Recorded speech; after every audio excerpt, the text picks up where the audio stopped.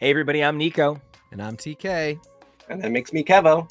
And this is X is for Show, and we are bringing you a special Aliens coverage episode. I could not be more excited. A couple of years ago, back when we were HTML and X is for Podcast, we went in and we did some crazy coverage of the Alien vs. Predator universe, because as you guys can see behind me, big fan, love this universe so much. Now, I'd done that all with Kevo originally, and TK, we could not possibly have run this coverage without bringing you in on for the potty. And I'm very excited to be here. So I just want to say that this is my favorite film franchise of all time. Pretty big fan. And I have a pretty complex theory about it that starts with the idea that there always has to be a Xenogal. And the Xenogal of the film is the person for whom the alien plays a central foil antagonist. And it kind of varies film to film, and sometimes the director's cut changes who it is, because sometimes characters get tripled in presence and film time. So I'm really excited to talk about all of this, but Kevo, TK, I want to start with favorite movie of the Alien universe, favorite movie of the Predator universe, and what your thoughts are on the fact that they are inextricably linked by what is essentially a comic book and toy line. Favorite film is Resurrection. Favorite favorite Predator film is probably the first Predator. That's it, right? That's all I need? Yeah. I don't know if I have a favorite Predator film, because I think my favorite Predator film is actually AVP. I think Predator 2 is the funniest. Oh, so funny. And favorite Alien film, I don't know. I think it's a tie between 1 and 2 for me, but I can definitely... I was thinking about Resurrection the other day, and I really feel like I get where it gets a lot of hate, but I could see where it deserves a lot more love, too. Really, I agree. There's no really bad Alien movies any worse than there are bad movies. Like, yes. There is no moment in the Alien franchise that broke all of film. And, yes. When sometimes people act like Alien Resurrection is the worst film in the franchise, I'm sorry, I don't think you've watched Alien 3 then. Yes! It is so unfocused. It is so illogical. The director's cut that makes it better still has the wrong special effects because they never updated them. Still not good. TK, are you an Alien 3 guy or no? I am not an Alien 3 guy. I think as we go into, I honestly, I'm garbage. Alien and Alien 2 are the ones I connect with the least. Interesting. That has changed over time, but Alien 3 is, to me, just like very iconic 90s horror, and that has some nostalgia aesthetic value to me that's very important. Just like even living through the trailer of Sigourney Weaver with the shaved head, just terrified with the mouth and then the extra mouth coming out. That's like a memory for me. So I resonate with that movie a lot. And then Resurrection was the one where I was like fully a conscious human, allowed to like make my own choices about what movie I watched. And even though I recognize it's not a good movie, again, like aesthetically, it has huge value to me. In terms of living in a multiverse and accepting that there are alternate realities where cool things happen, Alien Resurrection feels like some version of me is living in a reality where that movie is so insanely good, and everyone is like, I just can't believe they topped themselves in number 4. We of course do not live in that reality, but I like to think about it. I like to know that it's there, and that somebody made that horrible little beautiful demon child that is my son work on screen. And I don't know if in that alternate universe, Joss Whedon isn't associated with it and somebody great is, or Joss Whedon isn't a garbage person in that universe. Can't speak to that, but maybe one day we'll find out. Yeah.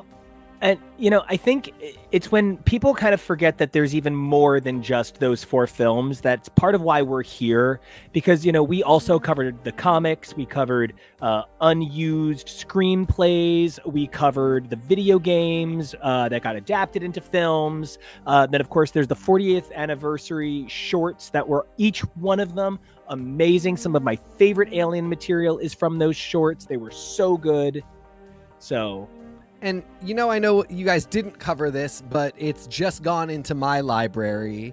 There are a bunch of Alien audio dramas. So we covered 7 or 8 of them, and we covered a few of them that were unused. Like there's an Alien audiobook for Alien 3. Yeah. There's the audiobooks like, oh, hold on, wait. I have the list of the ones that we talked about.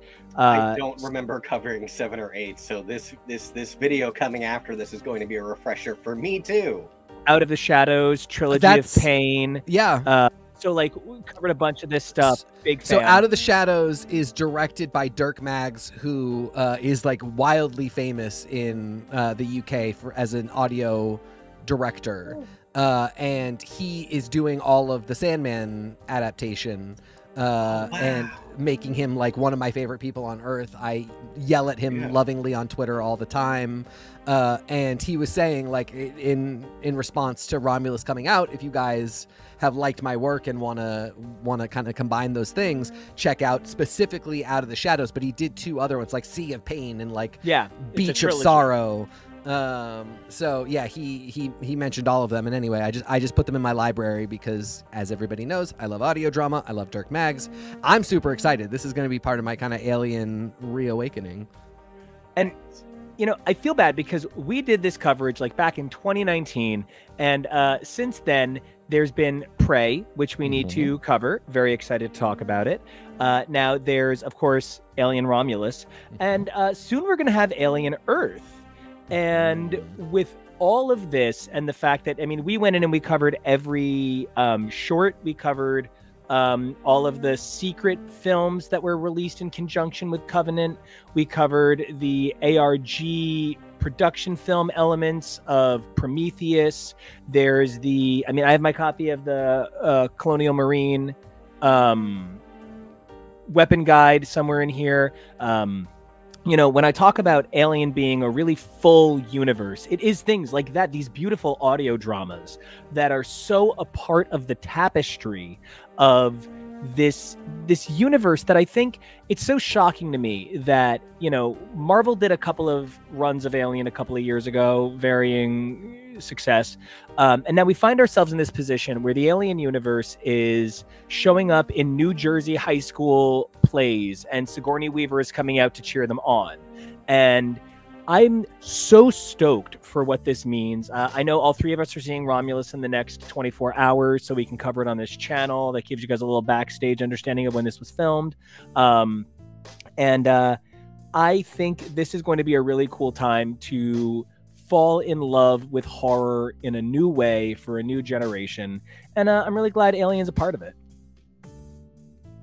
Yeah, I couldn't agree more. Alien is always really unique in the horror landscape, and especially the horror film landscape, because sci-fi horror so often leans on the sci-fi. And it's you know, just it's really thriller usually. It's usually sci-fi concept plus thriller. Alien really took horror tropes and made the things sci-fi. And I think, you know, the 2 that I really think of that I'm like, these are horror films, but with a little sci-fi spice. It's this and it's Event Horizon.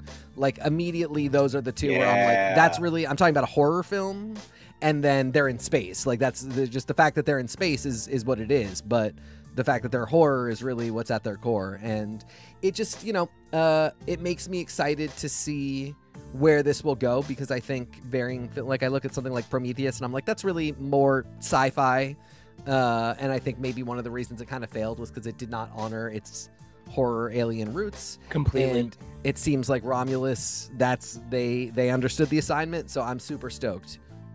You know, the Prometheus Covenant era was weird. It was taking some big swings, but that's something about this franchise and why it's existed for almost 50 years now, is that it can constantly reinvent itself. The core seeds are so iconic that you can do so much with it. It's what we love so much about those shorts, all being so different. And it's what has me so excited for both Romulus and Alien Earth, because there are so many things you can do with this concept. And with this concept, you guys are in for quite a treat. I feel so bad that we didn't give the Predator-verse the love it deserves. But in these next episodes, you guys are going to hear coverage of Alien, Aliens, Predator, Predator 2, Alien 3, Alien Resurrection, AVP, AVP Requiem, Predators, Prometheus, Alien Covenant, The Predator, and then Alien Legacy, where we talk about the unused scripts, audiobooks, comics, video games, adaptations, and more. I know in the Prometheus episode, we get into the weird car commercial stuff, and the weird tie-ins that they did for that. Did you forget all about that? A lot, yeah. We get into some really weird stuff. We track stuff down that were on like exclusive laser discs that we had to find like VHS transfers of, and we had such a great time with it. I could not be more excited than to bring you guys this 8.5 hours of Alien and Predator excellence. And that's another note I want to make too. Like TK mentioned Joss Whedon earlier, and like Nico just said now, this was so long ago. This is from about 5 years ago, so please keep that in mind as a disclaimer. I don't know how hard we went on Joss Whedon at the time, because I don't remember where his news cycle was, but it certainly wasn't as bad as it's gotten. Yeah. And there's other things in there. Maybe we were softer on James Cameron than he deserved pre-Avatar 2. I don't know. But keep that in mind as you're listening and watching. And I just really hope that the magic chest bursts you somewhere. I just want to come up there and I want to face hug you, and I want to chest burst you, and I just want to be the alien nightmare in your Geiger heart. So Xenomorph love is very violent. It's a gay thing. So I hope you guys really enjoy this next couple of hours. Sit in, strap in, have a great time. And until then, you guys can find the show at X is for Show here on YouTube. But if you want to find some of the classic stuff that you're going to be hearing all about, that's going to be over on X is for Podcast on all of your Twitter and podcast feeds, as well as HTML, Husbands Talking More or Less, available in those same places. There's going to be some references to some old contributors. It'll be really fun. And of course, none of this could be possible without you, Joey. Love you, Joey. So you're going to get a lot of name dropping in there, dude. Hope you're listening. But anyway, until then, hey, Kevo, where can everybody find you after they're done digging these next couple of hours?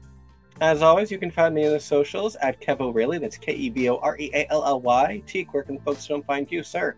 You can find me at TK Elemental. Nico, tell it to him. You guys can find me in your ears for the next 8.5 hours. But other than that, when you know you need more of me, you can come check me out at Nico Action. That's NICOACTION on all of your socials and in your dreams. And so until then, guys, stay safe, be brave, chest burst daily, and check out this awesome coverage of the Alien Predator universe. Hey everybody, I'm Nico. And I'm Kevo. And this is Husbands Talking More or Less. As those of you who have already been listening know, we have been covering the Marvel Cinematic Universe mostly since the inception of this program, with a brief intermission to cover the Dark Phoenix saga. But now it seems that we are caught up on all of the Marvel Cinematic Universe films. So now for something completely different. It's no secret by now that you've all figured out that I love the supernatural. Not only do I love the supernatural, I love alien space monsters. And I love the strong women eternally bonded to them. There can be no franchise we could discuss hot on the heels of spending all of that time in big space alongside a strong lady fighting an alien of her own without turning to the original alien later fighty space woman person. And that is, of course, Ripley. Yes, Alien, the most wonderful franchise ever. The alien that gave us xenomorphs, made H.R. Geiger a known commodity among horror fans. The franchise that spawned 1 million male rape fetishes.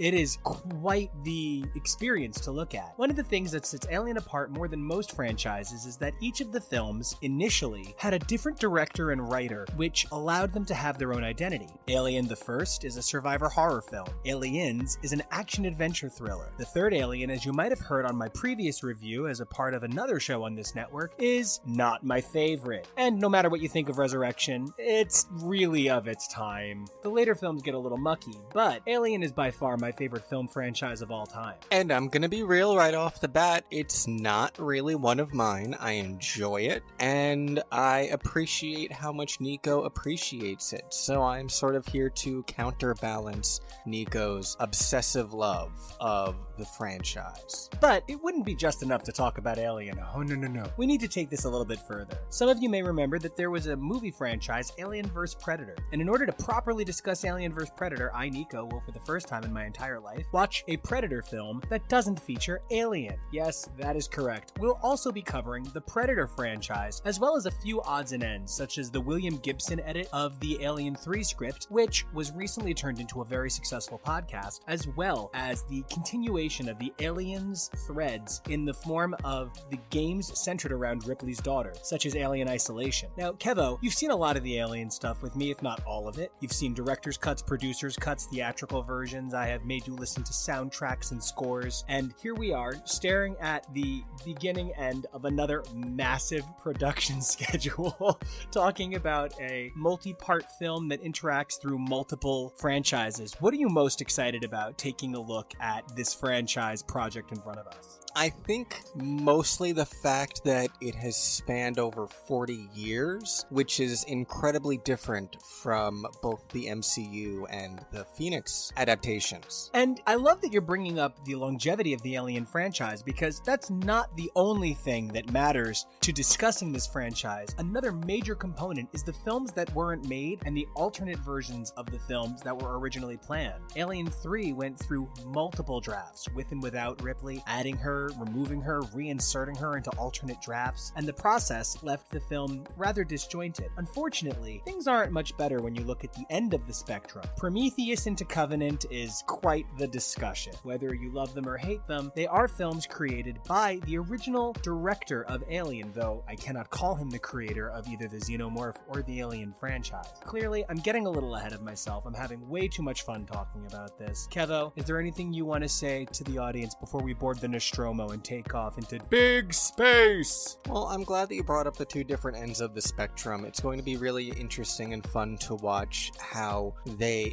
were able to accomplish something that became so legendary in 1979, when space franchises were still really starting to get their legs. Star Wars had just become a phenomenon only 2 years earlier, and it was really hard to accomplish in that era, versus now when CG, practical, special effects are so much easier to come by, and yet we are so much more disappointed by the modern stories. So I'm looking forward to examining and critiquing the differences between those ends of the 40 years that Alien has existed. I'm going to refer to one of the things you just touched on as the Lucas lightsaber legacy. One of the things that makes A New Hope such a fantastic film is the raw emotion that every single actor pours into every movement. The lightsaber battles are incredible and breathtaking because they are two men throwing blades at each other through the air, as well as the subsequent films. The prequel trilogy was much more choreographed, and in that regard, you lost some of the spontaneity that gave birth to the magic of Star Wars. One of the things about the Alien franchise is early on, it was just trying to make movies that worked. Nowadays, of course, we're taking a look at Ridley Scott's grand epic vision for the idea of evolution and what it means to be a man and what it means to be a god. And as much as I have enjoyed touching on those threads, Covenant sucked, I know that that is certainly not the film that began at the start of all of this. The film that began at the start of all of this did at one point include the alien speaking in Ripley's voice while holding her head, so, you know, let's be grateful for the movies we got. Hey everybody, I'm Nico. And I'm Kevo. And this is our baby Xenomorph. I'm gonna make that noise a lot. Welcome to MCU. Rollicking start. Welcome to AlienLegacy.html, where we're here to talk about not the Marvel Cinematic Universe for a minute. Not anything Marvel whatsoever. And our first project that we have decided to tackle post any Marvel adaptation is the Alien franchise. franchise. The Alien franchise is one that's near and dear to me. It's actually my favorite film franchise of all time, and it's something I didn't come to till much later in life. Growing up, my family went to Walt Disney World a lot, and one of the most popular attractions in Walt Disney World was the Great Movie Ride in MGM Studios. R.I.P. The Great Movie Ride showcased scenes from different famous films that belonged to MGM that Disney could bargain for. They didn't work too hard to get too many other things in there. And the MGM library included some amazing films, like The Wizard of Oz and Alien. The Alien sequence was particularly frightening, and as a kid, it freaked me out pretty bad. Bad enough to not watch any of them. I think a lot of kids would probably agree with you on that. Absolutely. And then when Alien vs. Predator came out, I remember the guy I was seeing at the time, we used to like to go to movies to not watch the movie. And we saw that and I thought it was okay. And then a couple of days later, we're at Blockbuster and we decided to rent some movies to not watch. And when we went to not watch Alien, I found myself saying, no, put your pants back on. I want to watch this weird alien monster man and this lady get away from him. So it was a really interesting experience to find that this movie franchise that I had put off for so long would come to mean so much to me later in life. Kevo, I know that you didn't really have much of a relationship with the Alien franchise until you had much of a relationship with me. Pretty much, yeah. What was your first Alien movie? You know, funny enough, I think I'm realizing for the first time that our first Alien movies were one and the same. Mine was also Alien vs. Predator back in the days of paying attention to cable television, watching it when it was played a dozen times a day on HBO. You know, you just sort of pick pieces of movies up whether you like to or not, and I really enjoyed it. I loved the protagonist. I thought it was interesting. I still found the aliens terrifying and wasn't interested in pursuing it further, so I've never seen the sequel to that, nor had I seen any of the other Alien films, but I kind of couldn't avoid them over the last 13 years or so, and I have developed, you know, my own fondness of them, at the very least for the character of Ripley. And I think it's that connection to Ripley that makes the Alien franchise so special. Ripley represents a refusal to give up. She is the embodiment of the flame of the human spirit. She can't be stopped, and she'll do whatever it takes to survive, to protect her people. I one time made a joke that the Alien film franchise is really just two women trying to do right by their species. And I think I stand by that.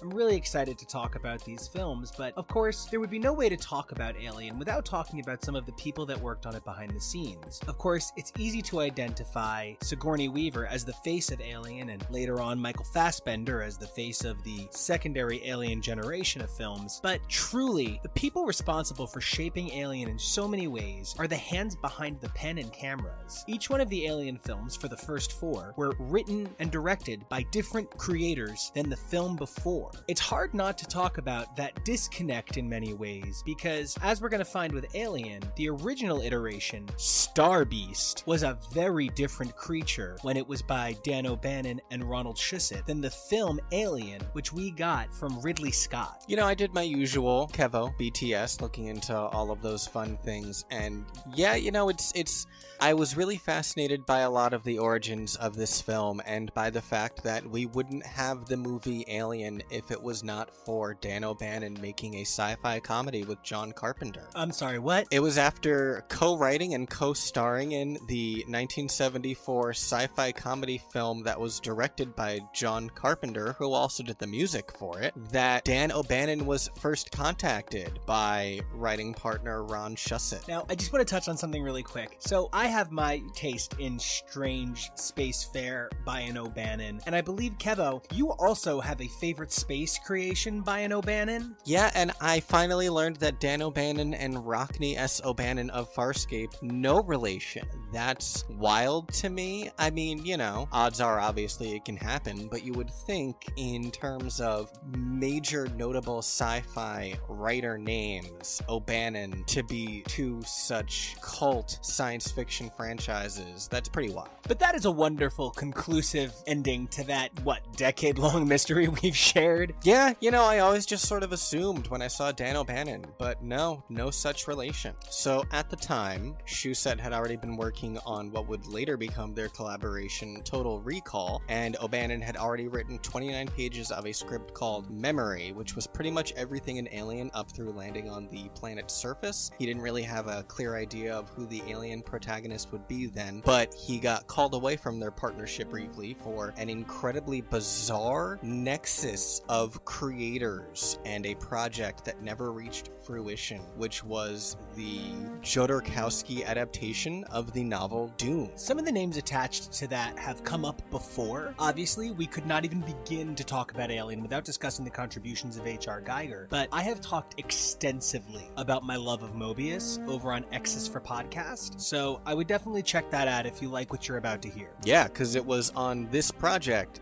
that O'Bannon first met Geiger and Mobius and called Geiger's work disturbing, saying he had never seen anything that was quite as horrible and at the same time beautiful as his work, and that is why O'Bannon ended up writing a script about a Geiger monster. He also worked with Mobius on the short story comic The Long Tomorrow in 1975, which was a key visual reference for Ridley Scott in Blade Runner in 1982, and a character design for a probe droid in Empire Strikes Back was copied directly by George Lucas. So even before Alien, O'Bannon and Mobius were inspiring future filmmakers and even one who would end up working on the first Alien film. So after Dune fell apart, O'Bannon was sort of couch surfing with friends for a while, and that's when he and Shusett dusted off the concept for Memory and talking about different things they could be doing, and Shusett suggested O'Bannon using an idea he had for another film about gremlins infiltrating a World War II bomber. Yeah, okay, I can completely see how this movie is the same as that. I'm like barely being sarcastic here. I can absolutely see the threads of that are kind of Star Beast, that are kind of this, that are sort of the survival horror movie of this, set in an industrialized military zone.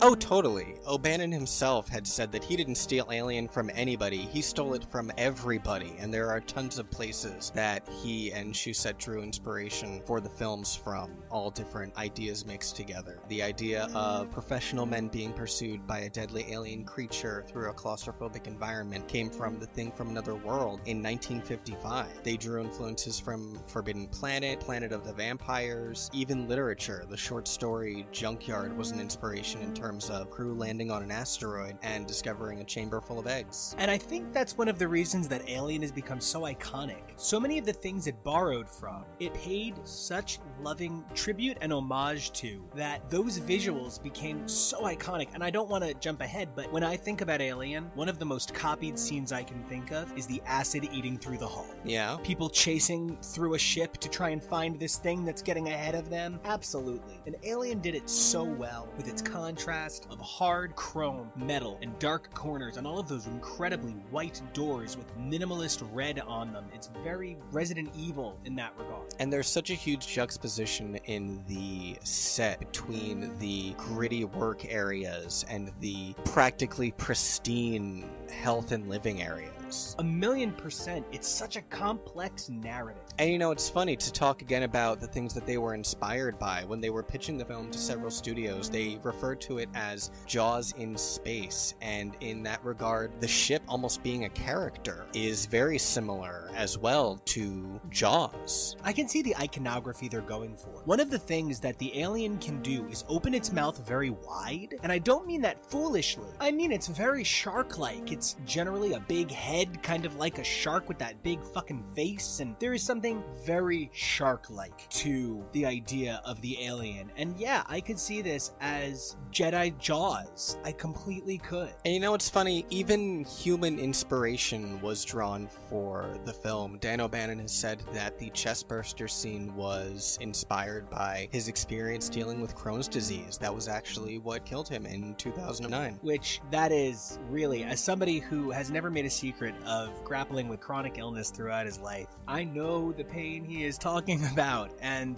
man, it is incredible to take chronic pain and transform it into something powerful, and making Ripley able to survive this process, to be able to make it to the end of the film. It gives you the idea that there is hope to escape pain, and I think that is one of the very human threads that makes Alien so powerful. And specifically human, if I may introduce introduce a concept that you were the one to introduce me to in the first place. The Alien script was written as gender neutral as possible, with the ability for any role to be cast as any gender. It was Ridley Scott ultimately who decided that Ripley should be female, but at the time that it was written, any of the characters could have gone either way. And I think there's magic that comes across in every layer of what you just said, because for all intents and purposes, it's not a stretch to understand that much of Alien is a metaphor for male rape, and this idea of a powerful yonic figure overtaking masculinity and forcing its apparatus into them and forcing men to, in a sense, give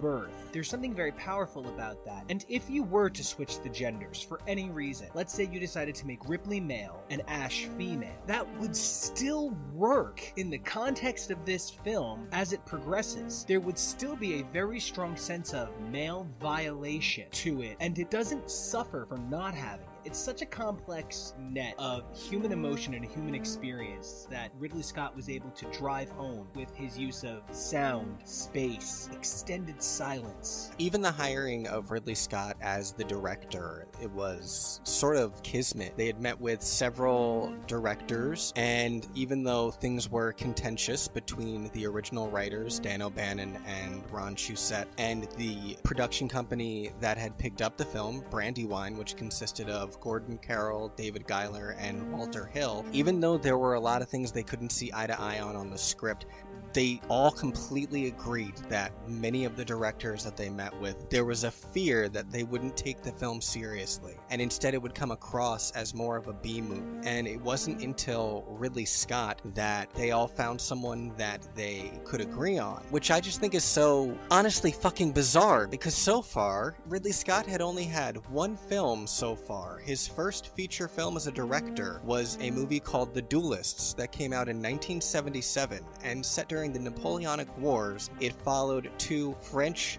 hussar officers, is that how you pronounce that? French names. De Hubert, played by Keith Carradine, and Farad, played by Harvey Keitel, whose quarrel over an initially minor incident turns into a bitter extended feud spanning 50 years, interwoven with, you know, the Napoleonic Wars as the backdrop. And like, nothing about that to me really screams Alien, sci-fi, anything like that. Originally, his next planned film to produce was going to be an adaptation of Tristan and Isolde, and it wasn't until seeing Star Wars that he even became convinced of the potential large-scale effects-driven films like Star Wars to tell good stories. Even before Alien came across his radar, Ridley Scott was hired to direct the film adaptation of a book called Dune. Ridley Scott was also at one point hired to adapt the same production of Dune that Dan O'Bannon had worked on. Yeah. Are you telling me that Alien appropriated dozens of dudes from a doomed Dune? Yes. Dan O'Bannon was going to be on visual effects. H.R. Geiger was going to contribute to set and character design. It was only after realizing that Dune was going to take much more work than he initially imagined, perhaps even years, plus the death of his older brother Frank from cancer, that Scott ultimately pulled out of the project. That absolutely blows my mind on a level that I have trouble explaining.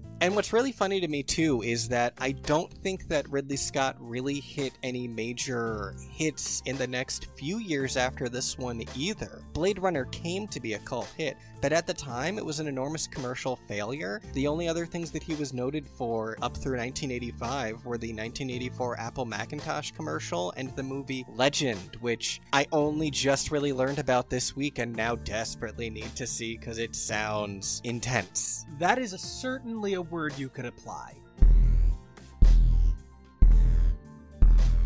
It's absolutely impossible to discuss the Alien franchise without talking about the impact of H.R. Geiger. Now, as we've already discussed, H.R. Geiger is in many ways responsible for the xenomorph in all ways that matter. The design of the xenomorph was taken from a work by Geiger known as Necronom 4, and it really, there's no way you can look at that piece of art and not immediately recognize the xenomorph. The xenomorph itself would see transformations over the years, and they would always credit whatever new version of the xenomorph they came up with to to being inspired by the work of H.R. Geiger. Geiger would go on to inspire, I don't know, a zillion creepy goth tattoos. And it's really funny because when you talk about a guy like Geiger, it's hard to not talk about who he's influenced. But one of the most incredible things is that Geiger wished to work with David Lynch very much, and once said of David Lynch that Eraserhead was a more fully realized version of Geiger's idealism in art than anything he himself had ever created. So that's like a really cool thing, because as we were watching Alien, one of the things Kevo and I noticed in this most recent watch through is that Ridley Scott is able to strike a gorgeous balance of serene, eerie, painful calm that overtakes the scene, and that's something that Lynch mastered, especially in his most recent iteration of Twin Peaks The Return. I would love to see a David Lynch Alien movie. I imagine it would literally be like a family of xenomorphs in a very suburban nuclear family situation, just like doing housework and cleaning, and no one would do anything except like there would inexplicably be a human hula hooping, humming the locomotion in the corner. The original or the 80s version? Both. I want to see both. Well, it's literally Kylie Minogue's face, and I don't know, I forget who did the original, so I'm just gonna make up that it was Sheena Easton. Probably not, but now it can be. It's just Kylie Minogue and Sheena Easton. Okay, sure. Yeah, she wants to lead that glamorous alien life. Speaking of music and musicians, before we dive into the movie, all I really need to do to hit my trifecta at this point is talk about the composer, who I had not realized was someone who is an enormous deal, actually. Jerry Goldsmith. Very prolific, highly award-winning composer. He's received 18 Academy Award nominations in his lifetime, but won once for The Omen in 1976, which makes him the most nominated composer to have won only one award. I think you refer to that as a Lucci. Yeah, he Lucci'd. But, you know, I would rather Lucci and be the guy who worked on the music for the first season of The Twilight Zone and movies such as Planet of the Apes, LA Confidential, Star Trek The Motion Picture. In fact, he composed for a ton of Star Trek projects, including doing the TV theme for both The Next Generation and Voyager. First Contact, Insurrection, Nemesis, lots of good stuff. Other major works include Gremlins 1 and 2, Total Recall with Dan O'Bannon and Ron Shusett, Basic Instinct, Rudy, Dennis the Menace, Powder, I feel like Powder's come up on this show way too many times, Mulan in 1998, The Mummy in 1999, Soarin' Over California, the Disney California Adventure attraction. He composed the 1997 Universal Studios logo for the studio's 85th anniversary. Keen listeners may recall that Brian Tyler of the MCU did the Centennial update, where he retained Goldsmith's classic medley. I love this project. One of the coolest things about HTML is the way that it really does bring together our actual conversations. These little things that pop up and reconnect points that we've brought up before. I just love that. And it turns out his work has been a humongous part of my life, and what I think about space. You know how like sometimes when you think about the Wild West, you might hear like right? You hear certain things. When you think about Braveheart, you just sort of hear bagpipes, right? When I think about space, I hear loud orchestral hits, and I owe it all to this guy. Yeah, and you know, learning that he did early work on The Twilight Zone really made me understand better his ability to capture that creepy atmosphere, and the fact that he's worked so much in sci-fi, so many Star Trek projects. Unfortunately, Jerry Goldsmith passed in 2004. His final work was 2003's Looney Tunes Back in Action. That's one of the things that I also love so much about this project. It's really so fascinating to learn these things. I went on and on about this guy. He is only one of 5 composers to have more than one score featured on the AFI Top 25 Greatest Film Scores of All Time, number 9 and 18 respectively being Chinatown and Planet of the Apes. I didn't recognize any of the other composers' names that have more than one except for John Williams. But like, this guy has done so much in his life, and then his last movie was Looney Tunes Back in Action starring Brendan Fraser. It's just, you know, you never know what's gonna happen. And it's incredible to think about what his music does. His music makes Alien what it is. There are humongous sections of that film that are dead silent, and if it weren't for the dead silence and atmospheric lighting, I wouldn't be as held in suspense as I am. Then there's other times where the music is absolutely riveting and compelling, and its speed of light, violins working overtime to create an atmosphere of fear, propelling these people forward toward what for all but one of them is their death. Sorry, I'm trying to stop from laughing because I just realized that 2 of this guy's last movies in life were Brendan Fraser movies. What was the other one? The Mummy in 1999, Brendan Fraser, yeah. Okay, but that one's not so bad. That one's The Mummy. I can live with The Mummy. He also did Air Force One, though, so baller. I mean, as long as it wasn't like his last movie was Bedazzled, I think we can all live with it. Hey, leave Bedazzled alone. Okay, fine. The immensity of this franchise can't be overstated. It's not just any franchise about some alien. It's a franchise that has spawned hundreds of comics, countless spin-off video games. As a matter of fact, Ripley's story continues in a rather unusual form with a successful line of video games about her daughter's search to find her in the future, which even led to a movie adaptation of one of the games, which we will be covering down the line. The Alien franchise intersects with multiple film franchises, as well as this incredible theory out there that the entire Ridley Scott verse is this hyper-connected, super big, scary motherfucker of a universe. We're going to be touching on most, if not all of this, and I really feel like we're off to a good start. Kevo, you've watched this movie with me, I think, on my birthday every year for 10 years. Getting to do this BTS and learning more about what went into creating this movie, did it change how you watched it at all? No. I mean, it's a completely fair question, but when you asked it, I was like, did it?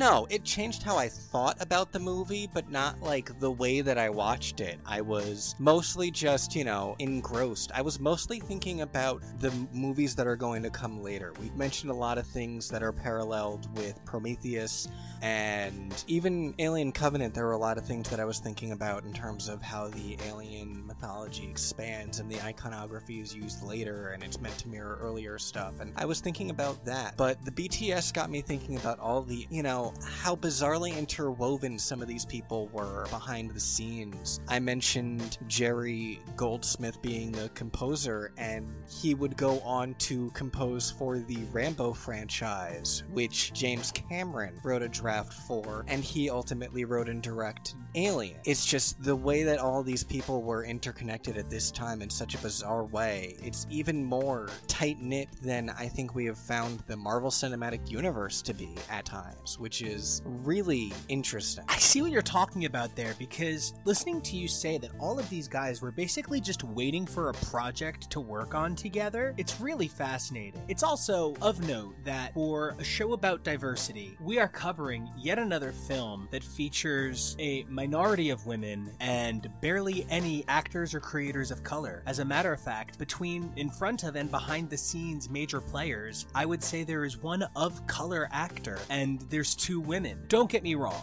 Ripley will create ripples that change the way women interact with sci-fi forever. Nice. But at the same time, one strong woman is not enough for me to shake off too much mistreatment. To this day, I don't believe we've had an Alien movie written or directed by a woman, and I think considering what this franchise is about, that's some dumb shit right there. Hey everybody, I'm Nico. And I'm Kevo. And this is AlienLegacy.html. Hey, I got it right on the first time that try. Yay! So last episode, we talked a little bit about the BTS that went into making Alien the legendary film it is. Well, to be fair, we talked a lot, but there is a lot to talk about. And evidently, most of it is about Dune? Yeah, I can't even. And a guy who had nothing to do with Alien, Ajawa. Ajawa was going to direct Dune. It's especially wild to me considering that the person who ultimately did adapt Dune into a film is someone else you are so obsessed with, David Lynch. Like, it was supposed to be done by someone whose film you were obsessed with from 1979, and then it was ultimately done by someone whose show you were obsessed with in the early 90s. Like, had you even considered that until I said it out loud on our show just now? No, I hadn't. No, I can't stop laughing. Yeah, it's weird. We'll probably say something about Twin Peaks eventually, but for now, let's focus on a different screaming woman, Ellen Ripley. She is one of those characters that just for me, I put her in that pantheon of incredible female protagonists who came out of nowhere and redefined what you expected. I put her in a list of emerging strong women like Jean Grey as the Phoenix, Electra Nachos, or Electric Nachos, whatever makes you happy, and Frank Miller's Daredevil, just to name a few. And of course, I named 2 Marvel Comics characters. I'm sure Leia's a badass motherfucker. And from around the same time, time, too. Absolutely. One of the things that's so important when we're discussing the transmission from LV-426 as a film is we need to think about how Alien establishes atmosphere, and to that end, I want to open up with we're going to be discussing the director's cut by Ridley Scott. Now, say what you will about Covenant, I will say a lot of bad things about Covenant, but at the time, and even with a lot of Prometheus, Ridley Scott knows how to get an atmosphere. He knows how to set a mood like nobody's business. And I still feel it was a huge risk to give him this project when, as I mentioned on the last episode, his only real feature film before this one was about foppy French dudes dueling in the Napoleonic era. For this to be his next major outing, it's so drastically different from that, and he accomplished setting the tone and making this have the horror feel that was something you didn't really see much in sci-fi at the time. There was horror, but it was like camp horror. This was like exceptionally psychological and deeply atmospheric. Absolutely, this could have easily become Ridley's Follies, but instead, we got a movie that didn't just tell us about an alien, a team of 7 floating through space, a ship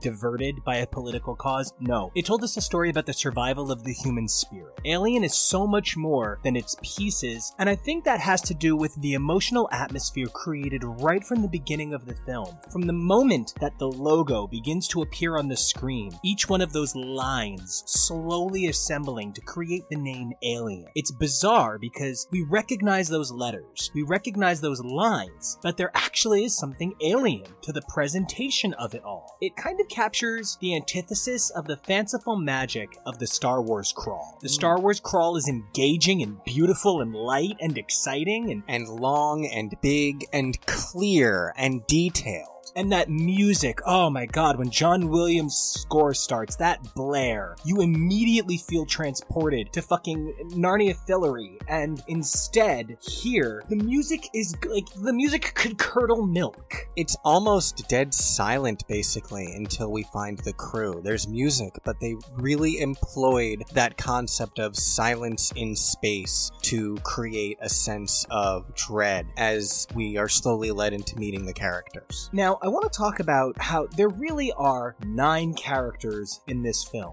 It would appear that there are 7. We have the 7 officers, who are Dallas, Kane, Ripley, Lambert, Ash, Brett, and Parker. But I do want to point out that there's 2 other characters. There's, of course, my precious alien, and there's Mother. And there's the city! The city's the 5th girl! I was waiting for an opportunity to throw that joke in. Thank you for saying it. But on a more serious note, do you feel that Mother and the Nostromo as a character are the same thing? Like, I know you're joking saying the city is the 5th girl, but is Mother the same character, would you say, as Nostromo the ship itself? I need to be clear right now, all I can think about is a xenomorph Carrie typing at her typewriter. I had to ask myself, is love dead in space? If I can't inject my baby into your stomach, where can I even inject my baby? But beyond that, I do feel like Mother and the ship are 2 different things. The ship acts as, for me, not a character, but a body. The ship represents home and humanity. The ship is their last vestige of a protection, a haven that they'd ever be able to go back to. As a matter of fact, I remember the first time I saw this movie,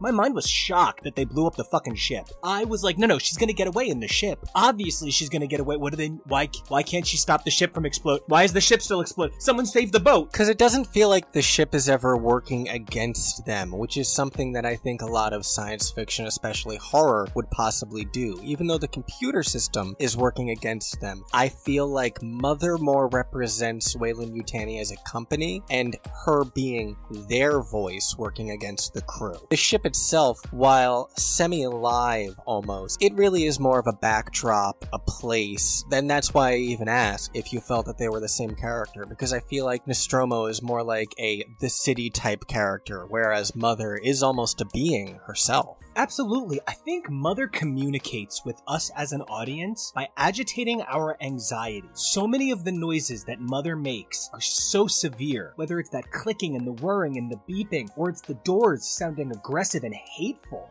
And it's interesting that Mother is sort of then the first character that we are technically introduced to, if you don't count like the pans of the ship, which, you know, I even already said it's more like a living set than it is a character. But then the first character that we see addressed in the opening message knowledge is what's the story mother. Well, then I have a question for you. How would you compare something like the non-sentient Nostromo to something like the living habitat of Moya from Farscape versus the very technological and dry Millennium Falcon? They treat the Millennium Falcon like it's something they love, but the Millennium Falcon's more like a classic car they want to protect, and Moya is a life they want to cherish. Well, Moya is like a living being. I've always felt that Leviathans as techno-organic ships. Did we say this is from Farscape? From Farscape, in case you didn't realize. If you didn't, we can't be friends, and that's okay. But I feel like Leviathans being techno-organic ships, they almost speak sometimes. They speak through their pilot. I agree. I feel like the Millennium Falcon is more like a classic car, and I think that has to do with George Lucas being the creator and him having done American Graffiti. And even though, like, there's moments where R2-D2 says that he talked to the ship's computer, like, I never really felt like the Millennium Falcon was a living being. I still don't want to see it destroyed. I'd be heartbroken if I did. Yeah, it's an interesting juxtaposition when you compare it to those two. Which one would I say that the Nostromo is more like? I would say it's more alive than the Falcon, but it's less alive than Moya. I think mostly because of the size, though. It's so huge. And I get that, because, like, I feel like Deep Space Nine is a place people live, but the Enterprise is a way of life.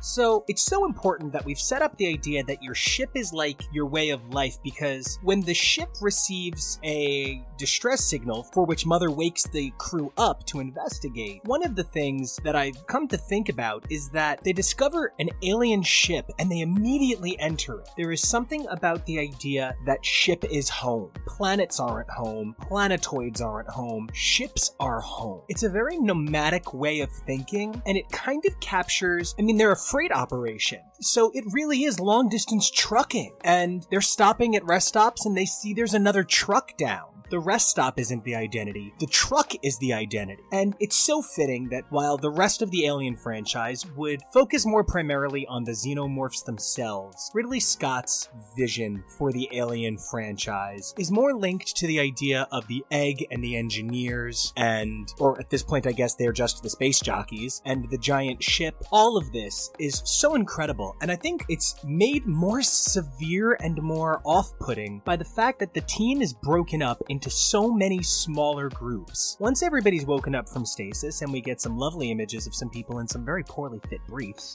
we find out that they're going to send Dallas, Kane, and Lambert to the planet to investigate while Parker and Brett work on repairing the ship. This leaves Ripley to take care of some on-board stuff, I guess, while Ash does his own thing. I think she's just acting ranking officer while Dallas and anyone above her is off the ship. So while Ripley realizes something is deeply off, she's unable to communicate it to the crew, who at this point have found a large chamber filled with hundreds of eggs. I love everything about the ship and the planet experience. There's that mist barrier. There are so many fantastical elements that say to us, this is a mix of metal and nature. I only want to correct to say they all find the space jockey, and it is certainly implied that they all go down to the egg chamber. The only character that we see go down there is Kane, and I only want to make the distinct point of that not being the same because even as I was watching it, the delicate process that it takes for Kane to rappel down into the egg chamber, because I only noticed this time the way that they discover the egg chamber, and I thought it was so cool. First they find the space jockey and have no idea what this giant alien is, which is already horrifying enough to see it with the chest burst wound, but then they follow a trail down to where there's like just a small hole in the floor below him that was clearly acid burned by an alien, and Kane is the one to rappel down. And as I was saying, it's such a delicate process that the fact that they have to rescue him from the egg chamber, I found myself being like, how did they all get down there, hoist him up out of the chamber? It's not exactly something that is hugely problematic for me because I give so much of this film a pass being from 1979. We knew so much less about space than we did now. We knew so much less about graphics and effects than we do now. So there are so many things that I am so understanding about because of the era. But that definitely struck me that like he kind of had to crawl through a small hole and rappel down by like just a wire. And there's something even really important to that. The most important thing to remember about Alien is that it is a reconciliation of the violence that men commit against women in sci-fi, repurposed as yonic-aggressed male rape. And this man enters this cavern by rappelling in and is thusly starting the cycle. He goes where he's not supposed to go. He enters this darkness. And it's so interesting that so many of the symbols in this area are water and liquid based. As a matter of fact, Ridley Scott's interpretation of Alien is so very liquid and very fluid.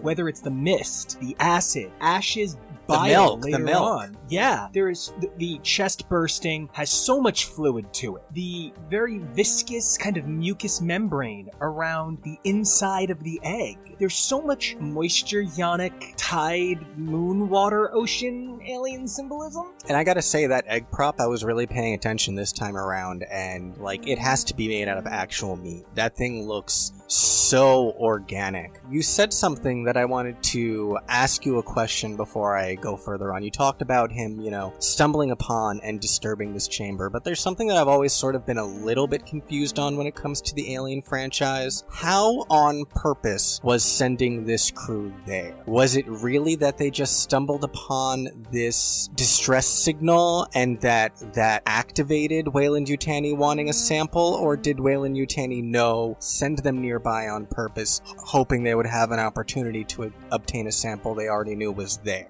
Is there information about that going further in the franchise? I'd need to check into the apocryphal comics, because that definitely is a question I've always had, and further had. Well, okay, so here we just think Weyland-Yutani is the towing company, but Mother's up to something. It becomes very clear that Weyland-Yutani is like Google, Verizon, Exxon, and they are an evil super corporation out to destroy everybody, so says Paul Buckman. And I feel like if they didn't do this on purpose, someone somewhere planted it so it could. One of the things about Alien is it's all about the fluke of evolution. From day one, it's about flukes of evolution. Because that was even something that I put down in my notes, the fascinating confluence of events that led to all of this, that they happened to come close enough to LV-426 to get the distress signal. They happened to find the engineer's station on the ship, and happened to find the hole, and happened to spelunk down into it. And Kane happened to fall down and break the mist. And he like stood there for a while as the egg was opening and watched it and opened himself up to the attack of being attacked by the facehugger. And then Parker is like demanding, why aren't you freezing him? And they don't, which further leads to more chaos. There's such a confluence of all these things had to happen in sequence for any of this to happen. I agree. If they had done what Parker suggests, which frankly Ripley backs up as at one point acting officer on the ship, if they had put him into cryostasis, the chest burster might not have burst till Earth, which could have killed everyone on Earth. Or else he would have been delivered to Weyland-Yutani and they would have had their alien sample, and then who even knows what would have happened then. Because it's not very long before we get what I think is one of the most defining scenes of sci-fi. Once they get the facehugger off of Kane, they have the acid eating through the ship sequence with that incredible bit of score with the creeping notes slowly ascending as they run through the ship. And everything about the atmosphere builds. The light becomes more intense. The acting becomes more labored. The breathing becomes heavier. They really, really gave you all of the sensory images you needed to experience a palpable sense of panic in your chest. And they talk about how this is nothing like anything they've ever known. And then shortly after that, Kane wakes up. And when Kane wakes up, everybody's just kind of fine. And they're like, "Ah, buddy." And he's like, "I don't remember much. I'm gonna be the doctor soon." And then he goes ahead and dies. I mean, it's not soon, but that's neither here nor there. I mean, wibbly wobbly, timey wimey. And I mean, on the subject of timey-wimey, I didn't go quite as crazy with timestamps as I normally do, but I definitely wanted to take note of a few key moments in the film. It's only about 15 minutes past that they finally arrive at LV-426. It's about half an hour into the film, and then like 35 minutes when they find the space jockey and the facehugger incident happens. And the chestburster moment doesn't come until 57 minutes into the movie. There are such enormous gaps and stretches of time, and I have to say, they're not exactly boring either. They really did such an amazing job of using their time to build this atmosphere of mystery and uncertainty, and the fact that one of the most iconic moments of the film, indeed the thing that really gets the plot of this movie rolling, doesn't come until about halfway through. And I think that's part of the magic of Alien. Alien could almost be a totally different movie until the alien. And what's funny about that is we actually just discovered that that is the origin of the film, that nothing was set after they landed on the planet originally. So it makes a lot of sense that that sort of like Geigerian influence almost feels like it could lift out of the beginning of the movie. In that regard, the alien does feel like an intruder, something unnatural being injected into this ecosystem of a ship.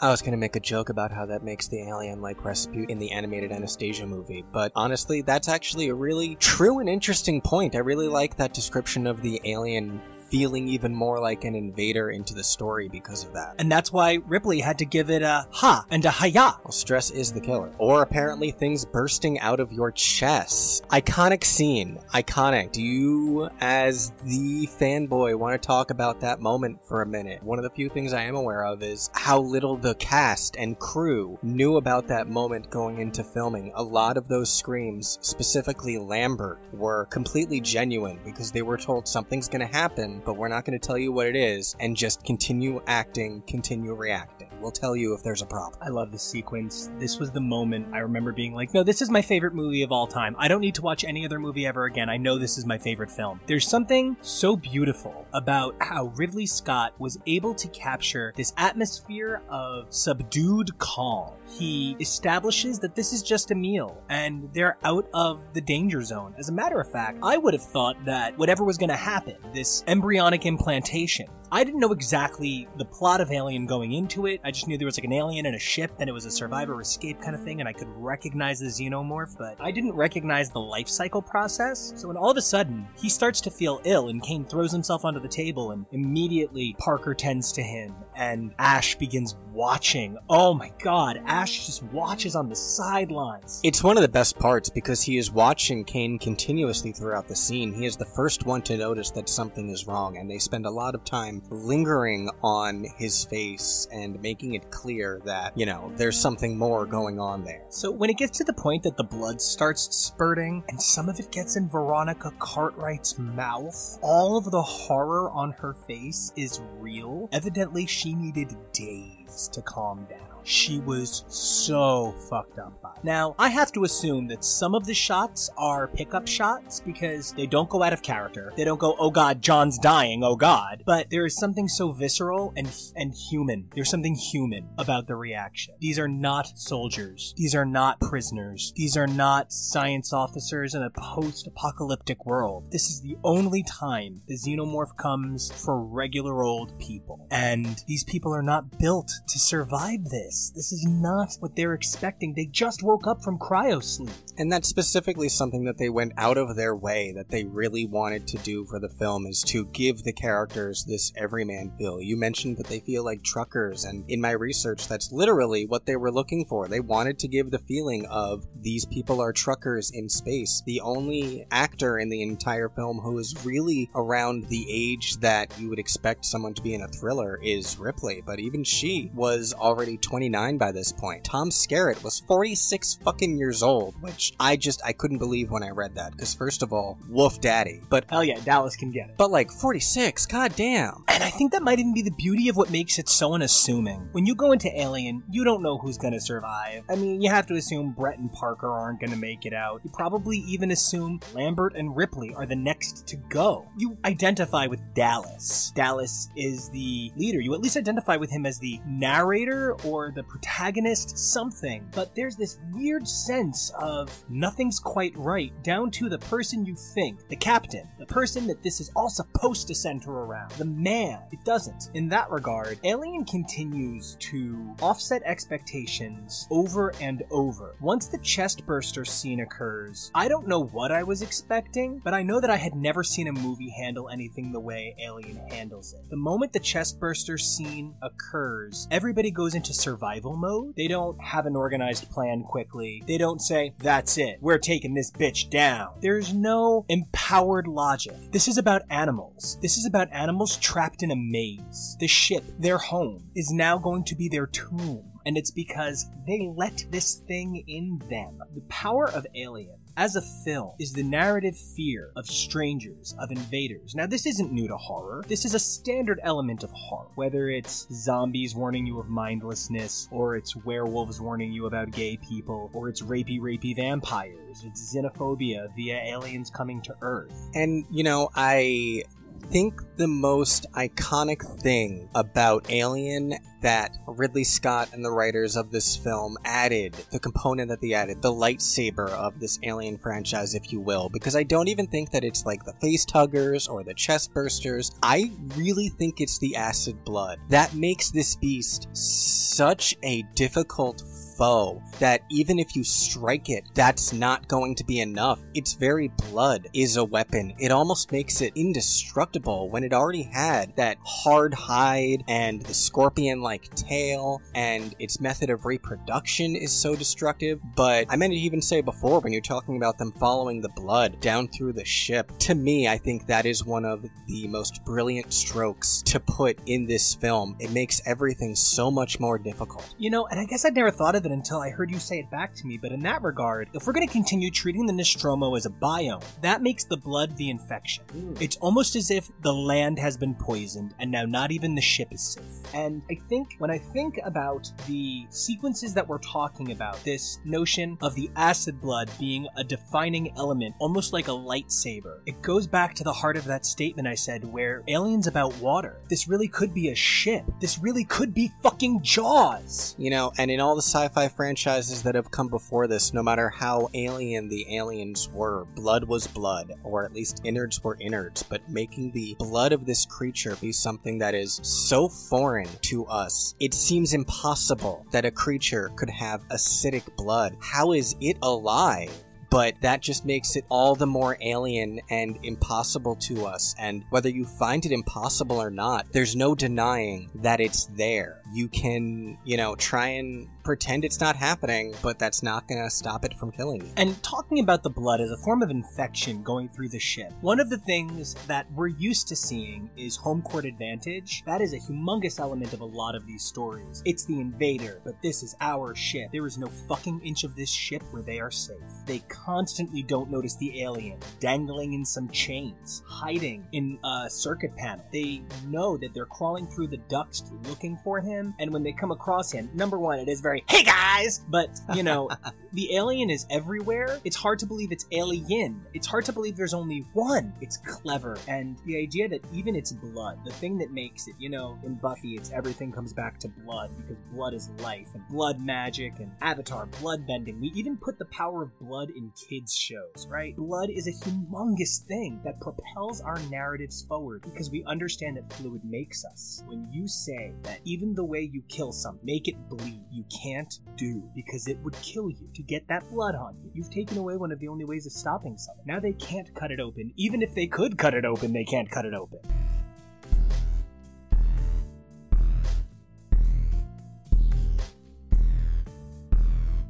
I think another thing about the film that I find very interesting, and it goes back to what you were saying about subverting expectations, is the death patterns in this film. Kane, Brett, and Dallas all die within 15 minutes, and then we go another enormously long stretch without any deaths. Ash is a little bit isolated, but Ash is also a strange case himself, almost being very alien. I feel like there's something to be said about his blood looking like milk being the antithesis of the alien while still being so completely foreign. If I'm not mistaken, milk is a base, and acid is inherently, acid. And I mean, it's not milk, but it's supposed to look like milk. You're supposed to think about milk when you see it. So just so you know, we know it's not really milk, but it's milk. Yeah, I don't think that anybody's going to pour ash into their cereal. So one of the things that I love about bringing that up, bringing the death pattern up, is every death on the ship is a direct result of the alien, except Ash. Ash's death is self-protection. In a lot of these stories, we see the team turn on one another and somebody gets sacrificed or someone's a dick, or Ash is literally programmed. He cannot control what he is doing. He is a synthoid. The relationship Alien has with androids, synthoids, robots is a really interesting one, and part of it does need to come back to the fact that the aliens are in some way biomechanical, and the aliens themselves are in part technology. David, the unfortunate protagonist of the Prometheus and Covenant films, is an android, and it's so interesting that he's David because that makes the engineers Goliath in some ways, and David does ultimately overtake Goliath. But we'll get to that. We'll get to that. Here, we have the idea that robots and androids represent a desire to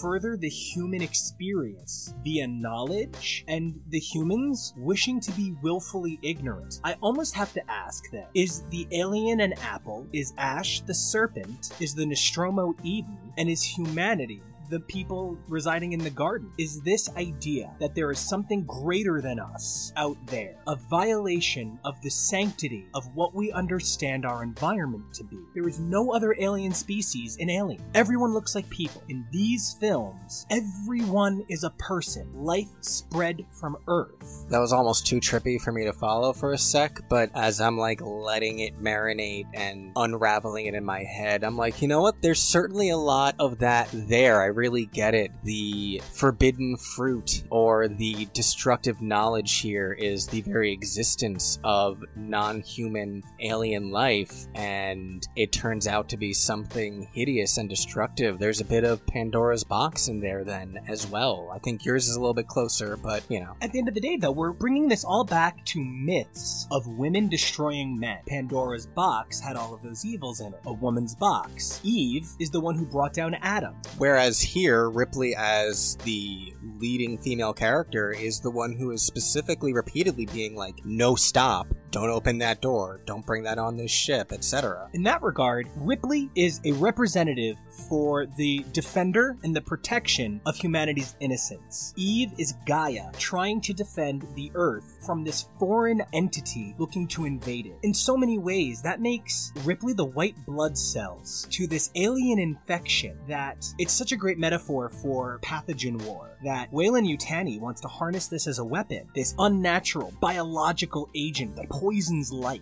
And Ripley truly is humanity's last hope to keep this virus out of their immune system. As we continue to discuss the ways that this film subverts our expectations, I need to point out that the 4 people that make it to the end are the black man, the 2 women, and the fucking cat. So with the black man and the 2 women surviving to the end, and one of the most famous horror tropes being the women die and the racial minorities die, this movie continues to show us these twists and turns that would be impossible for other franchises to break for how many years. There's something really incredible about Parker's redemption throughout the film. He's a money-hungry dick in the beginning of the movie, but once he sees that this is a survival thing and this thing has to die, there's no more money. There is no more money. There is save everyone on this ship we can. And he's willing to put his life on the line for Lambert and Ripley over and over. He acts as one of them by this point in the film, instead of sort of their opposition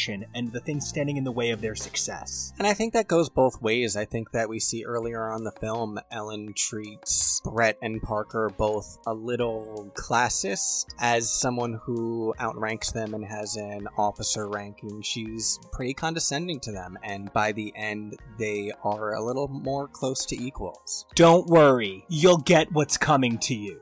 It's an unbelievable line, and that is another amazing thing about this film. We're talking about how it's a representation of humanity and society, but another level of it, another layer, is that it represents a microcosmic element of society where there is a lower caste. Parker and Brett are treated as lesser because they're essentially mechanics. One of the reasons that Ripley gets to kind of be a bitch is because she's the warrant officer. Dallas is in charge, and he kind of runs the shit like he's in charge, and frankly, he talks down to the others and tells them what's what. Sure, it's his ship, but there is definitely some sort of creating societal roles to to juxtapose, and I feel that as the movie continues, it works to humanize and remind us that our roles mean nothing in the stake of survival. Now, I do believe that on every level the franchise will get away from those notions. This is the only film in the Alien franchise that, for my sake, is truly a survivor horror film. The rest are a bit different. The Aliens is an action-adventure film. Alien Cubed is an awkward experiment in filmmaking, and Alien Resurrection is a victim of a rushed production and too many cooks. But this film stands as a movie about the humanity in all of us and a desire to survive. Unless you're Lambert, and as the alien approaches you, you just stand there and wail and do nothing. I don't want to come down too hard on the actor because I'm a nice person, and I really liked when she played Jack's mom on Will and Grace. Mom, there's alien acid on the ship! But, like, I don't like that character. I think that's one of the things that held me back from liking Alien more in the past. I think I only like half the cast. I like Dallas, and I like Parker, and I like Ripley, but I don't like Lambert. I don't particularly care for Brett, or even really Kane. Like, I don't know. I don't know if I would have enjoyed it more with a different cast, but I don't know. And I know what you mean. A lot of the characters are underdeveloped until you have to care about them because they're the only thing standing between Earth and the alien. Lambert, over and over, tries to get out of it. And it's hard not to notice that she's like, let's just abandon the ship. Whatever, who cares? She's certainly a character that I feel would sell out everyone else to save her own skin, and that's not something that I ever appreciate. You know, she slaps Ripley and calls her a bitch for not letting them onto the ship, even though she was simply following protocol. But dollars to donuts, you can bet that Lambert would have done the same thing the other way around, except Lambert might never have let them in. Lambert tries to make a last-second deal with the alien. Do you want a girlfriend? I'll be your girlfriend. Is the acid thing a total non-option? Can you, like, get your blood cycled out like Keith Richards or something? Or are you just okay with hand stuff? Any opportunity to say hand stuff. I mean, that little mouth can eat pussy like no one's business. Oh my god, I didn't even think of that. Fair enough. Finds the G-spot one way or another. So, I think that... And then eats it. so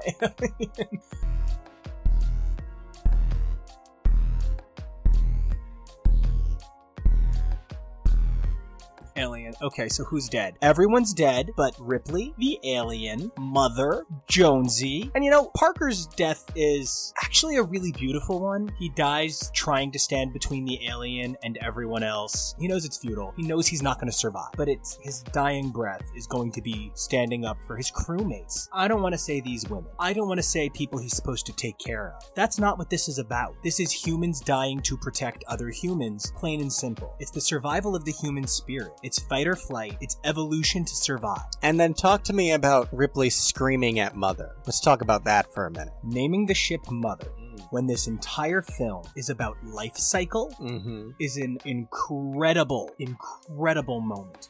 Because as she decides to destroy the ship, there's no other choice. She is telling Mother to take back the Earth. She is telling Mother, destroy our world because it's been poisoned by this foreign invader. And Mother is such a fascinating physical ship because the way that she destroys Mother, once again, involves phallic tubes going in and out of things. There is so much physical penetration imagery in this movie, and it's essential to the success of the metaphor. Once the ship begins to scream at us, it's in a motherly tone. It is literally your mother yelling at you. It sounds like the intercom voice that you would hear at the airport. It is droning and light and vaguely condescending. Absolutely. And there is something almost mocking about that.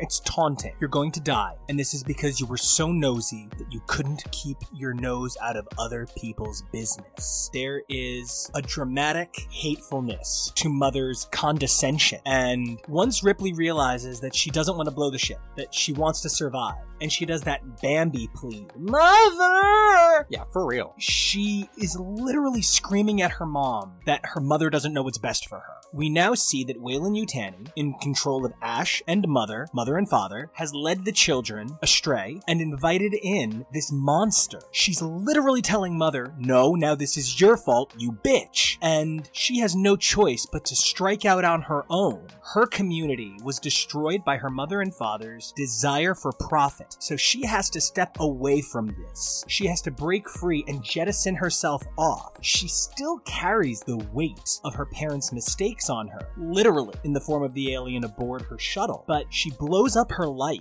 She blows everything she ever had away for an uncertain future of mindlessness, simply to escape the mistakes of her parents, who had long fallen to their own folly. And I love, too, that you mentioned that it was for profit. When Ash is dying, he gives this extended monologue about the simplicity and beauty of the alien creature and how it's free of morality, and I imagine that's even how Weyland-Yutani sees itself, like it's some sort of thing that we should all aspire to or something. But in the blind, amoral quest for profit, all you've done is destroy everything. And when you think about profit, how can you not be remorseful of that? All you've done is destroy any chance that you have of making profit. So really, was it worth it in the end? Are you really going to try and justify this act of cruelty? It didn't work out for you either. And when you think about the progression of the story, as the movie gets more frightening, the ship gets more dark, dirty, dingy. The spotlight on all of the white doors with their simple red patterns are replaced by shadows blanketed in alarms and sirens. And this sickly yellow light everywhere. So once Ripley is on her tiny little escape pod, her world has become so much smaller. This is all she has now. And that's why she has that tiny little underwear. Yeah, I feel so bad for Sigourney Weaver in those tiny little, like, Speedo nothing shorts. I've seen gay porn where guys have sex in more clothing, so I feel like she really gave a lot for this role. And really, I think it's just the size of the panties that makes them so sexual, though. Like, they're not particularly flattering. They're not particularly sexy. She takes off her plain, formless gray t-shirt, and underneath she's got, like, an A-cut tank top, so it's not even like they have her in her panties. You know, there's always something to be said for over-sexualizing women needlessly in film, but to me, her stripping down is more about a vulnerability, and her letting her guard down, and making herself so vulnerable because she thinks that she is safe. This whole fourth act of Ripley thinking she's fine and stripping down and the alien being there was something that Ridley Scott came up with way toward the end and had to renegotiate for more money from Fox to be able to film it. And I think it's one of the best parts of the movie. You think it's over, and then it's not. And it has one of my favorite jump scares, maybe in movie history. While I don't think the drama of the alien reaching for her is wonderful, I think the surprise of it is beautiful. The surprise that it happens. The choreography of it is a little sloppy, like the way that he reaches, but if you don't know it's coming, just like the characters, you don't even notice that the xenomorph is there. The most important part of this finale, for my sake, is for all of these metaphors of mother and father and their children and the violation of the sanctity of their home, Ripley, in order to survive, reverts to childhood and begins singing to herself to take on the alien. She sings what is very clearly a children's song, or something that at least a mother might sing to its child, something along those lines, to keep herself together. Who hasn't? I one time was working outdoors in a theme park in a hurricane, and I sang Rent to myself till the hurricane was bad enough that they sent me home once the water was up to my knees. I love that story. You got, like, just into the start of Act 2, right? Yeah, I was somewhere in Happy New Year. That is a long time for them to make you stand out in the rain, but that is neither here nor there. So I find so much of where Ripley has to take herself to survive this so powerful. The only thing that really shocked me on this watch was after you told me that one of the things they wanted to do was do Jaws in space. No, for real. She literally fucking shoots it with a harpoon. And I do want to mention the way the woman is finally able to fend off the alien is through a phallic weapon. It's one of those things where I'm sort of like, it's there, I'm not outraged, but it's certainly there. And yeah, the Jaws thing, I thought that was a really interesting point of comparison, that the endings of these two films are so similar in that regard then. I also am always stopped by the sequence where she's roasting the xenomorph with the exhaust jets from the ship, and it's clearly water, like it's clearly water and light, and that's how they're trying to get the effect of the fire. But it's one of those things where you did the best you could, and I really applaud that effort. Like the things they had to come up with back when there weren't computers, it's one of those things like when you have to explain the internet used to be tough, we didn't all have it, and they're like, what? like how far we've come in terms of technology in 40 years, I do wonder what a movie like Alien would look like today. Would they have the same atmosphere when they have better technology, or was the atmospheric nature of Alien solely because of the limitations of technology at the time? It's hard to say. All said and done, though, the way it knits together creates such a compelling argument for so much of what Ridley Scott would later include in the franchise, as well as a number of other creators that would touch it. Except originally, this film was going to have an ending that would have completely precluded any of the things that come after. Would you like to elaborate on that briefly? Yeah, so the original ending was, at one point, the alien was gonna, like, behead Ripley and, like, hold her head and talk in her voice. It would have been the only time the alien made any noise other than vaguely letting the air out of a tire, and I'm not sure that I would have liked that ending. I genuinely feel if Alien had a weird fucking ending like that, it would not be the legend it is today. I don't even think that Ripley necessarily needed to survive the film. I mean, I do, but if Ripley had died, it would be one thing, but I think the described scene of the alien holding her head and speaking in her voice, and the alien being the one to send that message, and the implication that the alien's coming for you, like, I think that really would have pushed the film over the edge into camp, especially in the era when people were still figuring out how to properly do sci-fi franchises that you take seriously. You know, it's like sci-fi back then was like comic book movies are now. It took forever for people to start taking them seriously. And I think that's certainly something that would have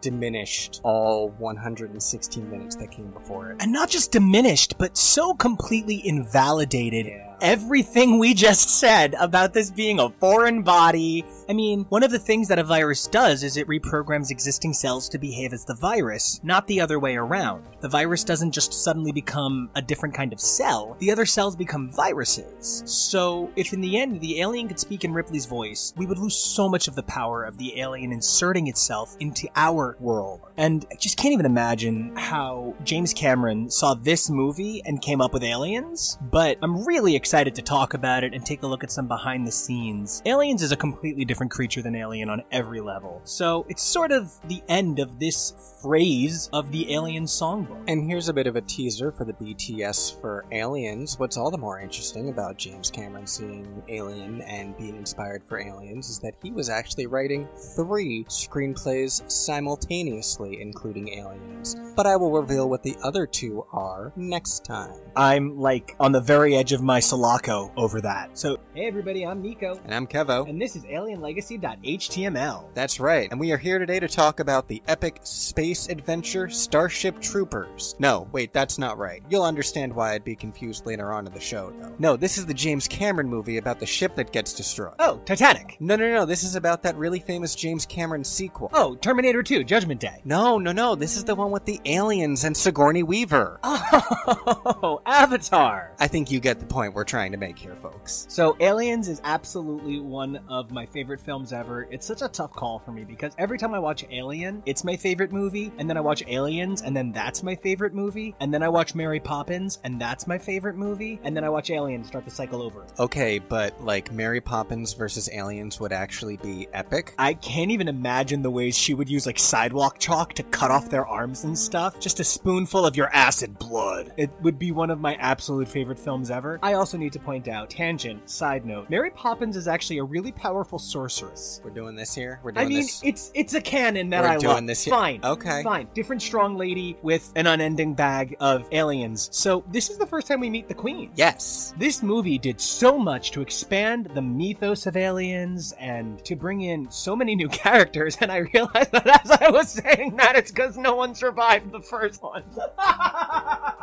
Yeah, but no one survives this goddamn movie either. It starts to feel like a very futile franchise. Why are you even investing, you know? It is for the most part true that every Alien film, with 1 or 2 minor exceptions, gets an entirely new cast film to film. I don't necessarily know that that is one of the strengths of the franchise, because it works to varying degrees. The later films' replacement casts feel a little less strong. But James Cameron's Aliens is one of those projects that's just like, it's Chris Claremont's giant Life-Size X-Men completely reimagining the original 5. It's the revitalization of Doctor Who, giving new life to the idea of the Time Lords and what it means to be the Doctor. And especially after reading so much about the things that were going on behind the scenes and the many ways in which this film almost did not get made, I appreciate it even more. Alien was an amazing film, especially for its era and when the studio still didn't believe in the marketability of science fiction franchises. But Aliens had a much harsher uphill battle to fight to get produced, and knowing that it wasn't finished until the week that it was released, I can't even believe that they were able to pull something together that I enjoyed as much as I did. I feel like you can't really talk about James Cameron and sequels without talking about Titanic and Titanic 2, which are of course about a group of animals stowed aboard the Titanic singing musical numbers. One of my favorite segments is the rap number. Don't make fun. The animated Titanic movies are cinematic gold. I especially love the one where a giant squid saves the Titanic. Like, wow. Oh, or the one where the dog pees on that guy. What was that about? Sorry, tangent. I think the most interesting thing about the uphill struggle that Aliens faced is I'm so confused by it. Alien made crazy money. In fact, before we can talk about Aliens as a proper sequel to Alien, I think we need to take a moment to talk about the unofficial sequels to Alien. I love stuff like that. I can't wait until we get to Star Wars. I want to talk about the unofficial novel sequel that came in between A New Hope and Empire Strikes Back. It's bananas. Speaking of bananas, Alien 2 on Earth was also known as Alien Terror. It was a movie made in 1980 in Italy, and it came out before they had a chance to make sure that Alien was legally theirs as a title, and it has like nothing to do with the original film, and it's not necessarily well liked. My favorite quote is James Cameron once summed up Aliens as 40 miles of bad road, and a critic once referred to Alien 2 as 84 minutes of bad period. Woof. That is...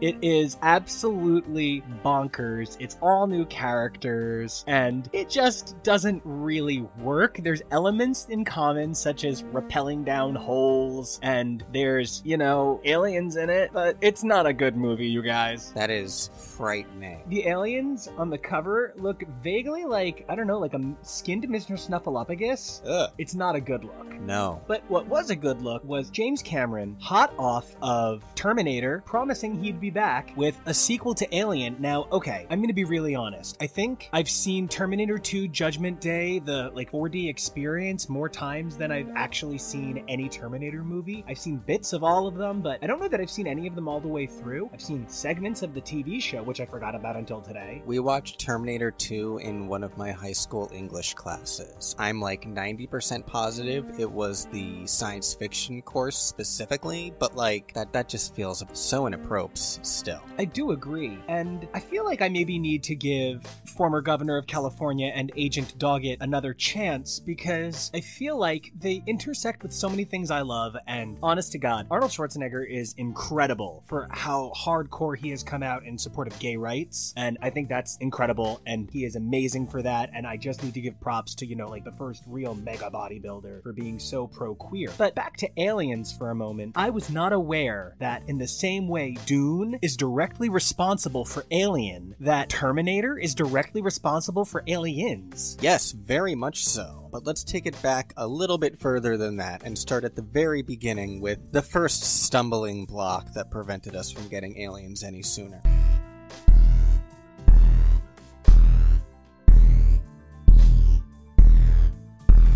In 1979, David Giler of Brandywine Productions stated that they were intent on immediately making a sequel with the full support of 20th Century Fox president Alan Ladd Jr. Unfortunately, Ladd left Fox shortly thereafter amid a management restructuring, and the new management had no interest in a sequel, feeling that it would be too costly. By the time Brandywine settled their lawsuit against Fox regarding disbursement of Alien profits in 1983, movie. Yeah, that was apparently a thing that happened. Fox executives had renewed interest in a sequel, so that was pretty cool. Yeah, I mean, I can't imagine not wanting to make a sequel to this movie despite the inherent confusion on how you might do one. The movie leaves off with only vaguely two, characters alive, floating in the ship that you didn't even spend the whole movie in. Well, apparently what we got had always been the intention, which is something I did not know until I started doing this research. Giler's original pitch for the sequel was a cross between the Walter Hill directed film Southern Comfort from 1981 and The Magnificent Seven. I read about Southern Comfort. It's highly uncomfortable, and just do yourself a favor, don't. But Magnificent Seven, there's a thing that I think most people are familiar with, and I can kind of see where that's coming from. It was development executive Larry Wilson who came across James Cameron's screenplay for The Terminator and passed it on to the boys at Brandywine, and a fan of the original, Cameron went into self-imposed seclusion for days and came out with a 45-page treatment, which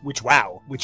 Yeah, unfortunately, Fox management was still hesitant at that time and put the film on hiatus. When Schwarzenegger had a scheduling conflict due to Conan the Destroyer that set back Terminator 9 months, James Cameron wrote the first 90 pages of a script, and Fox's new president at the time, Larry Gordon, was so impressed that he said Cameron could even direct if Terminator was a success, because at the time, pretty much no one thought it was going to be. Schwarzenegger himself even has said in retrospect that he mostly took it assuming even if it doesn't do well, it's going to be such a small film that no one will even notice. And I feel like that sort of underground magic worked for Terminator from what I know of it, the same way it worked for Alien. This idea of this little movie that was hard to take seriously, but the people who worked on it sure did. Well, what's funny is, in some ways, even James Cameron did not. Once he learned that Aliens was something that he could potentially get, he openly admitted in an interview after Aliens came out that he spent much of his time making Terminator thinking ahead to Aliens, and even said, quote, "I remember when I was shooting a scene where," and then in parentheses it says the heroine, because at the time Sarah Connor was not a household name, where the heroine crawls through all this machinery. I thought, this will make a good dry run. I'll get some of this stuff worked out so I'll know how to do it. So he really mostly just looked at Terminator as a dry run for what he wanted to do with Aliens next. One of the things I find most fascinating about that is the way that James Cameron has had his hand in so many phenomenally huge cinematic universes, despite he himself not having a tremendously prolific output. Yeah, I know what you mean. I was very surprised when I was doing all my research for this episode and I found how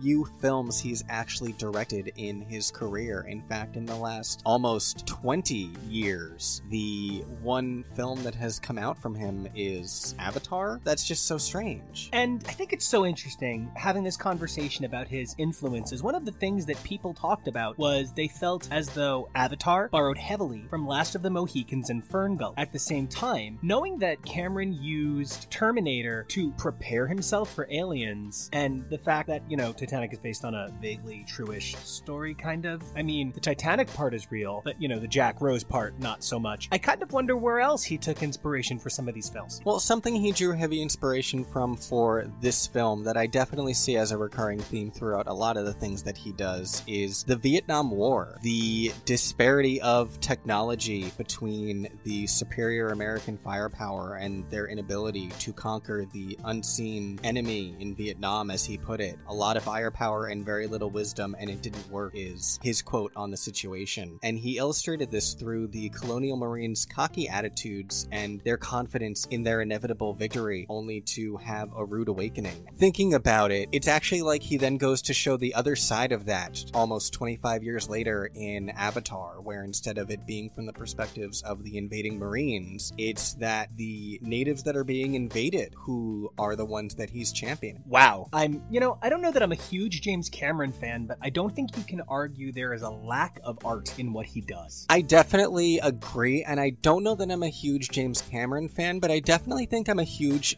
fan of James Cameron at the point in his life that he was making this film. He was only 31, and he was very much not embraced by the crew of this film. A lot of them had worked with Ridley Scott on Alien and were fiercely loyal, and they felt like this 31-year-old Cameron Cameron was too young for them to take seriously. It's almost like he was the Gorman from Aliens to the rest of these colonial Marines, and he even tried to show a screening to the British crew of The Terminator because it hadn't been released in the UK yet, and most of them refused to show up. I love that you made the comparison to Gorman, but I also think there's a comparison to be made to Ripley. Ripley has to fight to convince this powerful board that the alien threat really is real, that she really does need to come in and save them. Cameron was trying to come in and convince these people that he knew what he was doing. And you know what's really funny is that was just such a great segue into one of the other things that I learned about him that I really appreciated. Fox wanted Ripley out over a payment dispute with Sigourney Weaver, and he fought for her. He refused to write a script that had no Ripley in it on the grounds that Fox had indicated Weaver had already signed on when he began the script, and he wouldn't budge, and eventually Sigourney Weaver obtained a $1 million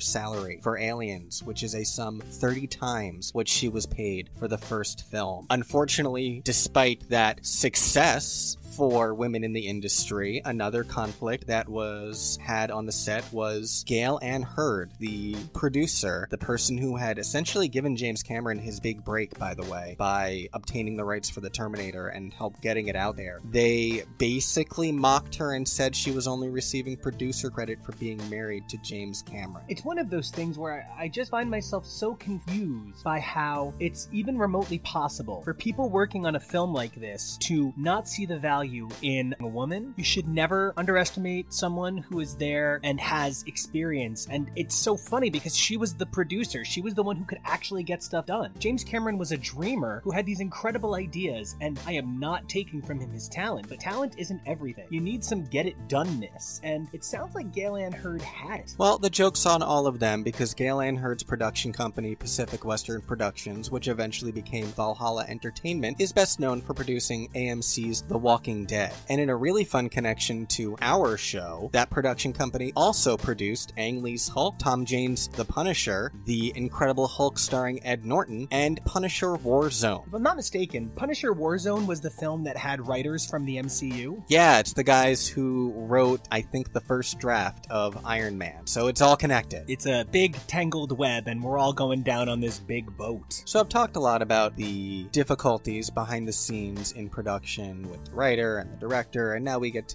what is my favorite category, of course, the composer, and we have a real shining star this episode, James Horner, who was an unbelievably prolific composer in his lifetime and whose music I'm sure you would recognize from your childhood in such classics as An American Tail, Honey, I Shrunk the Kids, The Rocketeer, Hocus Pocus, Pagemaster, Casper, Jumanji. What a sad and tragic end, though, that this incredible light from our childhood met. He got labooshed. He got Aaliyah. He got Big Bopper. He is one of way too many people we have lost in an aviation accident. And I loved him so much. That was a hard day, specifically. Like, I'm, not usually a celebrity culture person, so obviously mine are always the more obscure ones. And it's so interesting because last episode we talked about a very different kind of aviation accident associated with the composer. We discussed The Twilight Zone, and the Twilight Zone movie would later go on to accidentally behead some people with a helicopter blade. So, man, gross. So this was a point in James Horner's career where he was really starting to pick up momentum. He'd worked with directors such as Oliver Stone and Wes Craven, but it wasn't really until 1982 with Star Trek II: The Wrath of Khan that he got his big break. Oh my god, what Wes Craven movie did he do? Deadly Blessing in 1981. So it's not even a Wes Craven I know, but I'm a big Wes Craven fan, what I've seen. I guess now I need to investigate him a little bit further. Hey Joey, if you want to do a Wes Craven horror podcast, let me know. Yeah, have fun with that. After Wrath of Khan, James Horner started working with more and more prolific directors. Leonard Nimoy in Star Trek III: The Search for Spock, Ron Howard in Cocoon, and he also did the score for Commando in 1985, starring Arnold Schwarzenegger. So all these weird connections. I talked a little bit last episode about Jerry Goldsmith having several places in the top 25 AFI scores. 5 of James Horner's scores were among the 250 nominees for the list, making him the most nominated composer not to make the list, with his scores for Field of Dreams, Glory, Apollo 13, Braveheart, and Titanic. Number one, I can't believe we're talking about two different people that composed for Star Trek 2 films in a row. Number two, how the fuck do you omit James Horner? Oh, we're also talking about 2 different people who composed for Disney attractions in a row, because James Horner did the score for an attraction that opened 2 months after Aliens, known as Captain EO. Are you kidding me? I'm not. He was also nominated for 10 Academy Awards, but only ever won 2 the same year, the same movie, Best Score and Best Song for Titanic. That's okay. I'm okay with that. I mean, I would prefer that James Horner's legacy not be exclusively tied to James Cameron, but it sounds like the two of them were very connected. Oh, you know what you were doing there, didn't you? James Horner was very much not pleased with the working atmosphere on Aliens. 6 weeks from the release of the film, no dubbing had taken place on the film yet, and Horner was still unable to see a completed version of the movie. In fact, he had written a final cue for the scene in which Ripley battles the Queen overnight, only for James Cameron to rework the scene and him have to rewrite everything all over again. Not having much music production experience, Gail Hurd and James Cameron denied Horner's request to push the film back 4 weeks so he could finish, and the score was recorded in roughly 4 days. Despite all of this, James Horner still described himself as 80% satisfied with the work and received his first Academy Award nomination for Best Original Score that year. He also received his second nomination that year for An American Tail. Well, I am excited to bring my own knowledge of the score for a moment, and I am eager to share with you a little bit of the history that went into this score. One of the most bizarre things is not only did James Cameron redo the scene, but the film editors altered the score's chronological flow, changing and removing music, pulling pieces in and out, and the original soundtrack at 9 tracks is nothing compared to the 19-track complete version with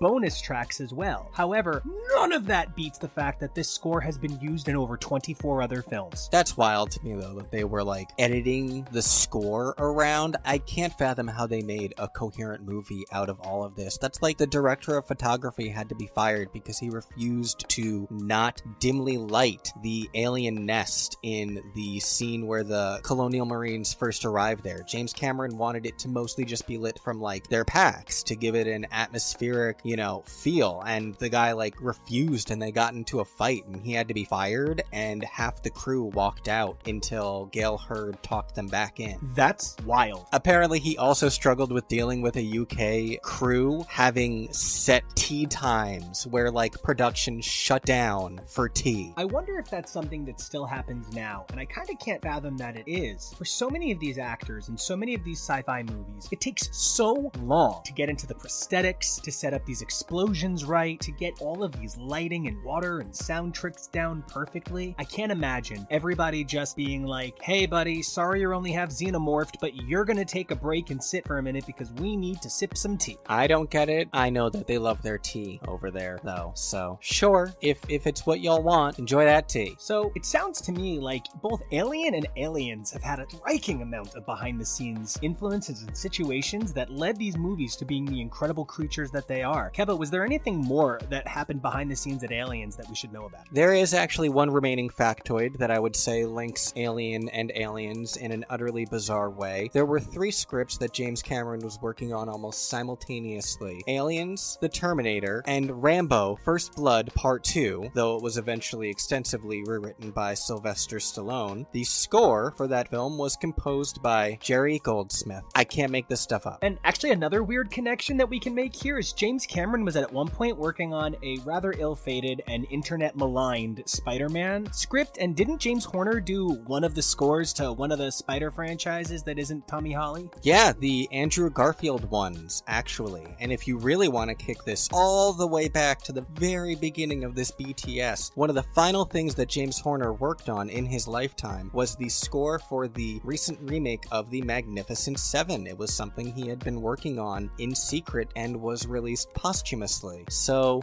That's only disappointing because, you always want every creator to have the chance to, interact with their work, and you never want to hear anybody miss out on that. I also want to point out that something really interesting is that while Geiger is responsible for creating the alien, Geiger is only credited for the creation of the creature in this film. He would go on to create new aliens for the third film, but not this one. I have an answer. Answer me. It's that there were no new aliens. The only new creature in this movie was the Queen, and James Cameron had already done some sketches of what he wanted the Queen to look like, so they just didn't have a reason to financially bring Geiger back and design one alien that James Cameron already knew what he wanted to look like. That's amazing. I really like that there's even a reason that the kind of master behind the idea of the xenomorph, because each one of these films, as we've discussed, has their own unique atmosphere and feeling. It is very clear that you are trapped in a single place in Alien, and that Aliens is an expansive, I love the comparison of a warfare sort of vibe. Alien 3 is a prison escape kind of, sort of, maybe a little bit kind of. Alien 4 is very 90s post-cyberpunk. It's just, but each one of these films has their own feeling, and the thing that is the driving force connecting them is the relationship between Ripley and the alien. And if it weren't for Geiger, there would be no alien. Oh, absolutely. And it's not that James Cameron didn't love and respect everything Geiger did for the design. He was an enormous fan of the first film. In fact, it was one of the things that inspired him to continue to pursue the line of filmmaking. He recalled in that 1986 interview I quoted earlier how sitting in the theater and seeing the reactions of the people who had no idea that chestburster scene was coming. And even in 1986, you didn't have the same readily spoiled culture that we have today. So the fact that he was marveling at 1979's culture and feeling like if he could make audiences feel that way, that's all he wanted to do as a director.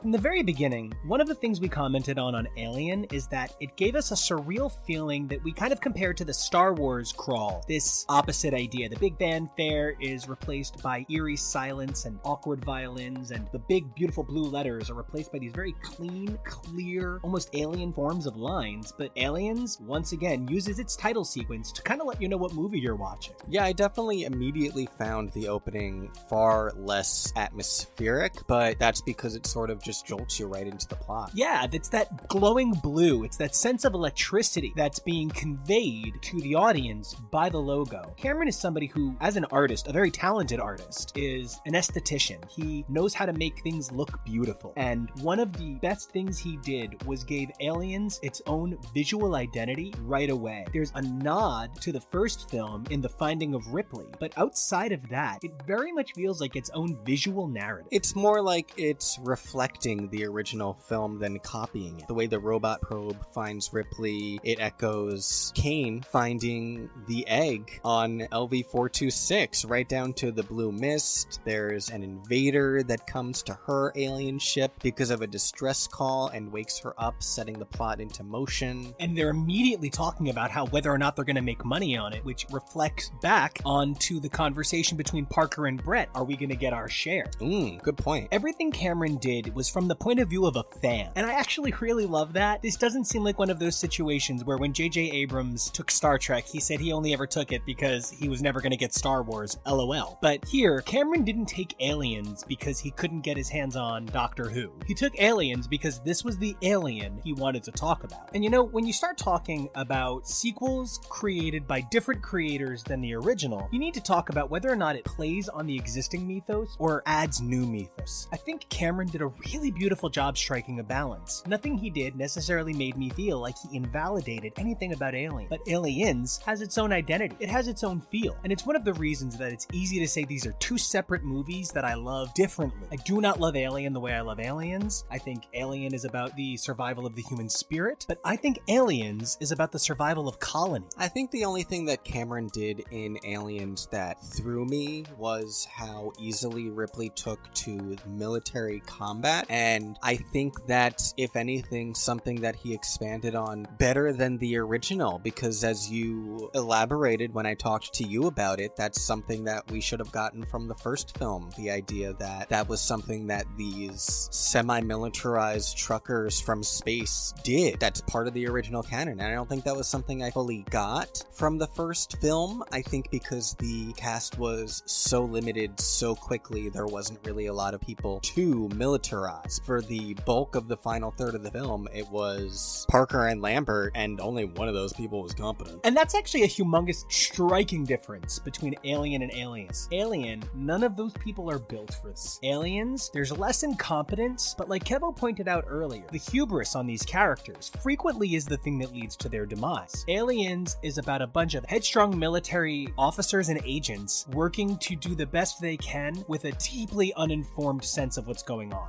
And I think something that's really interesting is that their conflict is in many ways completely separate from the first new major character that we are introduced to in this film, Paul Buckman. I mean, Carter Burke. Absolutely, and I'm not trying to pick on Paul Reiser, but you know, sometimes tears and sorrow are all the things you've got. And just when you think you're all about, wait, is that Kate and Allie? I thought that was My Two Dads, but I think that's Kate and Allie, now that I'm thinking about it. I didn't watch My Two Dads, I would know. know. You can count on me. No matter what you do, you can count on me. I'm from Sayreville, and Greg Evigan is from Sayreville, and the other dad on My Two Dads is from my town. Oh, that's so cute. And the daughter went on to be on Step by Step. Day by day. Fresh start over, different hand to play. Okay, so, funny story. I really did think those lyrics were French fries over, different as you play. And I just kept thinking to myself, none of that makes particular sense, but I guess in the theme song, they're like at an amusement park. It doesn't translate orally, the fact that I just had my head in my hand. But I did. You know, these things happen. So, once Paul Buckman walks in with French fries, the movie takes a dramatic turn. Ripley is rescued from her escape pod, and when she wakes up in her hospital room, Cameron begins employing brilliant cinematic techniques to really get us where we need to be mentally. One of the first things we experience from Ripley's point of view is a nightmare that she's carrying a chest burster. I love this conflict of idea. And I love that it's a very real scene that morphs into a nightmare. You can almost picture that scene probably really did play out, but instead of an alien, it was just a panic attack. She just had her entire world shattered. And her world is going to continue to be shattered. One of the most painful but important things about this movie is we come to discover Amanda, which evidently in the future, a nickname for Amanda is Amy, and she says Amy after we're told her name is Amanda. Okay. But Amanda Ripley passed away several years earlier. She was just a child when Ripley went off on this space haul and promised to be home for her 11th birthday. But her daughter died in her 60s on Earth, but in the future, why are people still dying in their 60s? Yeah, like, there's something about that, and, you know, she said the 11th birthday, but they also said she was floating in space for 57 years, so, like, her daughter can't have been any less than 9, I think, if that, like, it doesn't matter. I don't love that she only missed her by a year, and you could have just done a few more years. Whatever. That's not the biggest problem in this film by any means, just you skate right by. I do want to point out that we will be coming back to Amanda Ripley in a very major way. Amanda Ripley has taken the fandom by storm, and she's captured their hearts in a series of video games, one of which, Alien Isolation, was recently adapted into a YouTube web series. So we will be covering that. So to add insult to injury in what has become a very sad life for Ellen Ripley, she is subjected to a boardroom of just like 12 smoking executives for some reason. 1986, man. And has her pilot's license revoked. And one of the things that I think is so great about this scene is it reads like a bad deposition from like a 90s law show in some ways. They're like, but I mean, you blew stuff up. And she's like, damn it, there were factors, damn it! And they're like, but I mean, you're a woman and you're being unreasonable. And there's like women in there. There's that one woman that looks like a European Edna Mode. And yeah, she's like from stuff, but I haven't looked her up yet. Yeah, and she's just kind of like, oh.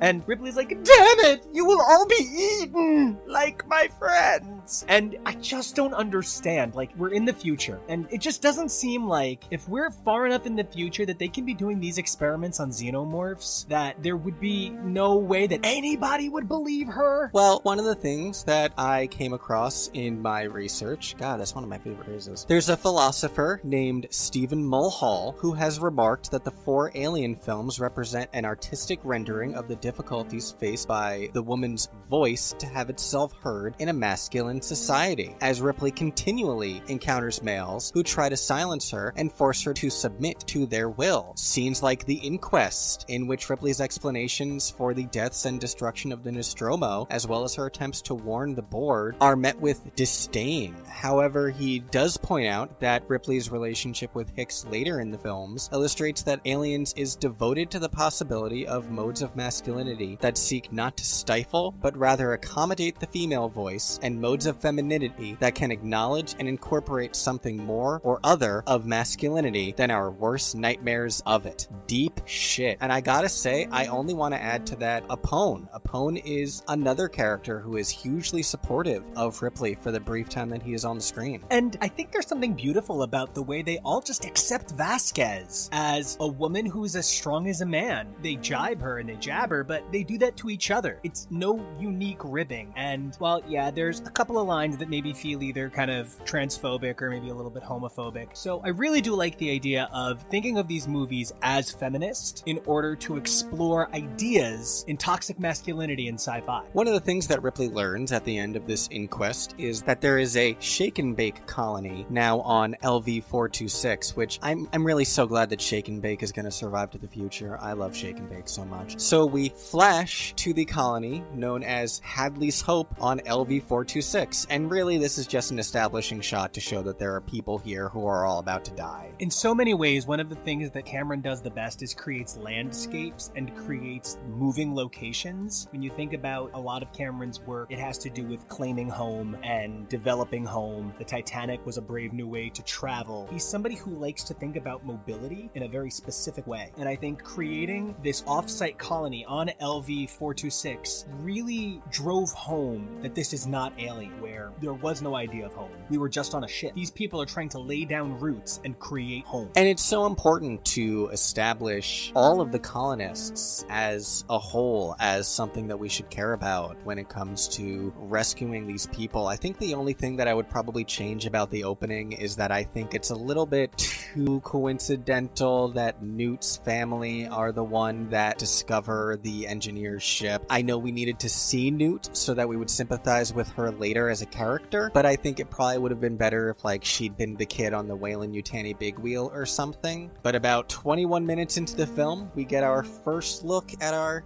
favorite little guys, your little face hugger friends. Nico, you happy to see him again? I was, and I think one of the things I was happiest to see is the way we were introduced to the facehugger in this movie. It was very different than the way we were introduced to the facehugger in Alien. In Alien, we see an active moment of the facehugger claiming a victim. Here, we see that it's already too late, and the infestation is too strong. There's a sense in Alien that because we watched it happen, we can stop it or defeat it. Here, it's already too late. They're not sending Ripley in to save anything. They're sending Ripley in because there's a situation that requires an expert who's dealt with these creatures, and that expert only ever dealt with this creature by killing it. They know what they're doing. And that expert immediately says no. She says, "I'm not mad about this." Nice. But then she reconsiders and has a lovely video chat with Carter, who for some reason is shirtless. I don't know why we have dealt with so many movies where men are needlessly shirtless in video calls, but okay. Obadiah Stane. I think it just, back to Iron Man. It just, I think, humanizes the men in a sexual way, and they're all directed by white men. I don't know, whatever. So she calls him and she makes him promise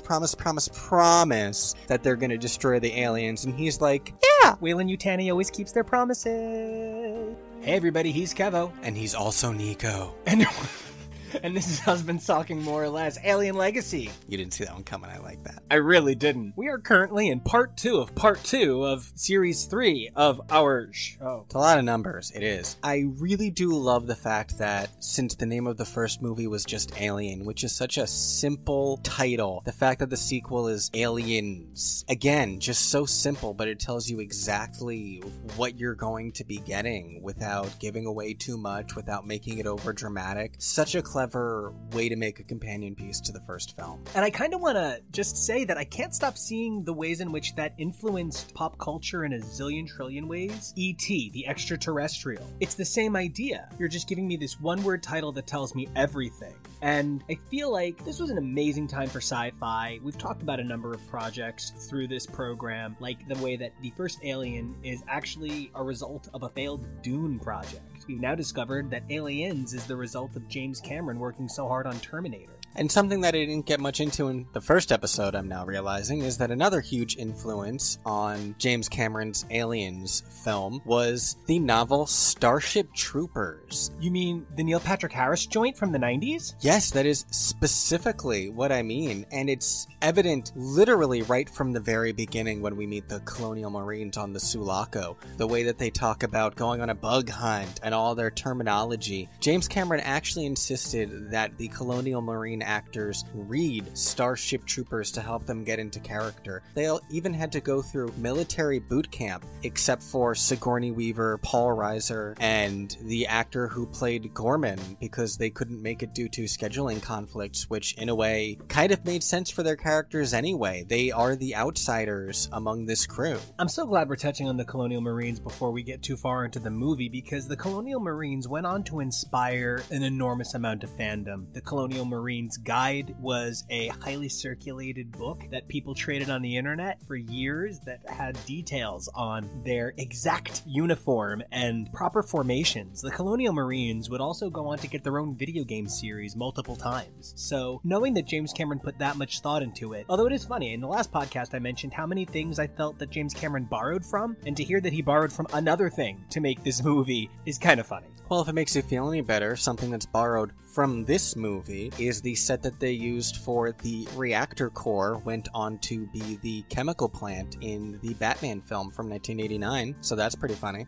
And to touch on Batman for a moment, we've been talking about all the different ways these films had incredible creative minds behind them. One of the creative minds behind Alien was H.R. Giger. H.R. Giger had done a number of designs for Alien and the aforementioned canceled Dune that ultimately got used by Ridley Scott in Prometheus. Additionally, H.R. Giger radically redesigned the Batmobile for Batman Forever, but it was not used in the final film. So there's another little H.R. Giger Batman connection for you. Interesting, and it's really funny. I feel like that does connect to this in certain ways because the tank that they use in this movie, it gives off a very strong Batmobile vibe, like something of the tank Batmobile from the Nolan era, but also something about the sleek, low-to-the-ground Batmobile from the 89 and 90s Batman movies. I very much get that. In so many ways, we're talking about how Alien and Aliens inspired dozens of films after them. In some cases, they even inspired films before them, as we discussed James Cameron using Terminator to prepare for Aliens.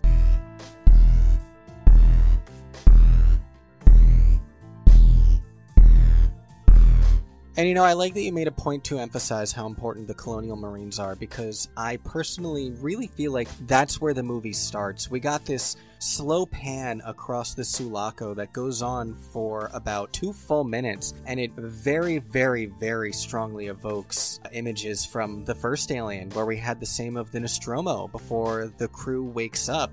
It sort of feels like everything that comes before we're introduced to the Sulaco is mostly prologue, and that makes a lot of sense. In the original cut of the film, it's a lot of this footage that had been cut, a lot of Ripley finding out about her daughter, and scenes from the LV-426 colony were some of the things that made it to the cutting room floor. I'm a big fan of establishing atmosphere. I'll sit through a 3-hour movie if you can make all 3 hours of it worth it. Something we talk about in various forms on this show is we very much apply to the idea of Chekhov's gun. We do believe that anything that is included should have purpose, otherwise it's sort of wasteful and confusing. And I understand that one of the things that is so difficult to do with a movie like this is to not over-choreograph. But proper care has to go into setting these up. We talked about how Newt is kind of shoehorned in a very, oh, isn't that convenient kind of way. But they're trying to make every minute count. And I feel like Cameron does a really good job with the dialogue on early Colonial Marine scenes in a way that's not exposition, whereas a lot of the dialogue that comes before it is very expository. I don't love a lot of the dialogue between Burke and Ripley, but by the time we get to this really fun ragtag team of hyper-masculine, semi-diverse characters that are the Colonial Marines, I'm pretty excited. Number 1,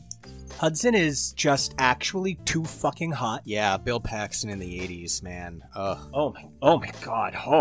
And Vasquez is just too fucking hot. Yeah. And, you know, even Hicks, Fine, you can get it. The cast does so much to make me love this movie, even when the script occasionally lets me down. There's a few jokes that I think are of questionable content. There's specifically the moment where Hudson asks Vasquez if she's ever been mistaken for a man, and she replies, "No, have you?" Everybody laughs. It seems to be good-natured. I would like to think it's not transphobic, but rather they're ribbing each other in a fun way because they never ever feminize Vasquez. She's never treated as the girl soldier. She is always one of them. I'd call it like passively transphobic in a way that at the time was meant to be empowering. It's something that we should be getting away from now, but you always need to consider when a film was made and what things were socially acceptable. The character of Vasquez at the time was more groundbreaking than not, and we need to take things like that into consideration when we view something, especially that's over 30 years old now. And I'm an enormous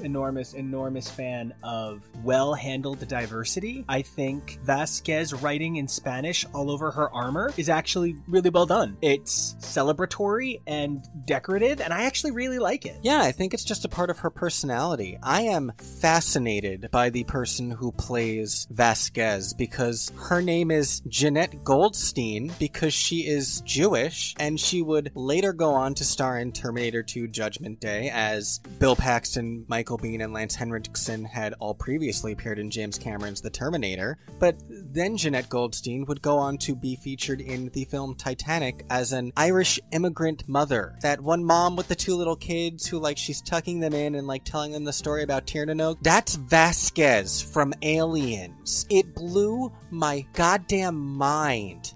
That's some versatility. Absolutely, and I would have never guessed that. Vasquez is probably one of my top characters in the franchise. I just think she's fucking incredible. That said, my second favorite character in the movie is definitely Bishop. There is something about Lance Henriksen's performance as a robot meant to be programmed to make humans feel comfortable who really wishes he could make humans feel more comfortable. I don't know, I just really love that he cannot let someone be hurt by action or inaction, and he does seem caring. I just think it's a great performance. If I don't love Bishop as effusively as you, I think it's only due to the unfair reality that negative actions make a stronger imprint on us than positive ones. And I think that Bishop is a really great counterbalance to Ash and everything that Ash did in the first film. I think that Bishop shows that not all androids are evil, even though we are going to learn in the more recent films that nope, all androids are just evil and whatever. We'll get there when we get there. But I definitely agree. I think there's a lot of good to be found in Bishop, and he's a really amazing, strong character. It's like that moment where he does the knife trick with his hand pressed over Hudson's. I actually find that really adorable, and I love Bill Paxton screaming through there. And I just think that whole sequence is great. I don't know what it is. I just really love the Colonial Marines. I love them eating their disgusting slop. I think they're all really great. There's that one incredibly jacked Colonial Marine who basically is like, I fucking hate this, when he wakes up and walks out of cryostasis. There's little things like that. Even minor Marines are given a personality, which gives the Colonial Marines as a core a personality. There's something very well thought about how he structured the battalion. And I guess in a lot of ways, it was great training for all of the different families on the Titanic. And for so many things that James Cameron has done with teams, you know, it's hard not to compare so many things from Aliens to Avatar. I, openly admit I have not seen it, but I'm aware of enough of the plot to know how much militarization there is to the different sets of characters from that film. And as much as Terminator was a learning curve for Aliens, I think a lot of Aliens was a learning curve for so many of the things that he did later in his career. Something James Cameron does very well is he handles the magic of sci-fi juxtaposed against the reality of humanity really beautifully, whether it's something like Aliens or Avatar or things that have elements of sort of nearly sci-fi size tragedy. Obviously, the Titanic is not a sci-fi movie, but Titanic does have such an unthinkable element to it. The Abyss has an unthinkable element to it. Well, and just the concept of a ship like the Titanic sinking was basically science fiction at the time. It was, 20 or 30 years before that there was that, what was the name of that novel? But it was about a steamliner named Titan that had been thought that God himself couldn't sink her, and it sank. And, I mean, there was also stuff about, like, polar bears attacking survivors on ice floes, so, like, it's not exactly what happened to the real Titanic, but still. It's that same ability to drive home reality and humanity that I can really see his arguments for a parallel between aliens and the Vietnam War very clearly through this discussion. Once the Marines are awake and Ripley has shown up, everybody's very, who's that lady? Oh, she saw an alien, ha ha ha, and they're all laughing at her. But one of the most amazing things is Cameron has no patience for that. And instantly, Ripley proves herself in the moving droid, impressing everyone on the base. And it's a scene that works for me on every single level. As a writer who is able to recognize, as we mentioned, Chekhov's gun, you show us that this thing exists, and obviously it's going to come up later in the film. It makes sense to me that she would so easily be able to work the exo-droid. It's something that she did back in her day, and technology would have only advanced, you would think, in 57 years. And again, I love how impressed Hicks and Apone are with her, and the fact that this helps ingratiate her with the rest of the crew.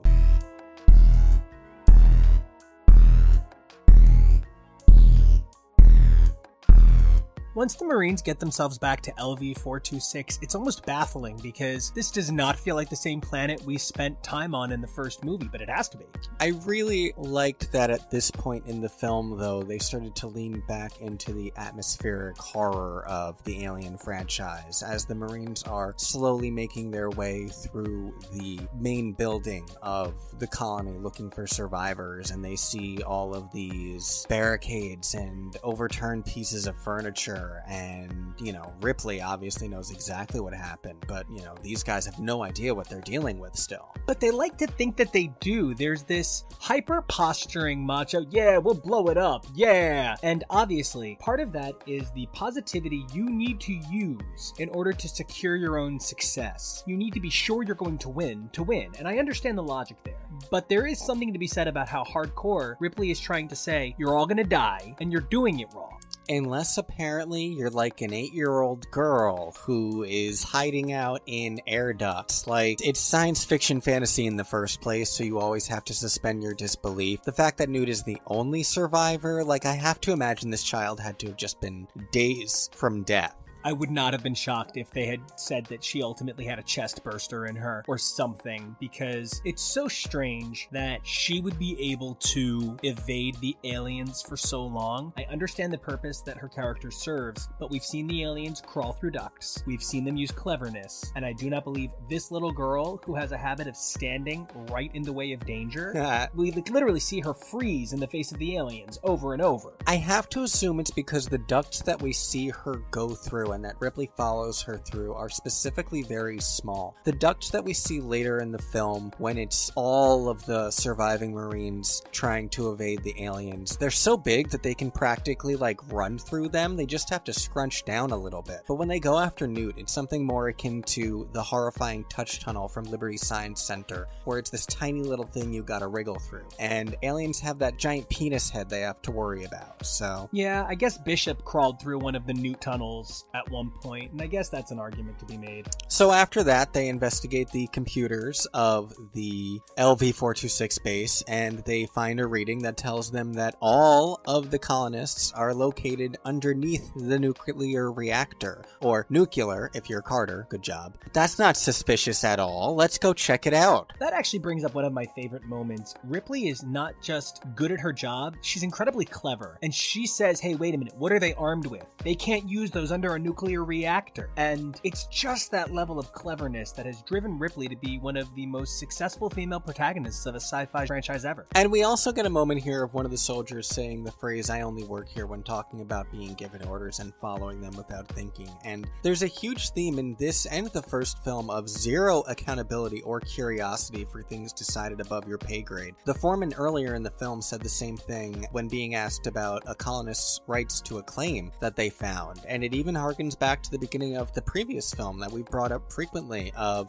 Brett and Parker talking about whether or not they're going to get their fair share of their haul. People are more concerned about getting their job done than asking questions. That is something that this film franchise likes to play with a lot. We see it exemplified in Ash's speech about the perfect killing machine that is the xenomorph. It has no problems killing, it has no problems murdering, it's just instinct pure and simple. And we have to assume that this is what Weyland-Yutani thinks is a better idea for life, because one of the things that's shocking to me is how much more nefarious the plots of Weyland-Yutani get over and over again. As we're going to find out from Burke's ultimate betrayal, we kind of have some hints about it throughout the film. Burke stays incredibly calm and sort of feigns trauma when everybody else is becoming incredibly upset during the initial bug hunt. I mean, he has that executive attitude of, oh, of course I'm going to survive. I think even from the very introduction of the character, when he says that he's with Weyland-Yutani and makes the joke of,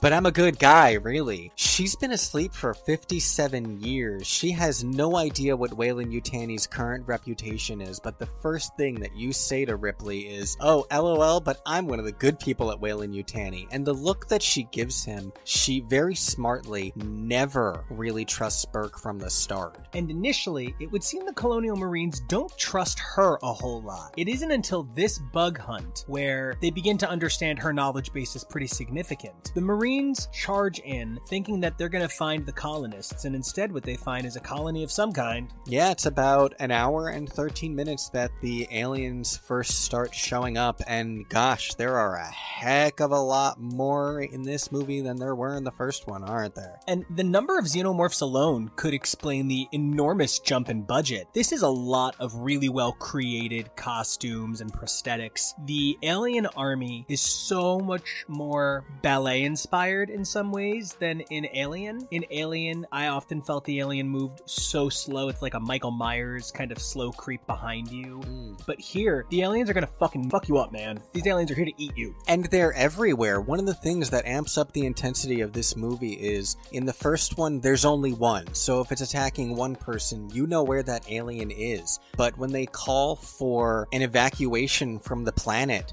there had been an alien that snuck onto the dropship that was supposed to come and pick them up, which causes those two pilots to die and crash into the nuclear reactor, which that's another one of those places where I get so annoyed by how frequently people die due to unprofessionalism in these movies. She yells at the dude to like just draw up ship and go and not follow procedure, and doesn't listen when he tries to warn her that there's something going on in the cargo hold, and like it's just literally the opposite of a Ripley. If you're not a Ripley, you're kind of asking for it. Really, there's only 3 people in this entire franchise. There are xenomorphs, there are Ripleys, and there are victims. And there's not a whole lot else that ties these films together. However, one of the things that does become important is regardless of who's in charge, Ripley begins making all of the calls here. She even at one point, to usurp the power from Burke, says that someone else is in charge. And then he does exactly what she wants, because Ripley understands how to get shit done. Absolutely. The follow-up to one of the most famous lines in cinema history, let alone Aliens,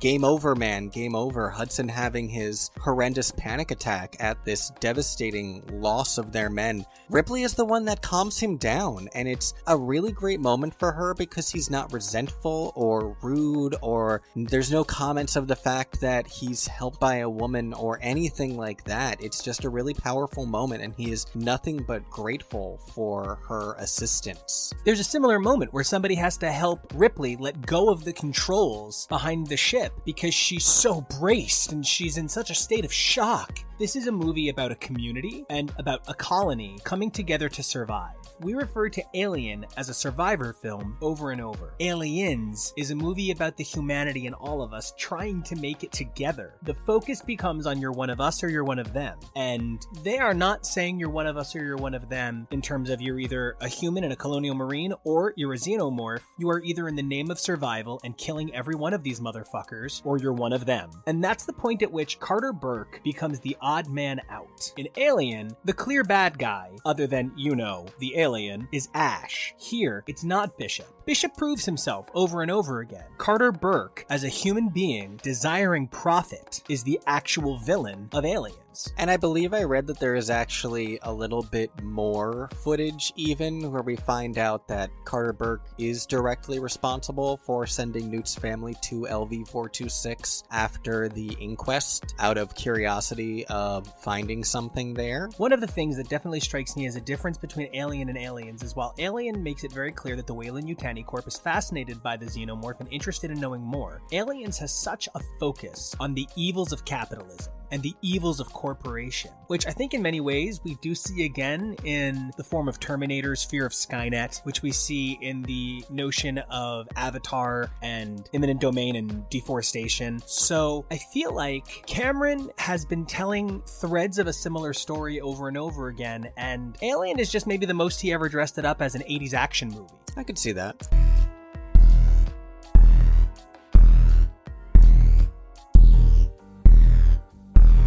So it's at this point in the film that there are a few developments in the plot where things start to pick up the pace a little bit. They question where all of these eggs could have possibly come from, and I don't know, I just always would have assumed they came from the ship. But no, they jump to the conclusion that there must be a queen, so that introduces that element to the plot. We also find out that the dropship crashing into the nuclear reactor is going to cause an explosion. So Bishop volunteers to be sealed into a pipe, Shawshank style, and crawl over there and remotely, pilot the new dropship down. And it's such a huge sacrifice, the mission that Bishop goes on, and it goes to the heart of everything that Nico was saying about him being such a great character. The last thing that he says to them as they are sealing him into this pipe is to watch their fingers as they're placing the metal over his body. Amazing. One of the only things that I don't really have time for in Aliens, to be completely real with you, is I don't have time for the Ripley romance subplot. It's so barely there, though. It's really one of those things that we always talk about where it's just slapped on heterosexuality. If you, turned their interactions down just a fraction, they would basically just be friends. They never even kiss, honestly. Ripley has a much more significant and emotional bond with Newt, I would say, than Hicks. And the only thing that makes the Newt bond, one of the things that was so important to shaping the Newt bond was, of course, to take away Ripley's daughter. Ripley loses a young child, and then here comes a new young child to fill that void. It also allows Ripley to be better contrasted with the alien queen. The alien queen is looking to take care of her children. Now, obviously, at no point does the queen go, my babies, my bugs, but the queen does show anger. One of the things Cameron did so well, as we pointed out, is he keeps referencing the first film, but in new ways. I love the scene between Newt and Ripley, where the facehugger is coming after them in the science lab. It has so many clever echoes of scenes of the first movie, while still being its own unique narrative. It's something that I enjoy from the film, but if you were asking me what things I would cut, I think this scene is one of them. Burke's plan is a little bit convoluted, that he was going to implant facehugger embryos in them without anyone noticing.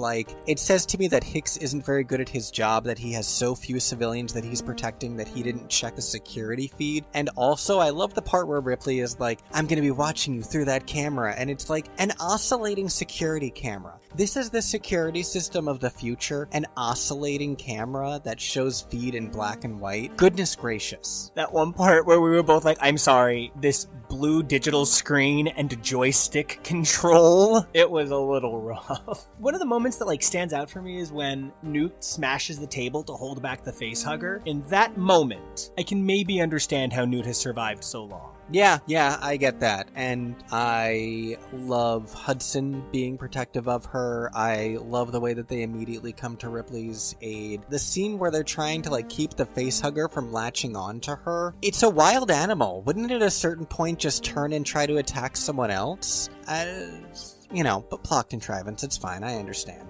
The scene doesn't even go on that long before the alien incursion and the final real confrontation between the large group of remaining survivors begins. And that is something that we never ever had in Alien. There was never a sense of war. This idea that they're coming in through the ceiling and the aliens begin to rain on them. They did play that gag a few too many times in this film after already having the scene of Lambert sobbing because the alien is right there. And then it turns out that it's one level down. We got a very similar concept earlier in the film when they were trying to find the colonist survivors at the nuclear station. And then we have them not knowing how the aliens are in the room with them. They're in the ceiling. How did that not occur to you that that was a possibility, that you're so shocked that it happened? Especially because half of your plans have involved using the ductwork yourselves. I've never faced a horde of acid-spitting aliens, so who am I to judge? And they're still able to make those lovely ducts and ceilings and whatnot work for them as they begin their chase sequence through the accommodatingly tall air ducts. You almost have to wonder, because these air ducts were built. They were built! They built these on LV-426. Like, maybe that was their function, though. Maybe you're supposed to be able to fit through them easily. I don't know. We didn't really get much information about what was going on at Hadley's Hope before everyone was just dead. I can only imagine the engineers designing this base. We should definitely leave enough room for a giant alien penis monster. Let's definitely leave enough room for an alien penis monster. Speaking of alien penis monsters, though, I think it's weird that Gorman was not at any point impregnated by an alien. He has that concussion when a bunch of boxes fall on his head, which is just laughable. Then there's this enormous gap where we don't see him for a while. We see him coming out of the med bay with Burke, but nothing ever comes of any of that. It's not relevant to the plot. I had turned to you and I said, is he implanted? And you were like, yeah, I think so. And then, no, he's not. The way that Gorman goes out is with a grenade protecting the others going down with Vasquez. If he was supposed to be impregnated, it's not something that came up in the movie. In fact, does anybody get impregnated and chest bursty in this movie? Huh. Is the only person who experiences the chest burster moment Ripley? In the nightmare, yeah. And in fact, the only person that I can think of that we really see properly face-hugged is Newt's dad. Meanwhile, that's a good portion of Alien. In that way, it's kind of like Alien focuses on the life cycle and the death cycle of the xenomorph in terms of its growth and the death of other things, and Aliens focuses on what happens once you're too late. Yeah, that's a really good take, and again, it speaks to the titles themselves being Alien and Aliens. One of the most uncomfortable things about Alien is that the creature that kills everyone on that ship was inside Kane. The creatures killing people here perhaps were inside Newt's father, but Newt's father is not a character we identify with throughout the film. Newt is, but then she's so stupid that she falls down a vent because she didn't let go of her doll head. So, like, I wasn't 100% rooting for Ripley to go back for her. I'm mostly kidding, but like, why didn't you drop the doll head? Ripley could have grabbed your other hand. So, I agree. Newt Pickles refusing to drop Cynthia is one of the dumber parts of this movie. Especially because I feel like that's what ultimately means that Ripley makes one of the only decisions I don't care for. Ripley deciding they have to save Newt is the first time she's maybe willing to let the planet become overrun with aliens in kind of like a matter of speaking. Kind of, yeah. When she and Hicks make it out, as far as they know, they are literally the only survivors. They saw everyone else get taken out by aliens. They don't know if Newt made it. They don't even know if Bishop made it by that point. I understand the trauma that she's going through, but I think a later Ripley would be more focused on stopping the threat. But I wonder if that has to do with the future loss of Newt and feeling a sort of nihilism about anything but stopping these aliens. Although, without the need to rescue Newt, we probably wouldn't have gotten that nest scene. And it's such an important scene. In order to save her own child, well, kind of, Ripley has to enter the nest of the Queen. And she doesn't just save her own child, she kind of kills all of the Queen's babies. It's definitely one of my favorite scenes in the entire franchise, when they walk slowly through the egg field and Ripley and the Queen have this silent, almost primal standoff. You can almost sense an exchange between them where the Queen is sizing her up and Ripley flexes by shooting off her flamethrower, not anywhere that's necessarily a threat, but just to show that she could be one, and the Queen just lets her pass. And it's when one of the eggs folds open that Ripley gets this look on her face like, you bitch, you broke this truce. now they're all fucking dead. I've never been happier to be your husband than that description of that scene. That scene was, because I'll be honest, the first time I saw Aliens, I didn't love it as much as I loved Alien. And then I got to that scene and I just thought it was transformative because Ripley is on a journey of ascension throughout this film. She step by step becomes more powerful and greater than she was. And that's the final step she needs before her physical transformation as a magical girl into a robot. That's why there's an elevator in the scene. Ooh. I completely accept that because it's at this point that Ripley has killed all of the Alien Queen's babies. The alien tears itself off of its sack and goes after her. It is a little bit ridiculous that the Alien Queen uses the elevator, though. That almost kills it for me when the door opens and she's standing there. Yeah, you're miming pushing buttons and looking at your watch as an alien queen, but no, legitimately. She just happened to press the right button? Ugh.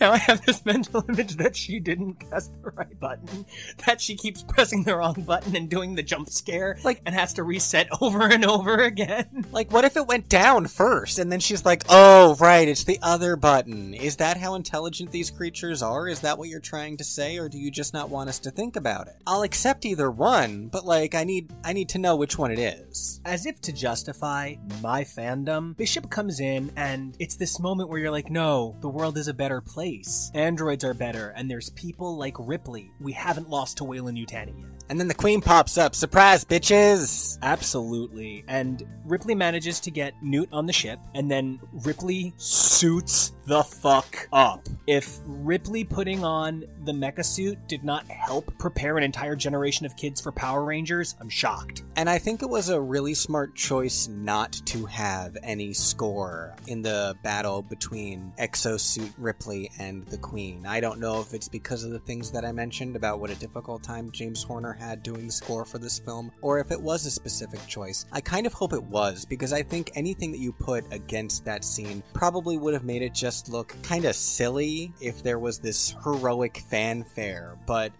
only being scored by the hisses and grunts from the Queen and the whirring machinery and Ripley yelling, I think it made the scene that much more powerful. I remember the first time I watched it, just grabbing my chest and screaming. I recognized at that moment, if I had been in the movie theater when that came out, I would have ruined it for everybody. I compare it to the end of Endgame. I get so into it. It is incredible. The only thing I don't love is how slow everything has to move, by virtue of the giant mech it is, and the alien queen herself not being the fastest, but it's everything Ripley does, down to scrunching her fucking mouth shut, as if to say, bitch, I know your tricks, and you're not getting at me. But I think they kept it short enough and they shot it well enough that it really all works. They didn't go on for too long, and I appreciate that. I also appreciated that they have at least a slightly better understanding of how space works, in that there's suction when they open the airlock and Ripley struggles not to be sucked in. It's still not, actual science, but you're closer. You tried. Also, Hicks never speaks again after Ripley goes off to save Newt. That is interesting. And I just wanted to touch on the alien getting Callied out the airlock for a moment. I think... Oh, Battlestar. Oh, you suck. Actually, space does. And that's one of my only problems. So while Bishop is never-ending story horsed into the ground, and Newt's like, Bishop, save me! And Ripley is flying out an airlock, there is this real sense of, you know what? Maybe everyone will die at the end of this movie. Maybe they will defeat the alien queen, but everyone will die. It is not the most unbelievable rescue that they're able to make it happen. And I do love that the movie ends in a very similar manner to the first film. But I do agree with you, realizing that some of the only remaining characters have no dialogue in the fourth act is boggling. And it makes me think of Thor Ragnarok in terms of knowing this film is going to immediately be invalidated. If anything, Thor Ragnarok walked that back a lot by reintroducing a lot of the Asgardian characters and showing us that there were survivors. But, 6 years from now, Ripley's gonna wake up and, nope, everyone's gone again, and now you're on a prison planet, so good luck. That film is a result of countless contract disputes. There is even an edit without Ripley in it, known as the William Gibson edit, which recently received novel novelization, a podcast, and I think even a comic book adaptation. Before we can get to that, though, we're going to take a quick stop in a closely related franchise. Many of you may know that Alien took a brief respite from producing films about the titular xenomorph and instead did a crossover series known as Alien vs. Predator. And it happened. The first one's got things I like. Yes. The second one was produced. I actually have not yet seen it, and I am looking in the forward direction toward it because it is in front of me. Absolutely. So, in order to possibly understand what could maybe remotely be enjoyable about the second one, we're gonna take a deep dive into Predator.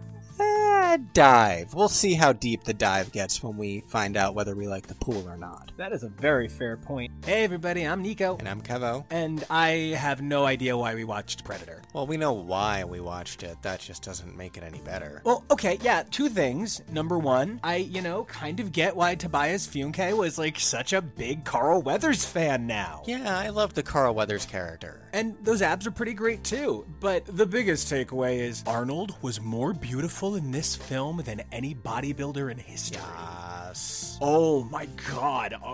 I mean... He looked great in this movie. And 40. Good for him. Really, he's a guy who might not be incredible for his acting chops, but he really put himself into this performance.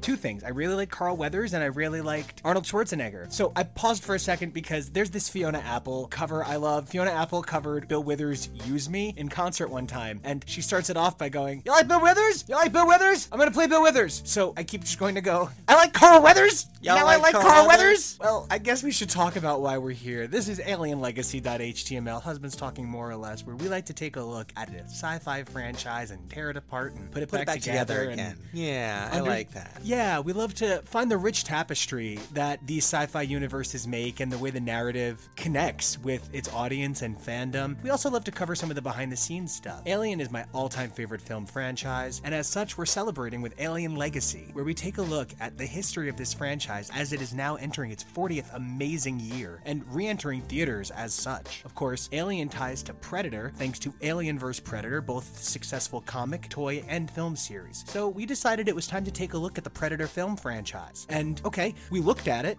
We wanted to scratch below the surface of one of the most beloved science fiction franchises and decided there's just not much under there, is there? At least not in the first one. That's no. No, but I do like that you said scratch under the surface because I feel like this movie was a lot of scratching balls and jockstraps. If only there were jockstraps, I might have been a little bit more interested. Yeah, there were so many problems with this movie, whether it's the fact that I believe there really is one woman in the entire film. Yeah. Or it's future politician Jesse the Body Ventura's liberal use of the word faggot, or the amount of times Shane Black talks about the banged out, misshapen nature of his girlfriend's pussy. Giant vagina. Oh my god. Like, is he having sex with rose quartz? What's happening? I don't understand that portion of the film at all, but I also don't understand much about vagina in the first place, so that's me. Well, before we can talk about too much Predatora dentata, I think we need to talk about what went into this film.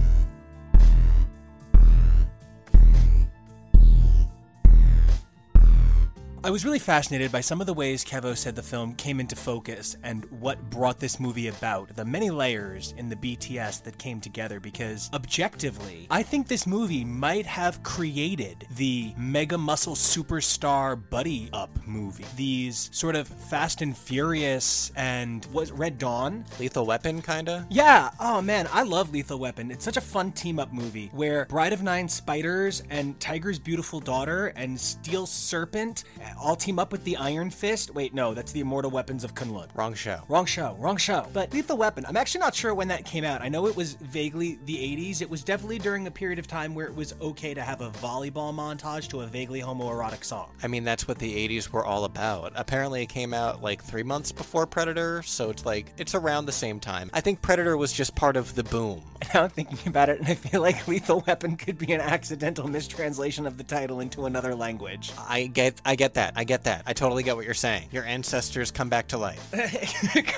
Yes. Oh, man, the Chevy doesn't go. So, Kevo, can you tell us a little bit about the BTS that went into the giant teeth of this film? That took me a sec. Well, part of the inspiration for the film Predator apparently comes from a Hollywood joke that existed after the release of Rocky IV, where people suggested that Rocky had run out of earthbound opponents and would have to fight an alien in the 5th movie. And that inspired screenwriting brothers Jim and John Thomas to come up with this spec script. So, what you're telling me is, these guys were like, I want to see Space Invaders punch Sylvester Stallone, so Jim and John Tom came up with Predator. Yeah, and it's funny that you said Space Invaders, because actually, yes, originally it was going to be a band of various different aliens seeking out various different targets, which was streamlined into one extraterrestrial hunting the most dangerous of men, a combat soldier. I need to be really honest with you, this is the first time I just realized there's only one Predator in this movie. Yeah, I wasn't sure either, but there's only one dude hunting them, so yeah. Is there more than one in the sequel, Predator 2, Pig in the Big City? I want to say yes, but I guess we'll find out. I'm having a moment because I'm like, wait, that's Danny Glover, right? No, that's Angels in the Outfield. Wait, no, that's Saw. Wait, are Saw, Angels in the Outfield, and Predator 2 all the same movie? Well, apparently people are saying that Blade Runner is part of the Alien franchise now because it's also directed by Ridley Scott, but like, no, we're not watching that one too. No. And which cut would we even watch? And I just want to double check. Blade Runner. That's the movie about the competitive ice skaters, right? Oh my god, no, what is that actual? That's Cutting Edge! Cutting Edge, yes. Yes. If we did the Blade Runner sequel, we could have a crossover with boyfriend material. So there is that. Synergy. Ooh, synergy. I actually have a comment about synergy that's going to come up later in the episode, so that's fun. So the setting of this film was chosen as Central America because of like actual constant special forces operations going on down there at the time. It didn't say anything about like they were trying to make a political statement or anything, but they were trying to be topical, I guess. Topical and tropical. I mean, it was the 80s. We didn't start the fire. Belgians in the Congo. Children of Thalidomide. That's your favorite one. Oh my god, we don't say that on air. Hello. So I need to know, how did this go from Roxy boxing on the moon to Predator? I mean, that was it. It just transitioned. Honestly, there's interesting stuff about the people behind the scenes of this movie, but there's no, like, any of that shit that we talked about on Alien or Aliens. It got made. The worst that really happened was that Arnold Schwarzenegger had to get married in the middle of filming, and a bunch of people got diarrhea. That was it. Wait a minute. Are you saying that insurgent locals forced Arnold Schwarzenegger to get married in the middle of filming and then everyone got diarrhea as a result? If that's what you want the story to be, sure. You go ahead and spread that. I'm telling you guys, filming Predator evidently sounds a whole lot like making a movie with Stanley Kubrick. So, wait a minute, who even directed this movie? A man named John McTiernan, who at the time was 36, and his only major credit before this movie was the 1986 film Nomads, which was his writing and directorial debut. It was the first leading role for Pierce Brosnan in a movie, and also starring soap veteran Leslie Ann Down as an ER doctor possessed by Brosnan's French anthropologist's spirit after being murdered by demonic Inuit trickster spirits who are also kind of zombies and mostly take the form of street punks. So what you're telling me is I need to go back and watch this movie that they very clearly ripped off for Ghost. Yes, Nomads is what it is called, and Schwartzy was so impressed with the film's tense atmosphere on a low budget that he hired McTiernan to direct Predator. It said that he hired him, which, like, I don't know how Arnold Schwarzenegger had that power on the film, but it also said that that was from his own autobiography, so he might have just been like, and then I hired him. No, you okay, buddy. I thought you were gonna say to direct his wedding. Where's that crossover? It's The Wedding Planner with Predator instead. Jennifer Lopez plays the Predator Planner. I love it, and I'm in. McTiernan would next direct the very popular film Die Hard. Shut the fuck up. And its eventual sequel, Die Hard with a Vengeance. Yeah. I had no idea. It really seems like a lot of this 80s atmosphere really was cultivated by just a handful of people. When you think about the fact that, like, every 80s trope is credited to John Hughes, yeah, okay, but it seems like all the action tropes belong to a handful of guys too. And he has a few notable credits in, that sort of sphere and genre. He worked with Sean Connery twice in The Hunt for Red October and the 1992 movie Medicine Man with Lorraine Bracco. Has anybody else ever seen this movie? Because I randomly did when I was a kid. Like, when I saw that was one of the movies this guy directed, I was like, what the fuck? What? I was about to say, go. I think you're confused. It's either Aaron Brockovich or Lorenzo Lamas. Lorraine Bracco's not a person. I decided to tell you. No, she's real. She's definitely real. Do you know what else is real? The score for Medicine Man was done by Jerry Goldsmith. So we're actually going to change the name of this podcast to Goldsmith Legacy? Yeah, kind of. Other notable works by McTiernan are Flight of the Intruder, starring Predator 2's Danny Glover, Last Action Hero, starring Schwartzy, nominated for a Golden Raspberry Award for Worst Director and Worst Picture, 1999's 13th Warrior, which also had a score by Jerry Goldsmith, The Thomas Crown Affair, which starred Pierce Brosnan, who he worked with on his first weird fucking movie, Rollerball in 2002, which is going to become important later in this story, and Basic in 2003, which was the second collaboration ever between Sam L. Jackson and John Travolta ever since Pulp Fiction in 1994. So a lot of that is incredible, and the more we talk about the interconnected nature of these creators, the more you can see how these things evolved together.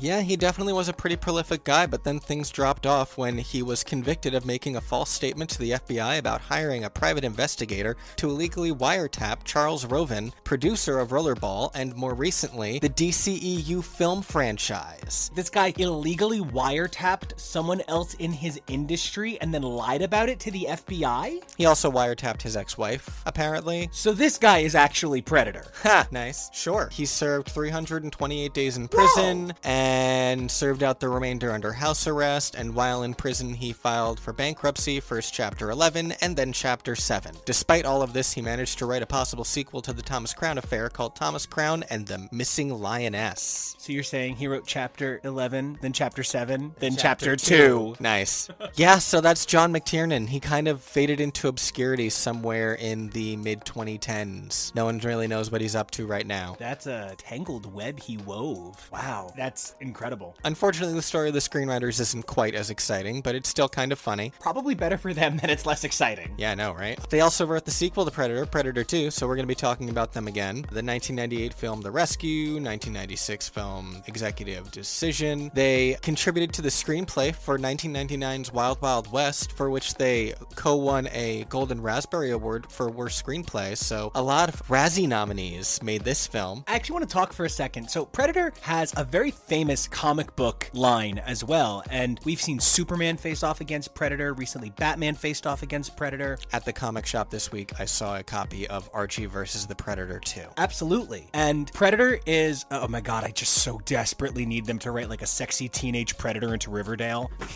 I just need it so bad. Oh my god, they would do it. They would so do that. Oh no, but I need him to look like Predator.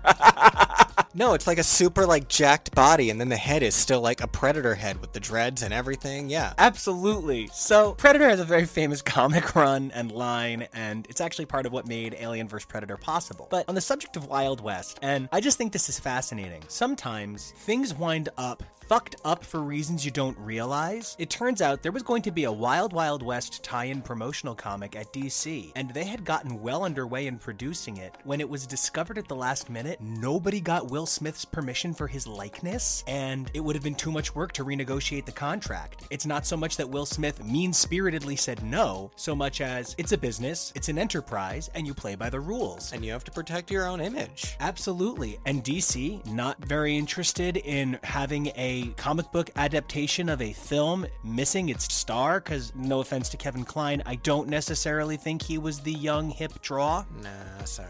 And they decided to shelve it at the last second, although evidently it is good to know that DC at that time were very good at honoring their commitments and paid the artists for the work they contributed. Good. The most recent things they worked on that I was able to recognize were 2000's Mission to Mars and 2001's Behind Enemy Lines. Not really anything since. The weirdest thing that I was able to find on their credits, and you guys know how much I love crap like this, they co-created the CBS TV series Hard Time on Planet Earth. Have you heard of this program before? No, but it really sounds like a lady alien prison sex exploitation film. I get that. It ran from March to June of 1989 and was about an alien elite military officer exiled to Earth and overseen by a floating eye-like robot patrol officer named Control. And he was doomed to remain on Earth until he could learn compassion. It was critically reviled and premiered 65th out of 81 programs and did not rise from there.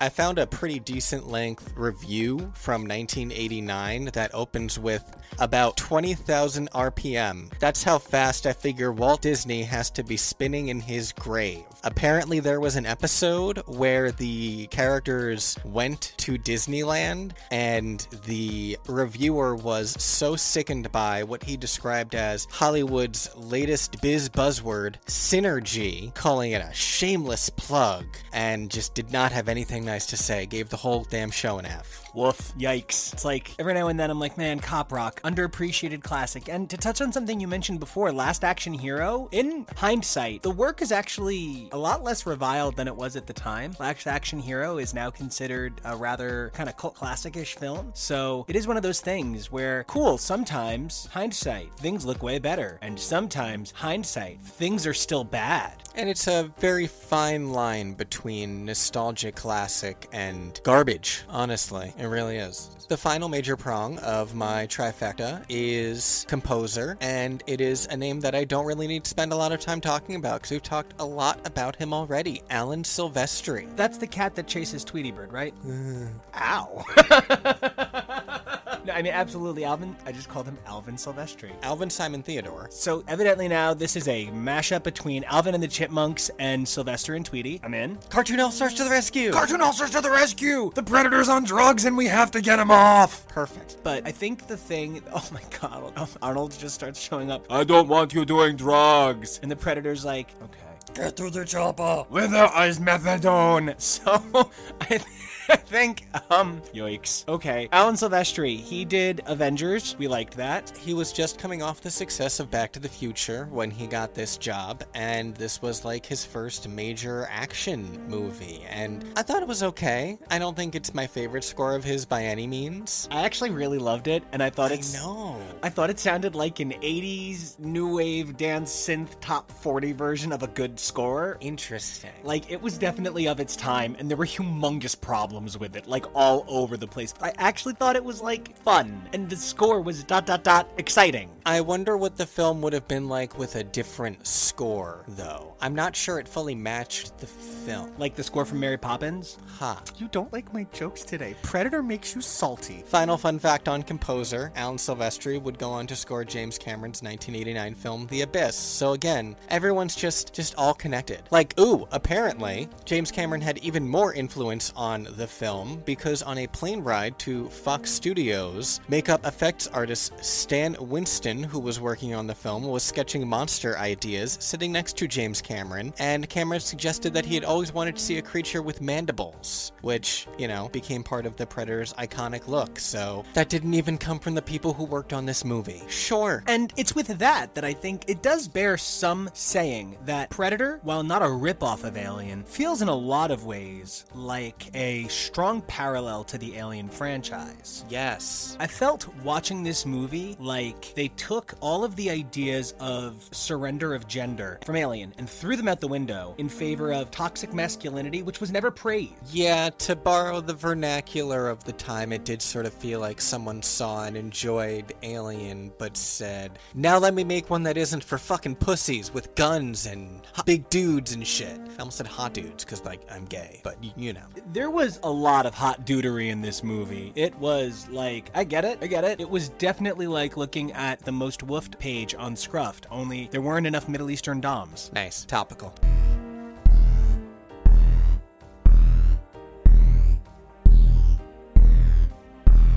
So I kind of feel like this entire movie boils down to 4 parts. Part the first, the cool setup, the flying in, the everybody getting to know each other's pissing sound. right? Then there's the second part. We're on this mission. We don't really know what's happening. There's the third part. Oh no, it's revealed that the mission was kind of a lie and there's something afoot that's very bad here and we're being picked off. And then there's the Schwartzy parts. Yeah, the Schwartzy final act. Which mirrors the Ripley final act. This is, in so many ways, a Survivor film. They're just getting picked off this island one by one. I wish there was more to this movie than that, but I found, and I don't even mean it insulting, I did find very little substance to this film, and that can be okay sometimes. Some people just like shoot 'em up movies. I wish it used the word fag a little bit less, but 1987, nah. And not just 1987. 1987, where the idea was literally fuse every Sylvester Stallone trope without him. This has bits of Rambo to it. This has bits of Rocky to it, as we know from the creation of the film. Not to mention, the Predator itself is an interesting parallel for Arnold to star opposite when he had been the Terminator. Especially considering who had originally been cast as the Predator. Who had been originally cast as the Predator? Jean-Claude Van Damme. Hot Jean-Claude Van Damme. Well, I was trying to be like Hot Damn, but also Jean-Claude Van Hot Damn, I guess. Okay, Jean-Claude Van Hot Damn. Nice. They originally wanted the Predator to have more of an agile ninja-like fighting style, but it was felt, and this is almost a direct quote, that a more physically imposing man was needed to make the creature appear threatening against Arnold Schwarzenegger. Plus, like, there are reports that Jean-Claude Van Damme was a little bitchy about the Predator makeup that he was required to wear in the jungle.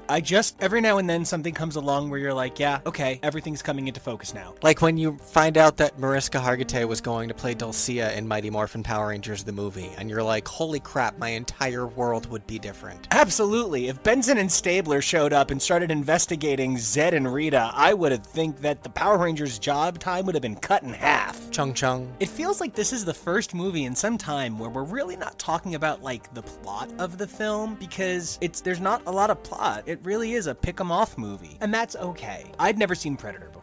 And everyone I spoke to about it said to me something along the lines of, oh yeah, but just consider that it's of its time. And I kind of can't. I do accept that this movie is 30 years old. And I accept that this movie has to be taken into consideration with how it's aged. But there's a lot of problematic elements to this film. The use of faggot early on is certainly not something that was unique to this film, as I understand. Some of the early, even Fast and Furious movies have some choice language before it becomes the good time family, feel good action, blow 'em up thriller chase franchise that built this network. I understand that the misogyny of this film is actually incidental to the underdevelopment of the woman, I should say. And you know, she's not ever really treated too horribly. She's sort of, it's sexy lamp syndrome, but it could be so much worse considering everything that's in this film, honestly. Yeah, I mean, sexy jungle lamp isn't necessarily my favorite spin on the trope, but I would prefer sexy lamp with a PhD. That'd be better. But I do feel like Predator wasn't trying to be more than it was. This isn't a film about the perseverance of the human spirit. This is the film about a bunch of big guys screaming. And so much of Alien and the structure of its story is about mystery and why this is happening.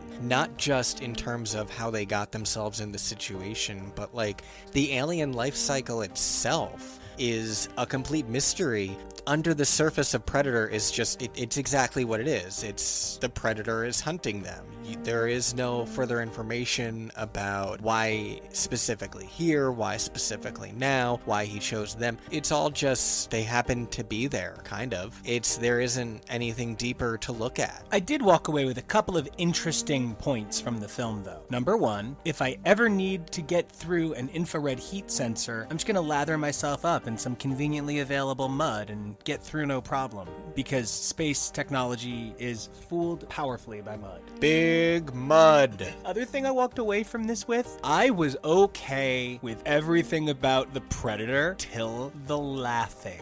Yeah, it did kind of come across like the end of the Thriller video. I did feel like Vincent Price was like, "You've done it!" It was absolutely, I mean, it happened. I watched it. Did I hate Predator? No, but I nothinged it. Honestly, I didn't hate it. I absolutely did not hate Predator, but I nothinged it. Yeah, kind of same. If somebody else wanted to put it on, I would probably be on my phone for huge parts of it, but I wouldn't be like, don't fucking put that movie on in front of me ever again. The parts that we've cited as having made us uncomfortable still make us uncomfortable. But other than that, it's mostly just loud. There's some pretty good cinematography and moments of direction. That one scene where Mac's machine gun keeps rolling while it's out of ammo, like that whirring sound during that scene, like that was a really powerful image. I was really blown away by that. These effects were nominated for Best Visual Effects at the Academy Awards. I didn't think they looked great even for 1987, but good for you. Good for you, someone did. I think one of the things that made this movie work was genuinely Arnold's commitment to the material. Even if he's not gonna win an Olivier tomorrow, his commitment to executing this material like he means it came across.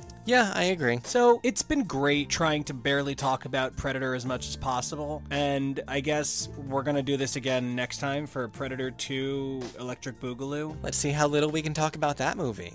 Hey everybody, I'm Nico. And I'm Kevo. And this is AlienLegacy.html sans aliens. Well, it has a alien and a minor cameo of the aliens that we know and love from the franchise that we are actually covering. Now, I want to take a step back and say, it seems like time makes fools of us all, because it seems like just a week ago we were talking about Predator, and in retrospect, I think my review of it was kind of harsh. I said I couldn't imagine being delivered a worse film with these pieces.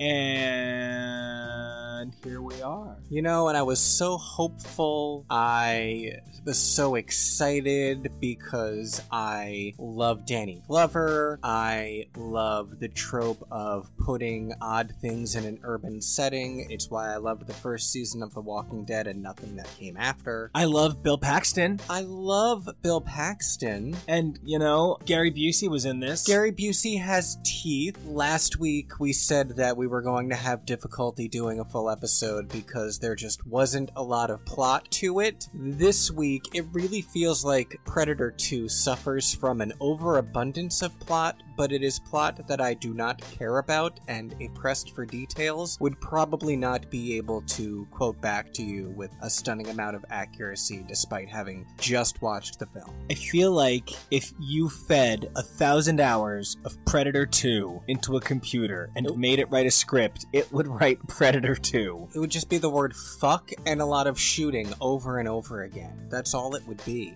Apparently this film originally had an NC-17 rating from the MPAA, and they had to do edits to get it down to an R rating, which... Yeah, they were just kind of tossing some cats around. Yeah, that was a scene that, like most of the film, was gratuitous and unnecessary. I like that you used the phrase gratuitous and unnecessary. Before we can talk about anything else, I just want to go on the record as saying I understand that this was created by people with the best of intentions of making a film, but I'm not sure what this film was trying to tell. I don't know the lesson we were supposed to get from it. There's a little interesting historical context, kind of sort of almost. The film was made in 1990 and said that in 1997, LA will have devolved into terrifying riots, and between the production of this film and 1997 would come the Rodney King LA riots, and certainly this film was not tone deaf to the sociopolitical realities of LA at the time. It just did it as racistly and xenophobically as possible. Oh yeah, so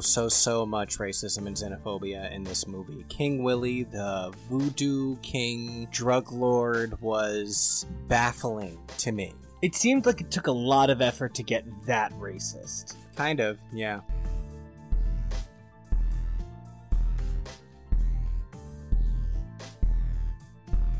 Tell us a little bit about the behind the scenes that went into making Predator 2 Pigs in the Big City. Well, the original writers, Jim and John Thomas, pitched about 6 ideas for a sequel, and putting the creature in an urban jungle was the one that the studio liked the most. They felt that a city blighted by gang warfare in the midst of a severe heat wave created the ideal hotspot for the Predator to hunt targets, which, sure, on the surface I kind of get. I'm trying to imagine what like the 6th one down was, and this one's a little predator Predator on the Prairie, but we don't think you're interested in that one. What if this was the one that they thought was bad, and they're mad their first 5 ideas didn't get made, and maybe that's even why it's so not good? They had this idea for doing the entire Little Women series starring predators, and they were just really upset that Joe didn't get her due. That's not funny. I'd watch that movie. I really would. Laura Ingalls Wilder. So this director, Stephen Hopkins, hadn't really done much before this movie. His first real major film, and I put both of those words in quotation marks separately, was A Nightmare on Elm Street 5, The Dream Child. I feel like by that point in the franchise, most people don't appreciate those films as much as they did the original. Is that correct, Nico? I would say that if you're on that number of nightmares, you should just take an Ambien and be done with it. Well, but it was his work on that movie that drew the attention of producer Joel Silver, because, wait, did we even say that in the first episode, that these movies were produced by Joel Silver? Who I used to get confused with Joel Schumacher until Joel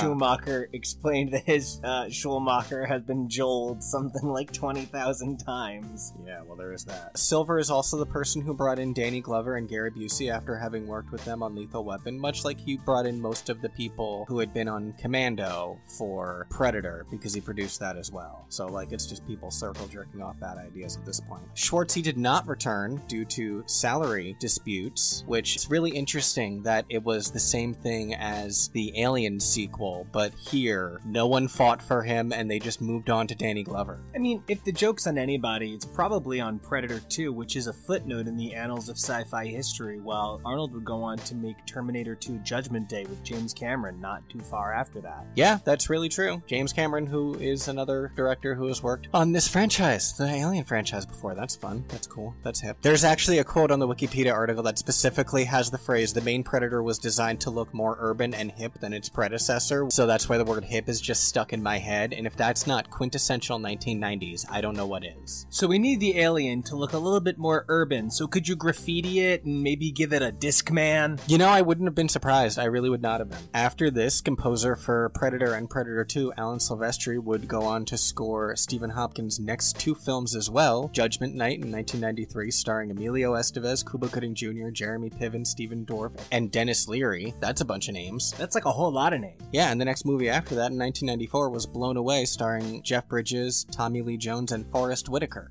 And I've never heard of those movies either. I've heard of The Ghost and the Darkness from 1996, starring Val Kilmer and Michael Douglas, which is this weird half-true story about devil lions. It's weird. I don't necessarily recommend it. I'm sorry, I got lost somewhere about bridges and forests and... Sorry. The important thing is that film was scored by none other than the legendary Jerry Goldsmith. I can't believe that Jerry Goldsmith is actually the purpose of this podcast and we didn't know it going in. Right? Stephen Hopkins also directed The Life and Death of Peter Sellers, which was written by Marcus McFeely of the MCU franchise. Hey, Connective Thread, how you doing? Yeah, right? And hey, here's a connective thread for Nico. His film Under Suspicion, starring Gene Hackman and Morgan Freeman, was scored by BT. It's just magic everywhere this show touches you. Show us on the Predator doll where the show touched you. In some very bad places. Other than that, he's worked on a bunch of TV. He directed Traffic, the miniseries, as well as the pilots and some episodes of, along with EPing, 24, Californication, and House of Lies. The screenwriters are the same people. I talked enough about them last week. They didn't really have a bunch going on after this movie. And, you know, Alan Silvestri, legendary composer. He still had a long way to go even after this movie, though, because while this was post Back to the Future 2 and 3, it was still pre-Soap Dish, Stop or My Mom Will Shoot, Fern Gully, The Bodyguard, and Super Mario Bros., which, by the way, is a film where he replaced composer Jerry Goldsmith. But how even? How even, though? Yeah, that was a thing that I learned. Apparently, whole scores can sometimes be rejected from a film. There are several credits on Jerry Goldsmith's page where it's like, he wrote the score for this, but it was rejected. It's so much work. What do you do with it then? You repurpose it for another score, and then when that's rejected, you repurpose it again. Hans Zimmer.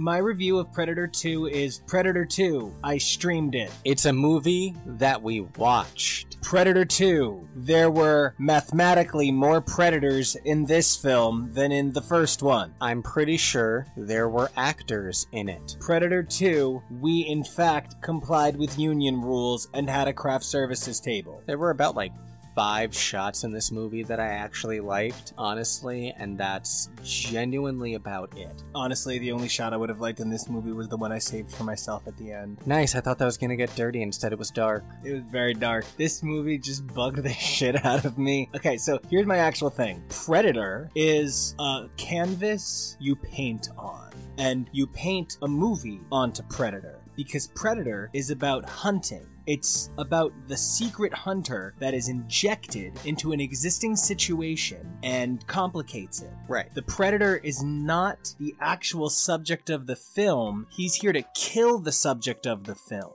So the genre, so it's kind of like American Predator story. Yeah, I get that. And you need to really cast the right thing, because the first one was American Predator story Jungle Fury. Yeah. And this one was American Predator story Urban Jungle. And I don't think in American Predator story they really understood how to tell the urban futuristic jungle story, especially with that little tidbit you told me about how their big thing was in the future there will be subways. Yeah, at the time this movie came out, there was not an LA subway system. The Los Angeles Metro Rail didn't come out until like the same year as this movie, so all that subway stuff is made up. Look, they're gonna have subways in the future 7 years from now, which like that's automatically something that always takes me out of movies like this. It's bad enough that the original Lost in Space TV show took place in the year 1999, like 30 years was already way too close together. But you're projecting 7 years into the future, we're gonna have like this weird new video technology and a subway, and there's just gonna be gang violence fucking all over the city. It was a lot to say is going to happen within the decade.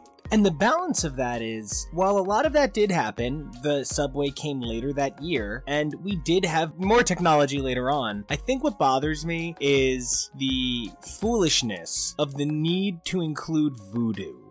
Just so xenophobic and racist, just really an unfortunate touch, and I don't know if they felt that perhaps having a black lead actor would give them a shield to use, but it ultimately for me weakened the efficacy of the storytelling because it just felt like this other piece out of nowhere. There certainly were a lot of actors of color in this film, that's for sure. Thanks to the character of Detective Cantrell, women definitely got a better portrayal in this movie than they did in the first one, but doing slightly better when you're also doing a bunch of not great things. It's not the step forward that you might think it is. I really liked your comparison to American Predator story because it's really important then the film that you drape this Predator concept over. If we don't care for the film that is going on that you're injecting the Predator into, then the entire thing falls apart, and I found the whole plot of the film so confusing and meandering and not engaging. I think that's in part because something that we're supposed to identify the film by is that the Predator is the thing they're all united against. But honestly, I don't know that that comes across. The Predator seems like something that they've all sort of happened into more than it feels like anything driving the story forward. As a matter of fact, I feel as the Predator comes into focus, the story of LA completely disappears into the mythology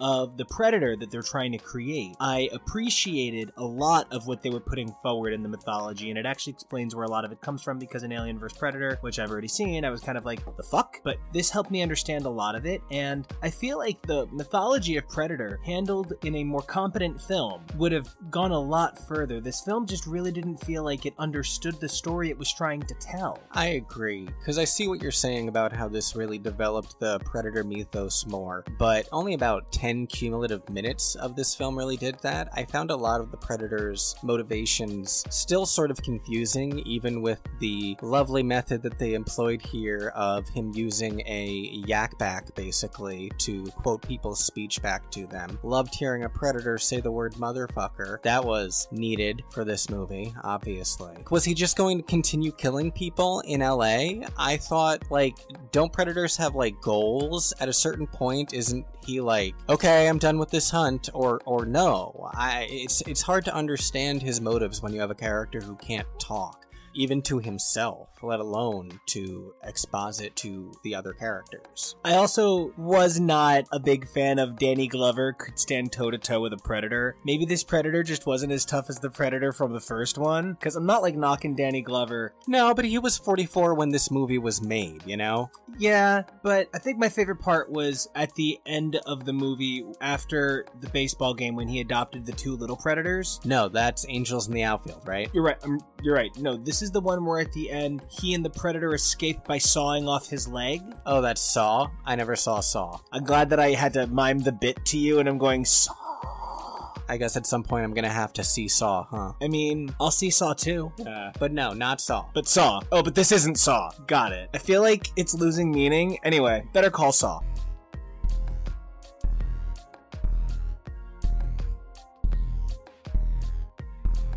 This movie did not hold my attention. And like I said, there were a few shots that I thought were fun or interesting. The opening shot where they make you think that you're panning across a jungle, but then actually it's outside LA. Like, that was clever. That was a funny, cute opening. And then it was literally all downhill from there. I had to wonder how many times they were going to say the word fuck in the first 5 minutes. The scene where Archuleta is killed and, like, his native necklace falls and the way that blood drips on it, it was actually, like, I was actually specifically embarrassed for the production quality of this professional film when I saw that. Especially after he did so well on American Idol and he had that hit single Crush. I felt like that was just a really disappointing end. Okay. So you know. Is anyone even gonna get a David Archuleta reference anymore? You have been so salty about my jokes in these last 2 episodes. These movies suck. It's like we don't like the subject matter or something. Remember the part where the Predator got struck by lightning? Like, what was that? What purpose did that serve?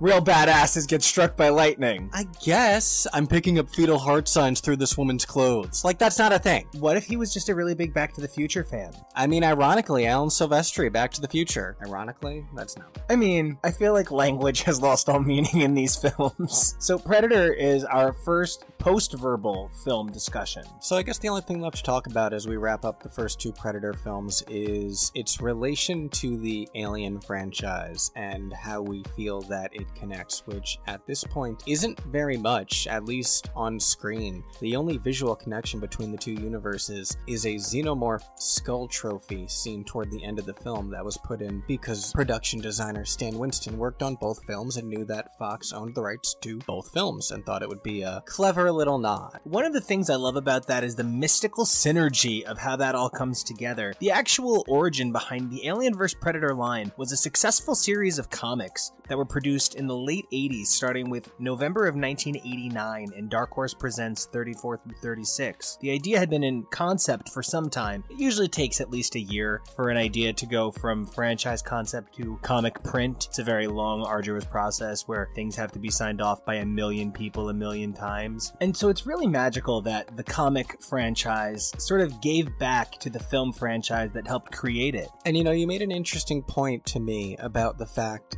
that it was easy for Fox to be able to do this comic line, toy line, video game line because they held the rights for both properties. And because they're both Alien franchises, it lends itself so perfectly to that sort of synergy. I think it's really interesting to be covering that so soon after we did the Marvel Cinematic Universe. And I think things like the Alien Skull Trophy at the end of this movie probably helped fan flames of excitement about seeing more projects between these characters. It's the sort of little Easter eggs that we saw in early Marvel movies that we were like, maybe that'll be something someday. And it sometimes took 5, 8, 10 years, but eventually some of them were something someday. And it's really cool to see something like that going on in cinema way back in 1990. And to know that it did pay off into at least one film that we both greatly enjoyed. That's the heart of what makes Predator so good, the potential for what there could be. We connect with the idea of surviving, and we connect with the idea of, in some ways, being the advanced hunter. We can identify both sides of that equation through the human experience, and I think there's something underlying about community and tribe that we connect with as well. So it's just sort of the trappings of these movies that hurt what could be a really fascinating psychological franchise. Because one of the most fascinating things I feel about the Predator mythos is how little there is to it. I like the additions of seeing that, you know, it's a tribe, and these hunts go back as far as, if those trophies are to be believed, potentially the dinosaurs. You don't need to know too much more than that. They're these primitive yet technologically advanced hunters, and they're after you, and that's all you need to know, versus the xenomorphs' complex technological and biological processes. Kevo, I'm sorry, I just need to correct you. It's actually from the set of Jurassic Park. This is LA in 1997. That actually would be kind of funny, though, if it was a Jurassic Park prop. Look, we have captured this very still monster. And speaking of very still monsters, we unfortunately have to take a dramatic departure from the magic that is the good Alien movies and find ourselves in a movie I've already discussed on this network before. We will, of course, be taking a look at the theatrical release, David Fincher's Alien 3. I believe it's pronounced Alien Cube. Hey everybody, I'm Kevo. And I'm Nico, and this is Husbands Talking More or Less. HTML, Alien Legacy, and man, I am doing anything to keep putting words in front of starting the episode for real. I get that. Alien Cubed, Alien 3, Alien 3 Blind Mice. This one was tough. Alien, at least 3 different movies that got compiled into one movie. Actually, yeah, in that regard, the little cubed symbol promoting the film makes a lot of sense, because that does sort of represent how infinitely many different drafts and iterations of this story there were before the final product that got sort of like jammed together to make a movie that, honestly, for as bad as we are bad-mouthing it, I still enjoyed better than either Predator. You know, that's a really great point that I guess I hadn't considered, and I really appreciate you bringing that to light. Now, I think the most important thing to discuss when we're talking about Alien 3 and why I am, let's go with, aggressively shitty about it, has to do with my perceived expectations of the film and what I ultimately got. When I initially got into the Alien franchise, I sort of just like followed DVD special feature to DVD special feature in this intense couple of days, kind of like it was just like a big snowball. Yeah, I've been there. And I remember that as I was looking into things, one of the things I found was that an early trailer for the film included that this time it was gonna be about Earth. And I feel like that's definitely not the movie I got. But at certain points, it definitely was going to be. I also understand that at any given time, Fox was looking desperately to screw Sigourney Weaver out of as much money as they could over and over. Yes. So I get that there was times they tried to take my precious Ripley out of this movie, and that has resulted in a number of alternate drafts, which we will be covering later in this podcast. But I guess there's nowhere to start else but here on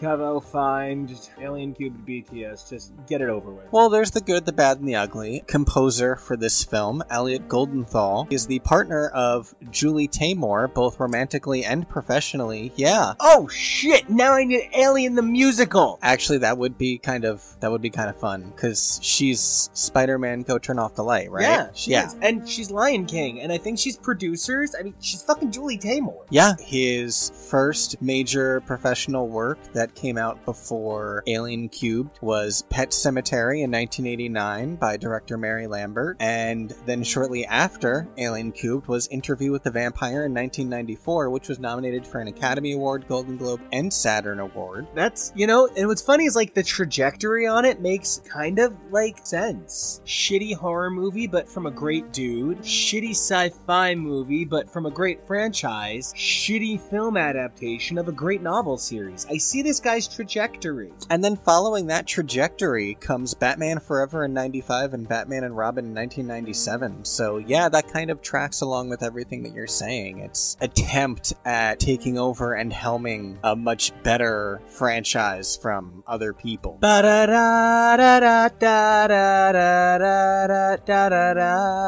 a ton of other enormous credits that I've written down from this composer, other than, I guess, more recently work that he's probably done with his wife. He He did say, though, notably, that the score was recorded during the 1992 LA riots, which he claimed contributed to the score's disturbing nature. I imagine that it would. The director of this film is someone who is very noteworthy, so I focused more on his career early on and before this film. David Fincher is a pretty noteworthy director by now. Early in life, though, he was inspired by Butch Cassidy and the Sundance Kid from 1969 and began making movies at the age of 8. I learned a lot of really interesting things about early David Fincher, though. Like, early on in his career, he worked as an assistant cameraman and matte photographer for ILM, Industrial Light and Magic, on Return of the Jedi in 83, Indiana Jones and the Temple of Doom in 84, and Never-Ending Story also in 84. He left ILM in 1984 and directed a commercial for the American Cancer Society that depicted a fetus smoking a cigarette. Yeah, your face is kind of what I felt about that too. I don't remember this in pop culture. David Fincher says, don't let babies chain smoke their moms to death. I know I was -1, but I don't remember hearing about this, but it was apparently noteworthy enough to gain him attention and led to him directing the 1985 Rick Springfield documentary, The Beat of the Live Drum. Every year, thousands of mothers are burned to death by babies that fall asleep smoking in them. Don't be one of those mothers. Talk to your fetuses about smoking inside them. And this is what caught Rick Springfield's attention. Like, I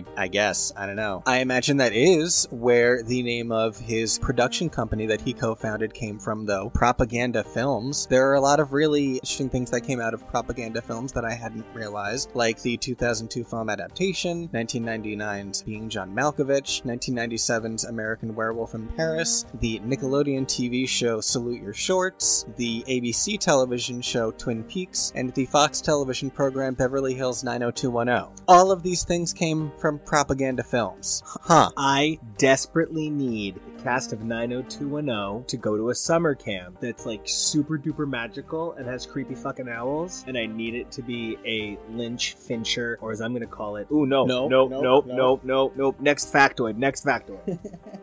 From there, he mostly directed a bunch of commercials for products like Levi's, Converse, Nike, Pepsi, Revlon, Sony, Coke, and Chanel, and directed 52 music videos in under a decade. To give you some perspective, he's only directed a total of 58 in his lifetime. 52 were between 1984 and 1992. He like really just like Duran Duran them all in there, didn't he? Yeah, apparently. And it was such hits as We Don't Have to Take Our Clothes Off by Jermaine Stewart, Roll With It by Steve Winwood, Bambaleo by Gypsy Kings, Straight Up by Paula Abdul, Express Yourself by Madonna, The End of Innocence by Don Henley, Janie's Got a Gun by Aerosmith, and Vogue, also by Madonna. The fact that you didn't highlight Englishman in New York by Sting, because now I desperately need, I'm an alien, I'm a legal alien, I'm a xenomorph in this prison. I need some, like, because the lyrics are literally, I'm an alien, and I need it. That's why I wrote that one down and had you looking at the list, because I was like, I know some of these are probably something, but I'm gonna let Nico decide if he wants to say them out loud. I only wrote down Eddie Money's Endless Nights because he died this week, so like, R.I.P. Eddie Money. After this, he directed the music videos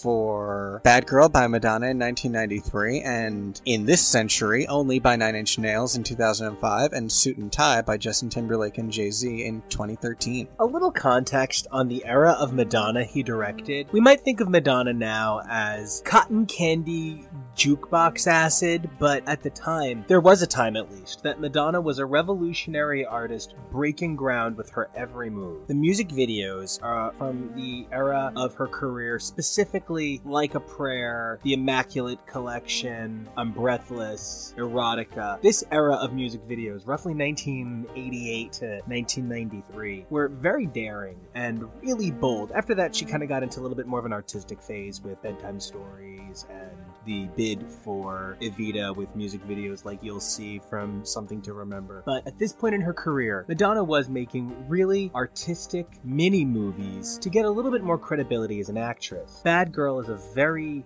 dense story song, almost in the tradition of a Cher story song, and the music video for it is particularly powerful, really well directed. 6th Avenue Heartaches music video, I don't think has aged particularly well, and I feel the only only notable element of Justin Timberlake and Jay-Z's Suit and Tie is that it was a catchy Justin Timberlake song that wasn't about the producer who put it together. So, for my money, I do feel like David Fincher and his connection to music videos has lapsed rather considerably. And yet it seems that that was the work that drew Fox's attention. It was Fox who approached David Fincher to direct Alien Cubed, but only after they had gone through a lot of directors and turmoil on the long road to making the film already.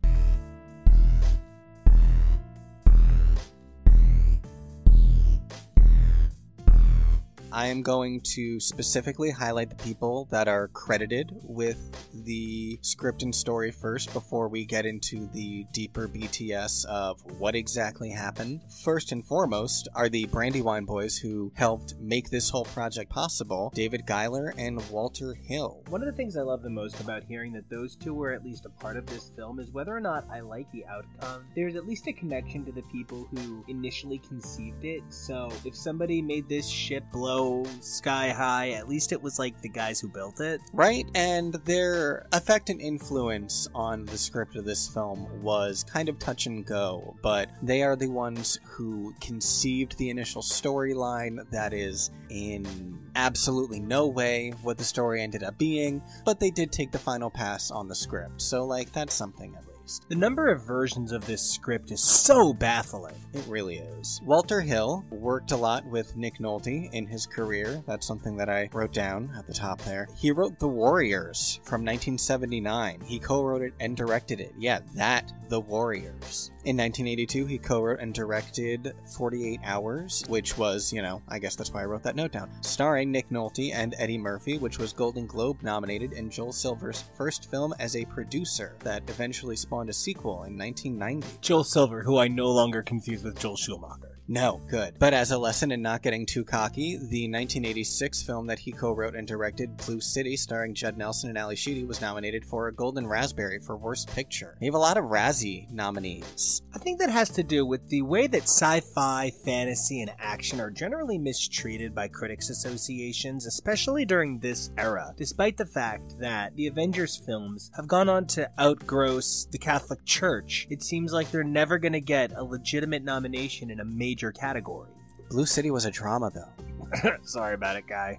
He also co-wrote and directed the 1988 film Red Heat, starring Arnold Schwarzenegger and Jim Belushi, which was the first American film given permission to shoot in Moscow's Red Square, though most of the scenes set in the Soviet Union were actually shot in Hungary. Also, the score was by James Horner, so, these things are just always doing that. He won an Emmy in 2004 for directing an episode of Deadwood, and more recently was the writer and director of the controversial Michelle Rodriguez film, The Assignment, in 2016. It is the wildly trans-frictional film starring Sigourney Weaver as a mad plastic surgeon who forces gender reassignment surgery onto a man, turning him into Michelle Rodriguez. No, Sigourney, what have you done? Michelle Rodriguez was super defensive, and so was Walter Hill. Frankly, he says that he wouldn't make a movie that hurt trans people. Some of them have had a tough time of it, all of them, buddy. And the last thing I want to do is make anyone's road harder, but look, I understand the concern. Is it lurid? Yes. Is it lowbrow? Well, maybe. Is it offensive? No. I'm just trying to honor the B movies that we grew up with. Honoring something that hurt somebody isn't a good move.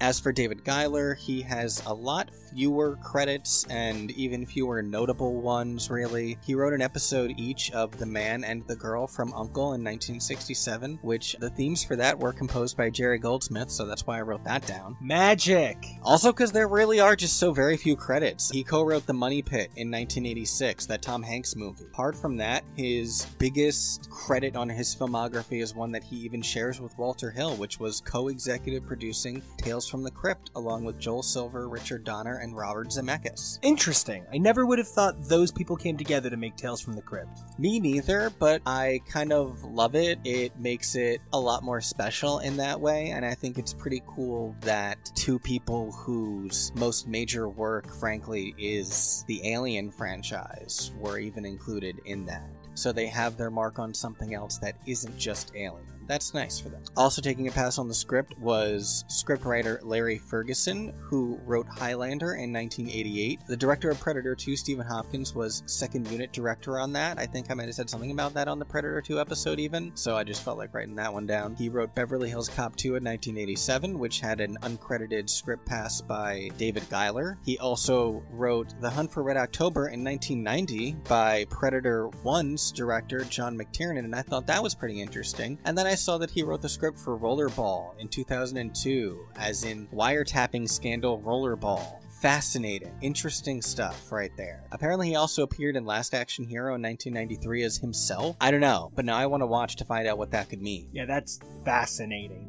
Hey, Hollywood insiders, here's a joke for just you. The last person to get official credit on the script or story of the film is director Vincent Ward, who got a story credit based on his contributions to the ever-changing script. He's done a ton of stuff that I haven't really heard of. The only thing that I saw that I recognized and had anything that seemed like it was noteworthy was that he directed What Dreams May Come in 1998. I remember that was like a big deal back in the day. And that was such a big deal because that was like the Robin Williams is now a dramatic actor renaissance. And it was like just everything Robin Williams did for a minute was fucking Patch Adams, even when it sucked as much as Patch Adams. And it was Cuba Gooding Jr. trying to like have more dramatic roles as well. So yeah, plus pretty. That was back when CGI was like still breathtaking. Toy Story was beautiful back in 1996, wasn't it? Ow. Yeah, kind of like the little crawly alien in this movie. So initially, the Brandywine Boys were less than enthused to continue the Alien franchise. They were a little bit afraid of fatigue, but they opted to explore the duplicity of the Weyland-Yutani Corp and their desire for the biological weapon. Settling on a two-part story, the treatment for the third film had them facing off with a militarily aggressive culture of humans whose rigid socialist ideology had caused them to separate from Earth society, with very strong Cold War analogies. Hicks would have been promoted to protagonist, with Ripley merely cameoing in this film, only to return in the fourth, an epic battle with alien warriors mass-produced by expatriated Earthlings. Sigourney Weaver was super into having her reduced war because she was not happy with Fox at the time, which we have already alluded to a few times, and she was described by some as seeming, quote, doggedly unwilling to participate, end quote. And that's one of the things that I remember from my childhood. I've joked and talked about growing up in the con circuit and fandom, and one of the things that you heard a lot was, oh yeah, Sigourney Weaver was a real bitch about Alien 3, that's why it sucked so much. But we've come to find out so many more things played a factor in that. She was horribly mistreated by the production company. She really was, and she frankly wasn't sure how she felt about Ripley continuing with the franchise either. At a certain point, how much can you do to one character and what you've clearly established is a pretty expansive world? The first writer to be brought on to the project was scriptwriter William Gibson, who wrote a script that he mockingly summed up himself as Space Commies Hijack Alien Eggs, Big Problem in Mall World. He, from what I understand, mostly followed the Brandywine concept that I outlined before in a highly action-oriented script that focused mostly on Hicks. He also evolved the alien conversion process. Instead of just a small chest burster, the alien would convert the bones and innards into a xenomorph that would burst through the host's full skin, like a full-size warrior, as well as introducing the idea of the alien virus becoming airborne. I like alien virus becoming airborne, but I really don't think I like...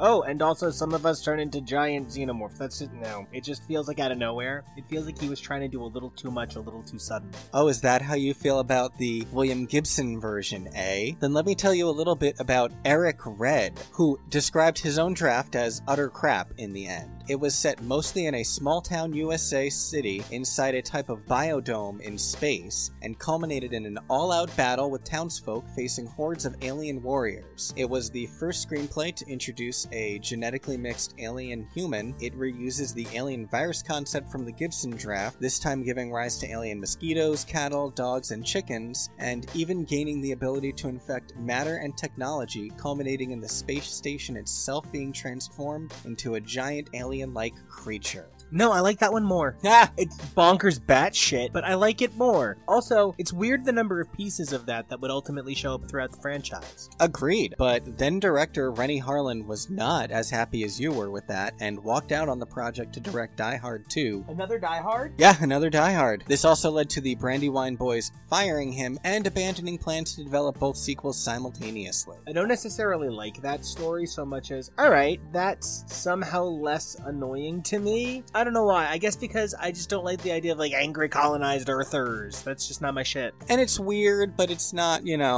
prison rape weird. The next scriptwriter to take over after that was David Toy. I hope I'm saying that correctly. He wrote The Fugitive in 1993, Waterworld in 1995, G.I. Jane in 97, and the Riddick films in 2000, 2004, and 2013. I didn't kill my wife! I don't care! His draft is the one, unfortunately, that introduced the concept of a prison planet, but here it was being used for illegal experiments on prisoners. He was also the first to introduce many later used alien concepts, such as scientific testing, cloning, and victims, here multiple, being sucked through a hole in a hull breach, like from Alien Resurrection. I'm really uncomfortable with Tuskegee morphs. It was around this point in production of the film that Ripley started being written back into the spotlight. Even so, the new director, Vincent Ward, was not interested in Toy's draft and scrapped it for his own vision, which, well, the word arresting was used for this concept by both Empire Magazine and Sigourney Weaver, where Ripley's escape pod crash-landed on a monastery-like satellite, which had an inner wooden planet approximately 1 mile wide with various settings ranging from wheat fields to a dungeon where Ripley is thrown when the monk inhabitants ignore her advice about the beast that came with her. At first believing the star in the east, or Ripley's pod, to be a good omen, the Luddite-like monks soon come to believe it is a sort of religious trial for their sins, and that the alien is the devil. Some wonder if their trial is partially caused by sexual temptation, with Ripley being the only woman among their community for 10 years. This explains where a lot of the weirder stuff in Alien 3 came from after the Gibson and Toy drafts, to be honest. But at a certain point, I'm just like, did you film that stuff and we're stuck with it? Or were you like, no, let's keep this draft? Like, it was a piece of paper, throw it the fuck out, bro! I'm not 100% sure how I feel about Wooden Planet in space. I'm kind of pretty glad that they didn't try doing it then, because Brandywine and Fox were obviously hesitant about it, bringing up the logical problems of creating and maintaining a wooden planet in space. I don't know if I would agree with Fox exec John Landau, who referred to it as artsy-fartsy compared to the, quote, big commercial films of Ridley Scott and James Cameron. But I could kind of see where he's coming from. There's one quote that I saw where they were talking about, like, this wooden book lift, and the person talking about it was like, oh, imagine the action sequences that you could have done on that. And I'm like, a wooden monastery book lift with an alien jumping up and down on it? I'm not sure that's, like, as cool as you think it sounds. I mean, I think it actually sounds, like, really visually beautiful, but I really don't think it's a great dynamic. That's like, we're gonna have a really cool action sequence in a treehouse. It's like, let's add fire to Home Alone. It just doesn't work. It's not something I think they would have been capable of at the time. Interestingly enough, that's a pretty good comparison. Let's add fire to Home Alone. Now you could do that with computers. At the time, you might have burned Macaulay Culkin's eyebrows off, and that's not something that you want to do. No, you save that for Michael Jackson and Pepsi commercials. So despite managing to dissuade the Brandywine producers from changing the planet to an ore refinery and the monks to prisoners, Fox's list of demands were met with Ward's refusal, and he was fired. The basic structure of his story still shows, though, on the final film. And, you can see it. Feeling creatively drained from the whole process, Hill and Giler called in script doctor Larry Ferguson, and his work was also not well received, particularly by Sigourney Weaver, who felt Ferguson wrote Ripley like a pissed-off gym teacher. Which I can see. I don't think the shaved head helped. I'm getting sadder the more we're talking about this, and I was already pretty sad. I have positive things to say about the direction, but this explains all of my issues with the story. And it was at this point that Hill and Giler took back creative control of the screenplay themselves. They melded aspects of the Ward Fasano script with the Toy Prison Planet draft, and there you go. Sigourney Weaver actually had a clause written into her contract stating that the final draft should be by them, believing that they were the only writers besides James Cameron to write the character effectively. Well, alright.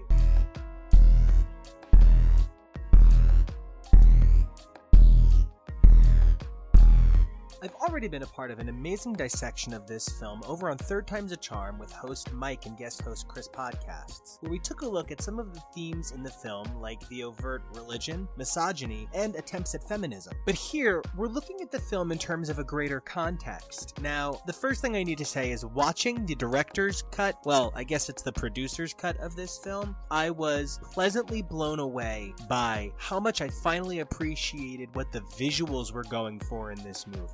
I definitely agree. It feels like an Alien movie still. It feels continuous with the two films that came before it. Even if I, have some very strong opinions about the plot that was ultimately chosen and the fates of characters from previous films, it still feels like it's part of the same franchise, and that's very important to take note of. I do, however, have a problem right off the bat with the death of all of the survivors from the previous films save for Ripley. That's what I'm saying. From there, we move quickly into a film that I really feel like doesn't introduce many characters to care about. Ultimately, I care for one character in the entire film introduced here, and that is Dylan. I feel things for a few of the different characters. I feel for 85 for a little while, and Charles Dance's character from time to time I enjoy, but he is just such an obvious plot device that it just becomes annoying at different times. The opening crawl of scenery is really beautiful, and I appreciate what they're trying to do. Even if Fincher didn't have as much control over the script as he would have liked here, something he does do is masterfully creates the atmosphere of this prison planet. There's a feel of cultishness, there is the uncomfortability of a sweatshop layered with the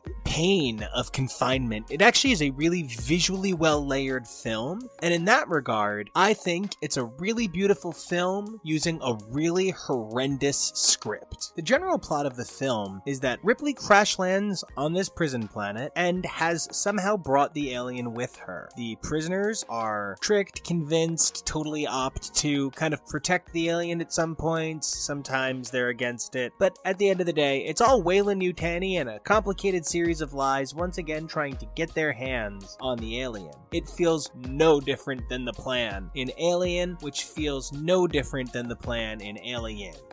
The only difference I would say between Alien and Alien 3 in terms of cast dynamic, apart from, the abysmal disproportionate ratio of gender and character motivations, is that there's more of the cast left earlier on that are aware that Weyland-Yutani want the alien at all costs, and so we are able to see what it looks like when a bigger team is working together. I feel like Aliens, being a military operation and having Carter there with them for most of the movie, it's very different. Here it's a bunch of isolated people outside, apart from the rest of society, who are being attacked by this alien creature, and there's absolutely no hope of rescue. Even if people reach them for rescue, they are more likely to kill the survivors and bring in the thing that is attacking them alive. And that harkens much more back to the first film than anything else. I really appreciate that contrast because other than a couple of unique trope or convention elements like the aforementioned attempted rape scene of Ripley, which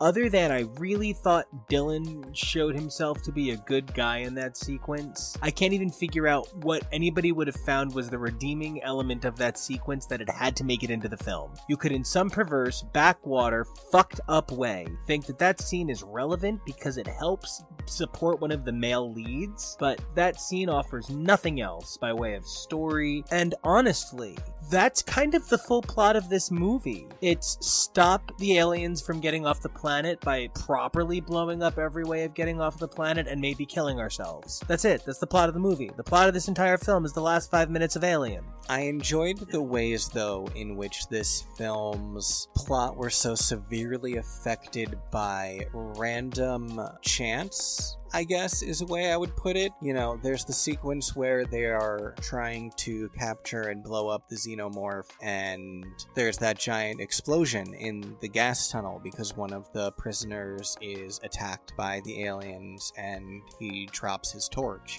Or the fact that Gallic releases the alien due to his insanity, and people underestimate what he is able to do because he seems innocent, and he, in his insanity, thinks that the beast is something that it's not, and all he ends up doing is getting himself killed and releasing it, and starting all this crap up again. It's an annoyance and a frustration, but that is what happens sometimes in life. And I'm glad you brought up the alien itself, because depending on what version of this film you saw, you might have seen a cow alien, or you might have seen a dog alien, because this film had so much revision to it that down to during producing the film, what the alien was going to have made a baby in, I don't know how I want to phrase that, it was changed, and it's just wild.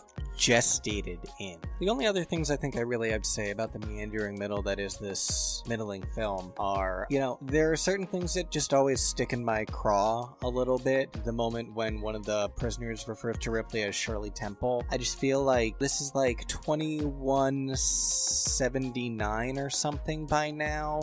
I don't think that that is super current. And what the fuck kind of pansy-ass prisoner is that? Yeah, woman, you want animal crackers in that soup? Monkeys and rabbits, loop-de-loop. Yeah, like what super criminal is making Shirley Temple references? I also think it's really interesting when Ripley encounters a xenomorph for the first time in this film at about an hour and 8 minutes. The shot of the xenomorph coming up in her face is like one of the most iconic shots of Ripley with a xenomorph, and I think it's really interesting that a film that is generally not considered one of the best by the biggest Alien fans has such an iconic shot for the franchise that is so frequently used in merchandising and advertising and so on and so forth. And I think that goes to the heart of what I was saying earlier, that it's just a really beautifully directed but incompetent film. Yeah, like one of the things I noted as we were watching was during the scene where Hicks and Newt's bodies are laid to rest and the alien is born out of the babe, the blue ox. It's a really cool moment of symbolism / foreshadowing / symmetry in that it reflects the way that Ripley ultimately sacrifices herself to the same molten pit to prevent Weyland-Yutani from getting the specimen. In the non-director's cut, the chest burster actually starts to come out of Ripley's chest as she's falling, whereas in the version that we watched, it does not. But if you take into account that there is a version where it does, the symmetry between that and the scene where the ox baby is born is a really interesting parallel. And I agree that the symbolism is there, but I don't know that it even needs it. I think in a lot of ways, the chest burster coming out of her chest is very explaining the joke, and I don't need this explained to me. Okay, I got that.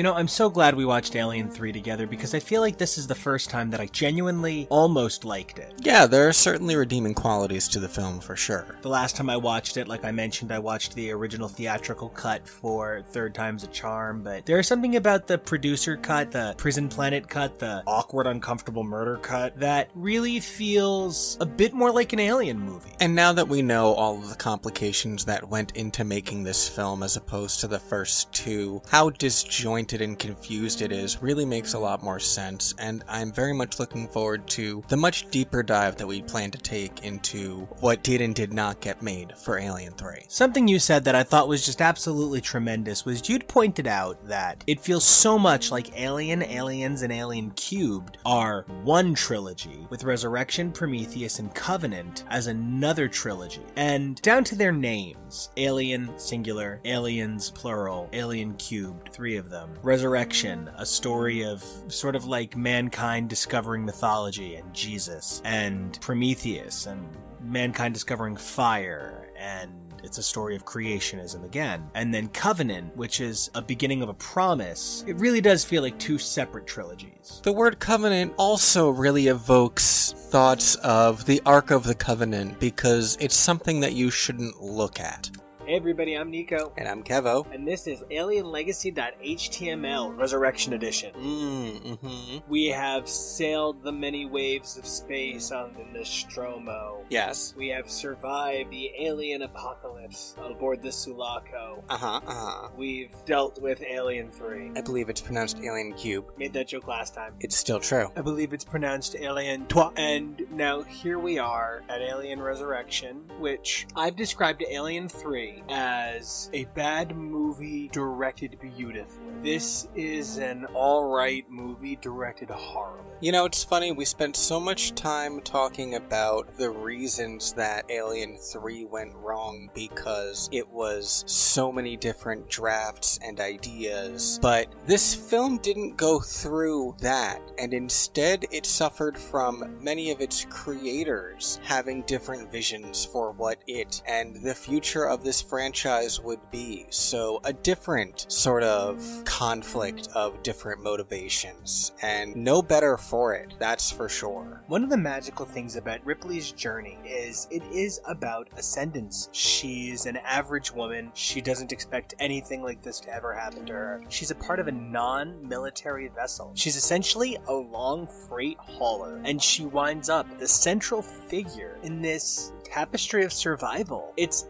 very different than the life she expected for herself, and it's on a much grander scale. She couldn't have seen her ultimate destiny lying in an endless process of rebirths. And that's part of why Sigourney Weaver, I believe, became so hesitant to continue reprising the role of Ellen Ripley, because she understood that about the character. There's something inherently special about Ripley, yes, because she is a very heroic figure, but it's not an actual special destiny. She just got caught up in something very complicated, and to keep bringing the character back over and over again, she was afraid of Ripley becoming a figure of fun, so to speak, who would continuously wake up with monsters running around, and was very worried about what that would do to a character who by this point in time had become so iconic. And it's interesting that you say we just keep waking up to monsters. I believe I recently read something about the fact that they've been kicking around Alien vs. Predator since between Alien 3 and Resurrection, and they legitimately considered doing AVP as early as the mid-90s, which for Sigourney Weaver was a big no-no. And she initially was going to depart the series because of this, thinking that the idea was just god-awful. Oh yeah, I definitely read the same thing. And I think, in that sense, we could have gotten, like, Ripley Van Helsing, and that would have been awesome, but at the same time, I don't know that Ash and Ripley teaming up against the monsters is the franchise I've always been craving, but now it clearly is. And it's interesting how far you can stretch things like this without breaking them. I would love to see that version of a film. I don't know if that is what I would want for the core character of Ripley. I think that might be a little too over the top, but the thing that immediately flashed in my mind was when they were first adapting, of all things, the novel Twilight, and at first they were discussing the idea of Bella Swan being a motorcycle driving vampire hunter, and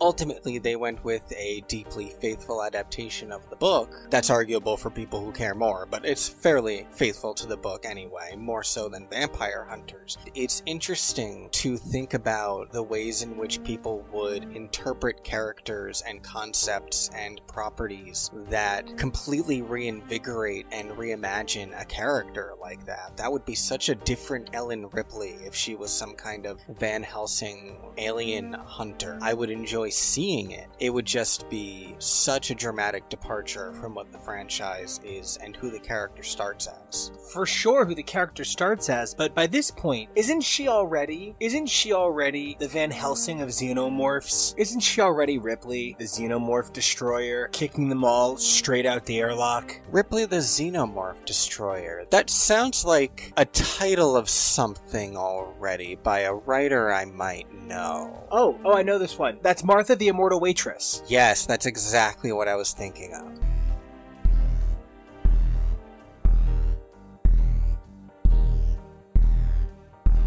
By all accounts, from the top of this thing, 20th Century Fox was specifically impressed with Whedon's work as a screenwriter, hired him to write the film. His credits at the time were a bit few, so I'm kind of surprised that they were so impressed. At the time, he was mostly known as having been a staff writer on Roseanne and Parenthood, and as a script doctor. Some of his works include The Getaway, Speed with Keanu Reeves and Sandra Bullock, Waterworld, which was co-written by David Toy, who got mentioned in the Alien Cubed episode last week, as well as Twister. He also, while script consulting, wrote the scripts for the Buffy movie, Alien Res, an early draft for Atlantis: The Lost Empire, as well as co-writing Toy Story and Titan AE, the former of which earned him a shared Academy Award nom for Best Original Screenplay. It's interesting that I've found that most of those titles that got made, Joss Whedon is deeply unhappy with the results of. You gotta start to wonder if this man is ever happy with the way his work comes out. It's also fascinating to realize how indelible his mark has been on so many franchises, whether directly or indirectly. Obviously, he's responsible for Buffy. He's the fellow who directed the first two Avengers movies and consulted on Thor and Captain America, as well as helping shape the second phase of the Marvel Cinematic Universe. He wrote Astonishing X-Men, one of the most significant runs on the franchise in the last 20 years. He wrote one of the few arcs of Runaways in its early years not by the creator. He even, we can step back and see, has worked on Toy Story, Alien. The man's fingerprint is all over so many careers, and then there's even franchises he's affected indirectly. Summer Glau was discovered by Joss Whedon, and then he put her in an episode of Angel, which led to her being a regular on Firefly, which also led to her being in the Terminator TV show. And like most science fiction franchises, sooner or later, Who is she, Jewel State? they were impressed with his script doctoring, I guess, and hired him as the screenwriter for Alien Resurrection, which was initially imagined to center around a clone of Newt, actually, and he composed a 30-page treatment before being informed that, though impressed with his script, the studio now intended to base the story on a clone of Ripley, whom they saw as the anchor of the series. It was actually Geiler and Hill who suggested cloning as a way to bring Ripley in, though they were opposed to the whole production, feeling it would ruin the franchise. That has to be such a weird thing to then be known for. Back in Comics Land, one time Peter David made a joke at an X-Men summit when they were like, okay, but we need something.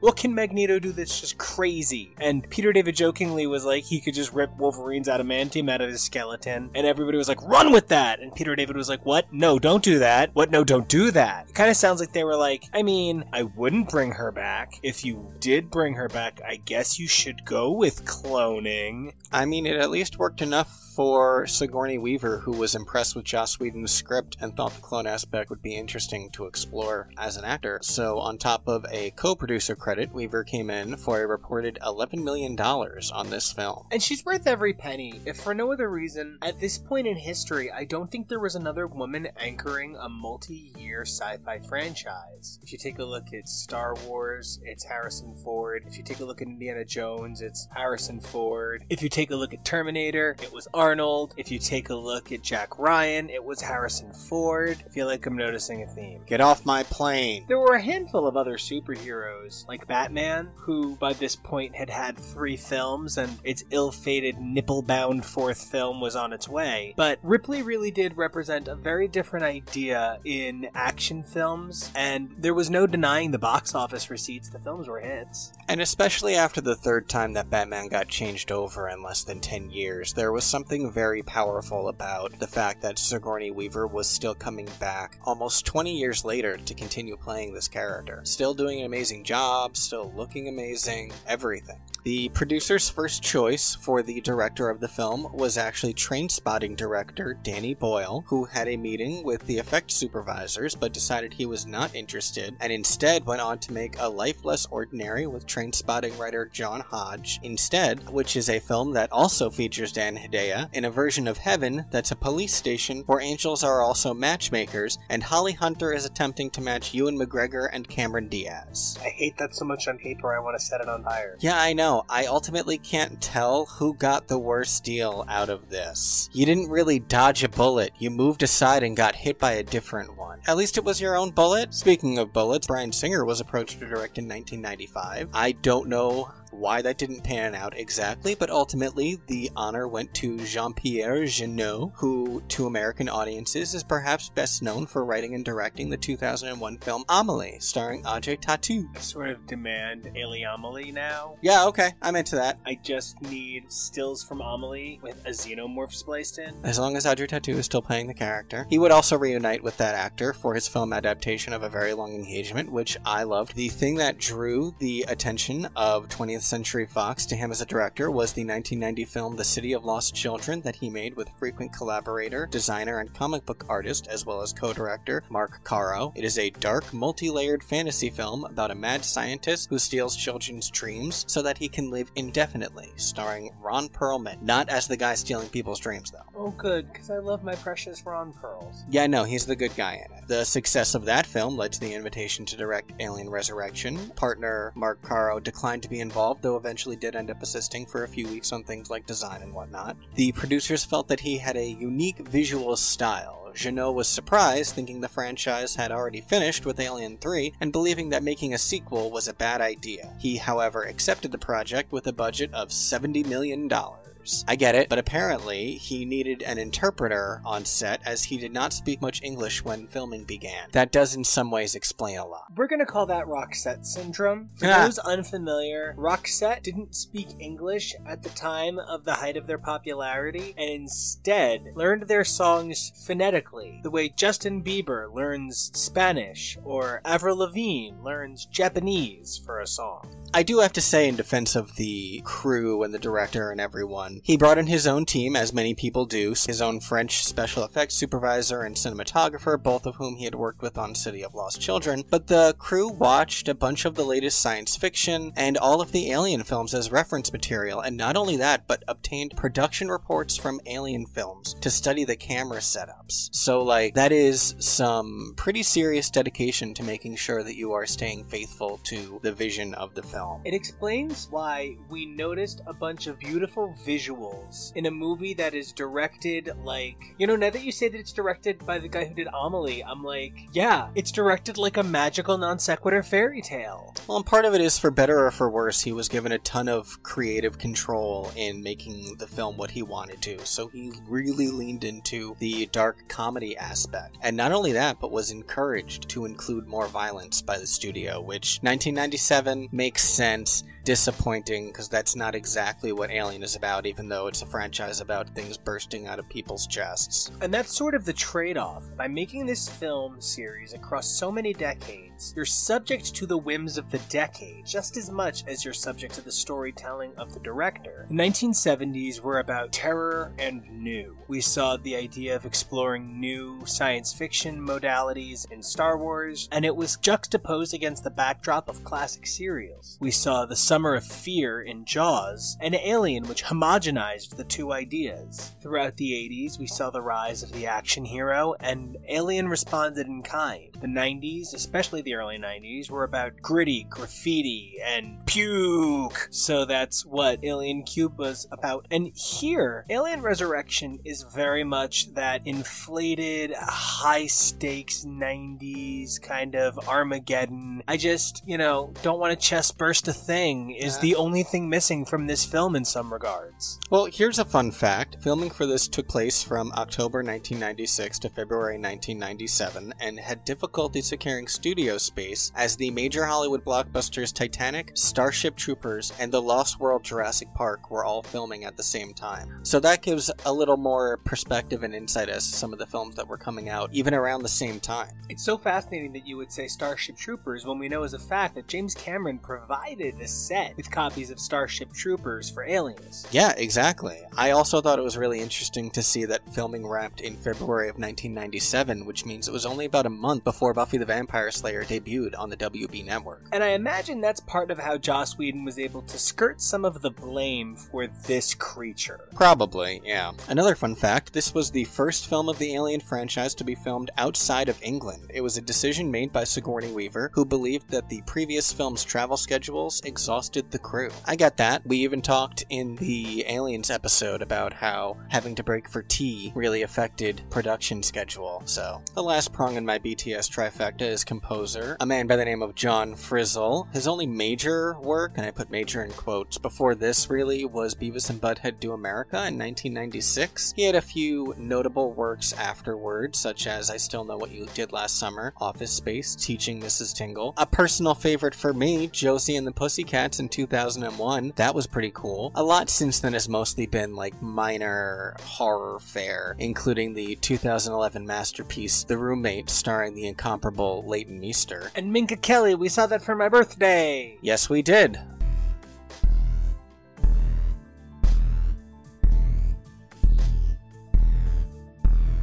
I think Dan Hedaya looks kind of like an angry raccoon. Yes, he looks like the human form of an anthropomorphic, angry cartoon raccoon. But like a city raccoon, not like a Miko raccoon. Yeah, like a smarmy raccoon who's very like, are you coming into my trash can? If you're coming into my trash can, you ask for respect. Yeah, and frankly, Dan Hedaya being such a major character in this film is probably one of the major reasons that it was so hard for me to immerse myself in it. I just keep seeing Cher Horowitz's dad, and that's not Dan Hedaya's fault, but it is what it is. Also, that one guy who looks horrifying and was horrifying in everything. What's his name in Lord of the Rings? Is it Wormtongue? Is it? It might be, yeah. Ooh, I hadn't realized that that's also that guy. I always think of him as Billy Bibbit from Cuckoo's Nest, and can't, disturbing, I can't see him in anything else, and his character is annoying. If you listen to X's for Podcast, he a little bit reminds me of a Gargunza type character. A very annoying, snarky, rude scientist trope, and I think putting a performer in the role who I already don't enjoy probably didn't help. And it's sort of that trade-off. The Alien films are mostly populated by actors who portray characters that become part of the scenery. One of the magical elements of Alien is that Alien always feels like a scenic experience. I will say this for anything I didn't like about Alien Cubed, at no point did I feel that it broke the mold of the other Alien films. I just thought that it executed it the most poorly.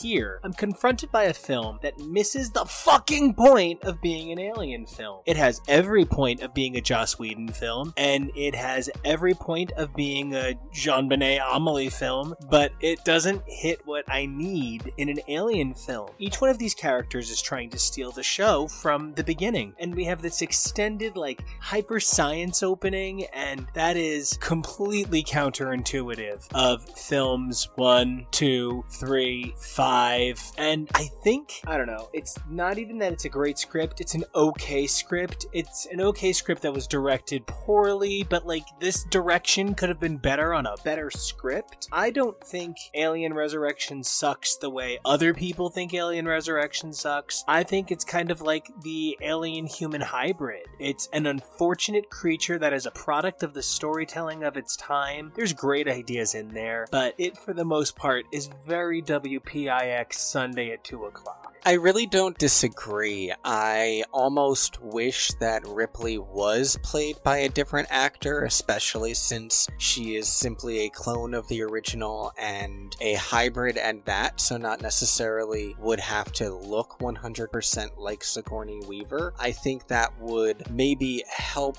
develop the sense of it not being an exact continuation of the same story.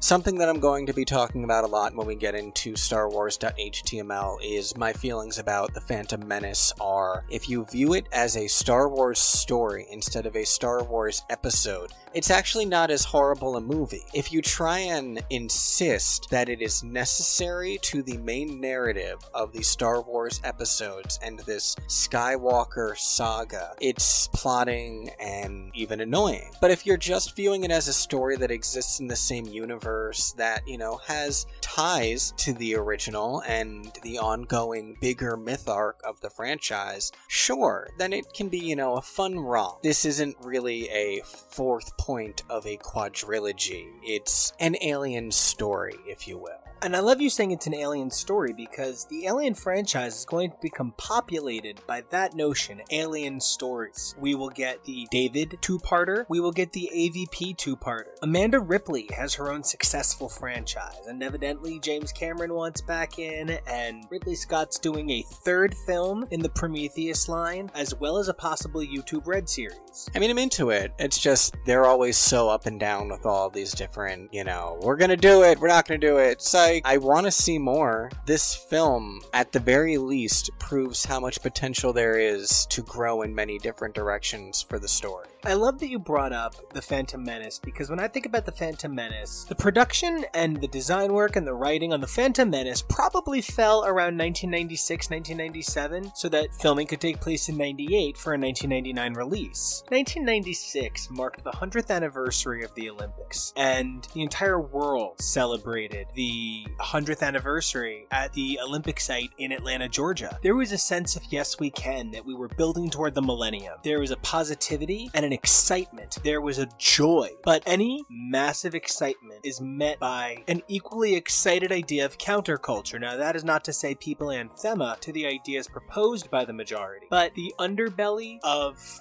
that warm positivity that was the focal idea of Phantom Menace was things like Transmet being published and written by Warren Ellis, which gave birth to The Matrix, and this sort of emerging idea of cyberpunk body horror. And I feel like this very much fit that horrification of science fiction toward the end of the 90s. That was a response to the celebration culture that the 100th Olympics and Millennium brought about. Oh, absolutely. Whether you feel positively or negatively on this film, a lot of the Ripley clone saga is iconic in science fiction. That kill me scene with the clone begging Ripley to kill her is so well known and is frequently paid homage to. This movie also sets the groundwork for a very popular style of horror film that's going to follow, whether it's films like Cube or Resident Evil. This idea of we're trapped in a murder game, we have to get out, with a science fiction bend to it, becomes very popular. And it really is its own genre of film in such a way that I actually kind of merge parts of this film with parts of Resident Evil in my head, which makes no sense because I think Michelle Rodriguez only plays the alien in Resurrection. You know, I actually really get what you mean. I hadn't considered that point before, but I really do see it now. I think because the trend took so much longer after Alien Resurrection to pick up steam, I hadn't considered it. But yeah, and it feels like an evolution of the original Alien concept, but it's now become a little bit more of a pattern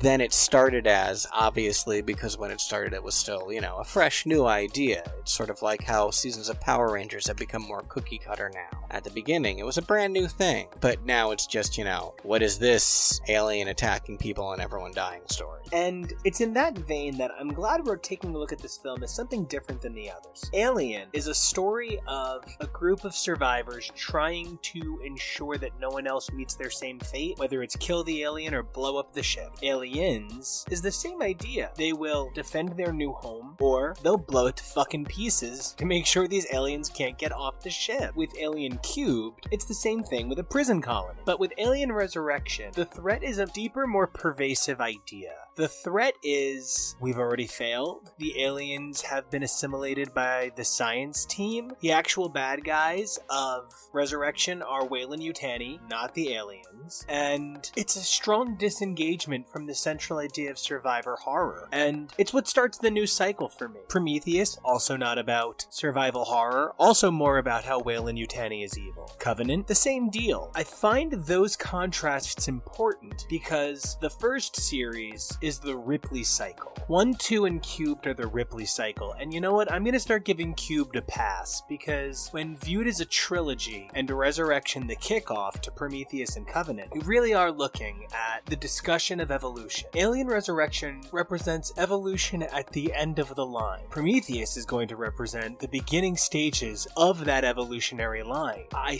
think looking at it that way, Alien Resurrection may watch better after Covenant, but then would suffer from being 2 shitty movies in a row. Yeah. And also being 20 years before the quality of Covenant, because no matter what, it's a beautiful film. Well, unfortunately, that is one of the perils of telling a science fiction franchise over 40 to 50 years, is that technology is going to improve. I'm sure Covenant is going to look embarrassing 30 years from now. And B, you know, that's one of the things that gets me about this franchise. I would love to sit down and do a chronological watch of this, like you're suggesting even. But this film leaves me with so many more questions just like, why is Paris a wasteland? What's going on at this point 200 years in the future? We aren't really given a lot of information about what is going on in the world. We know that Weyland-Yutani is still evil 2 centuries later, but that's about it. I don't even know what world they live in anymore. Are we ever gonna see more stories there? Are we gonna see stories about what led us there? I don't know. I think another thing that tripped me up about this movie, though, is you mentioned the aliens aren't the bad guys, Weyland-Yutani is the bad guys, and I agree. I think the dynamic is flipped where Weyland-Yutani is more prominent villains, but there's no heroes in this story, to be honest. The pirate people that we are supposedly supposed to root for kidnapped a bunch of innocent people and sold them into medical experiments that killed all of them. I don't root for any of these goddamn people. Unless you're gonna tell me that Johnner and Reese are a gay couple after they kiss at the end, because, like, queer visibility, I'll give you a minor pass, but otherwise, no. And I really agree with you, because I feel like one of the biggest problems is Alien is meant to be about flawed people, and so frequently the people behind the lens get confused and they make it about horrible people,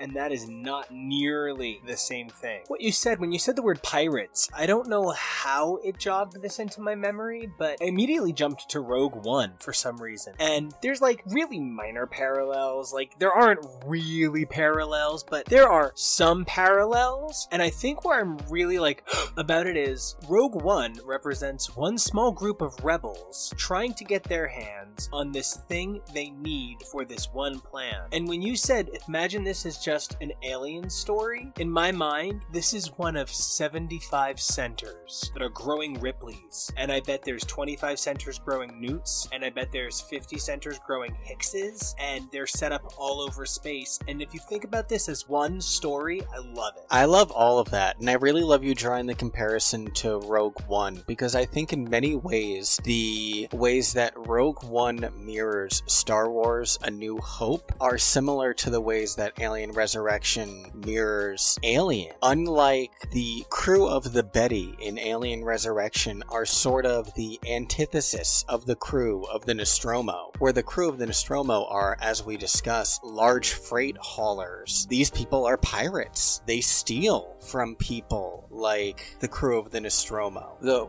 rebels in Rogue One aren't real rebels. They're just a ragtag group of criminals, basically, who are also living under the thumb of the Empire. But unlike Alien Resurrection, Rogue One is a story about people like that who come together for a positive goal and to accomplish something good. And it's one of the ways in which the franchises are very different. Star Wars is a science fiction franchise about people doing that, coming together to do good for each other. And Alien is a franchise about how it doesn't matter if you're a good person or a bad person. A xenomorph is still going to kill you indiscriminately. And there's another layer to that too. They're all kind of products of their time. In the 70s, CB radios were all the rage, and people communicated while traveling great distances, and it was this new idea of freedom thanks to improved automotive transport. And a sense of isolation too. Absolutely. The response film, in that regard that this is, for the 90s, represented corporations are out to get us, and what's in our food, and sort of like gross out horror of the 90s. By the same token then, Rogue One represents this idea that we can work together to stop political unrest, even if occasionally our methods are minorly nefarious. I concur.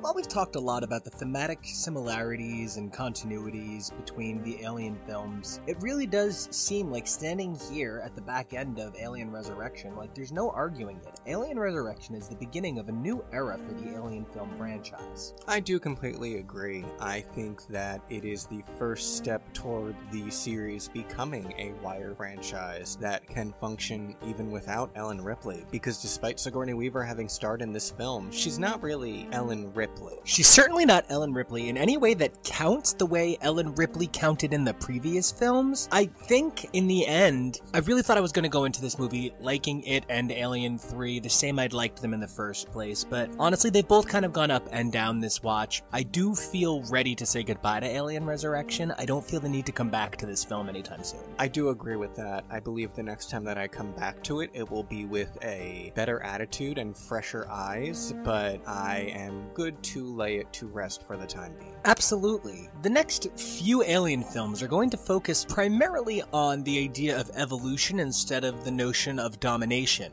And in that regard, Alien Resurrection is the uncomfortable precursor to Prometheus. Say what you want about Prometheus and Covenant, but in some ways, I guess, to compare it to even another sci-fi franchise, you could argue that Alien Resurrection is the original Battlestar Galactica to Prometheus's revamping in the form of the sci-fi Ronald D. Moore Battlestar. Kind of takes like elements of that very cheesy time and something that didn't age so well and tries to age it into a modern way. I kind of see what you're saying. Yeah, I don't love how accurate that is chronologically in terms of time gap between Resurrection and Covenant, because now I feel unbelievably old, but you know, time makes fools of us all. Hey everybody, I'm Nico. And I'm Kevo. And this is AlienLegacy.html. Yay! What began as a project investigating my favorite movie franchise of all time, the Alien films, has turned into a series of bizarre derailments, all in the name of good fun, I guess. But really, it's been fascinating taking a look at this franchise. I found the BTS that we explored on Alien gave new meaning to the film for me, and I thought the exploration of how hard James Cameron had to work to create Aliens was fascinating. Alien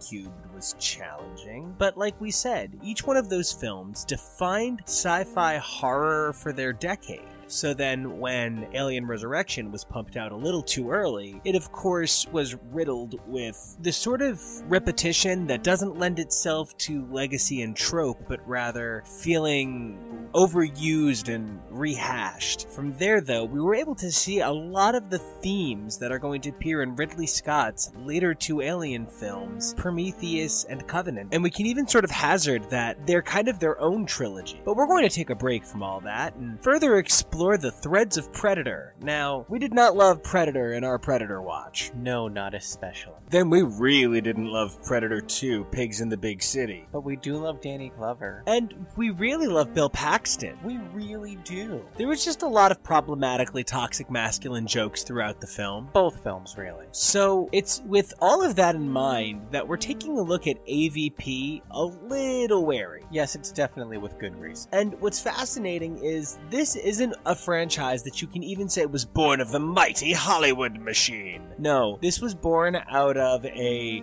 third-tier comic book company desperate to survive.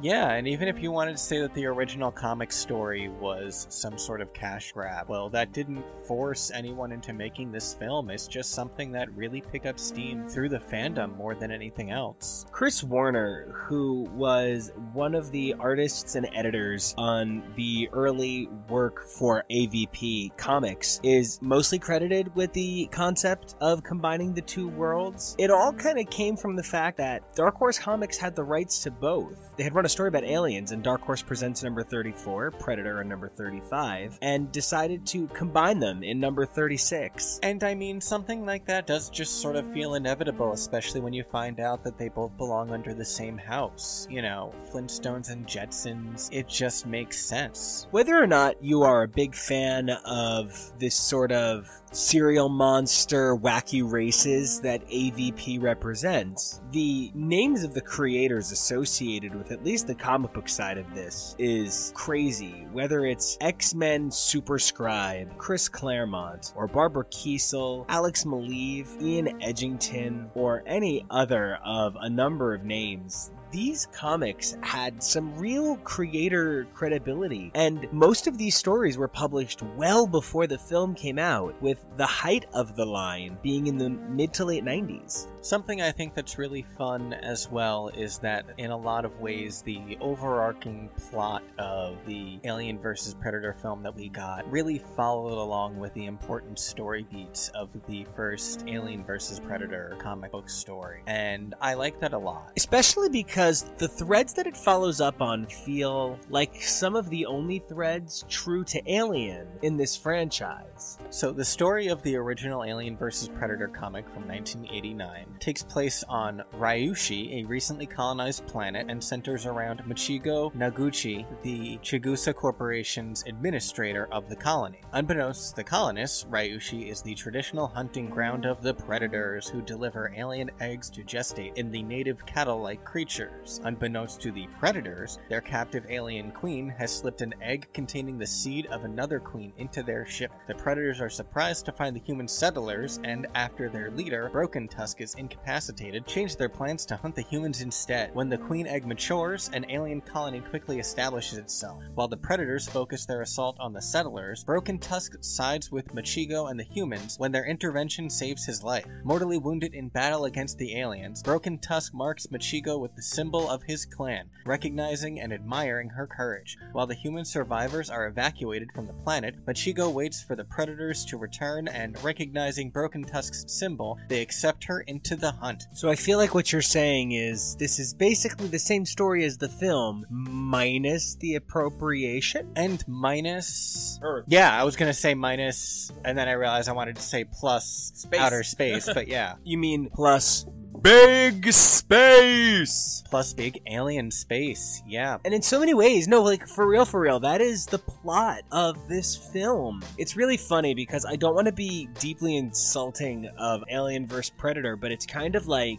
the parts of Apocalypse I didn't like as well. Like, they added the stuff I didn't like from Apocalypse 10 years before I didn't like it in Apocalypse. And you'd think people would have learned.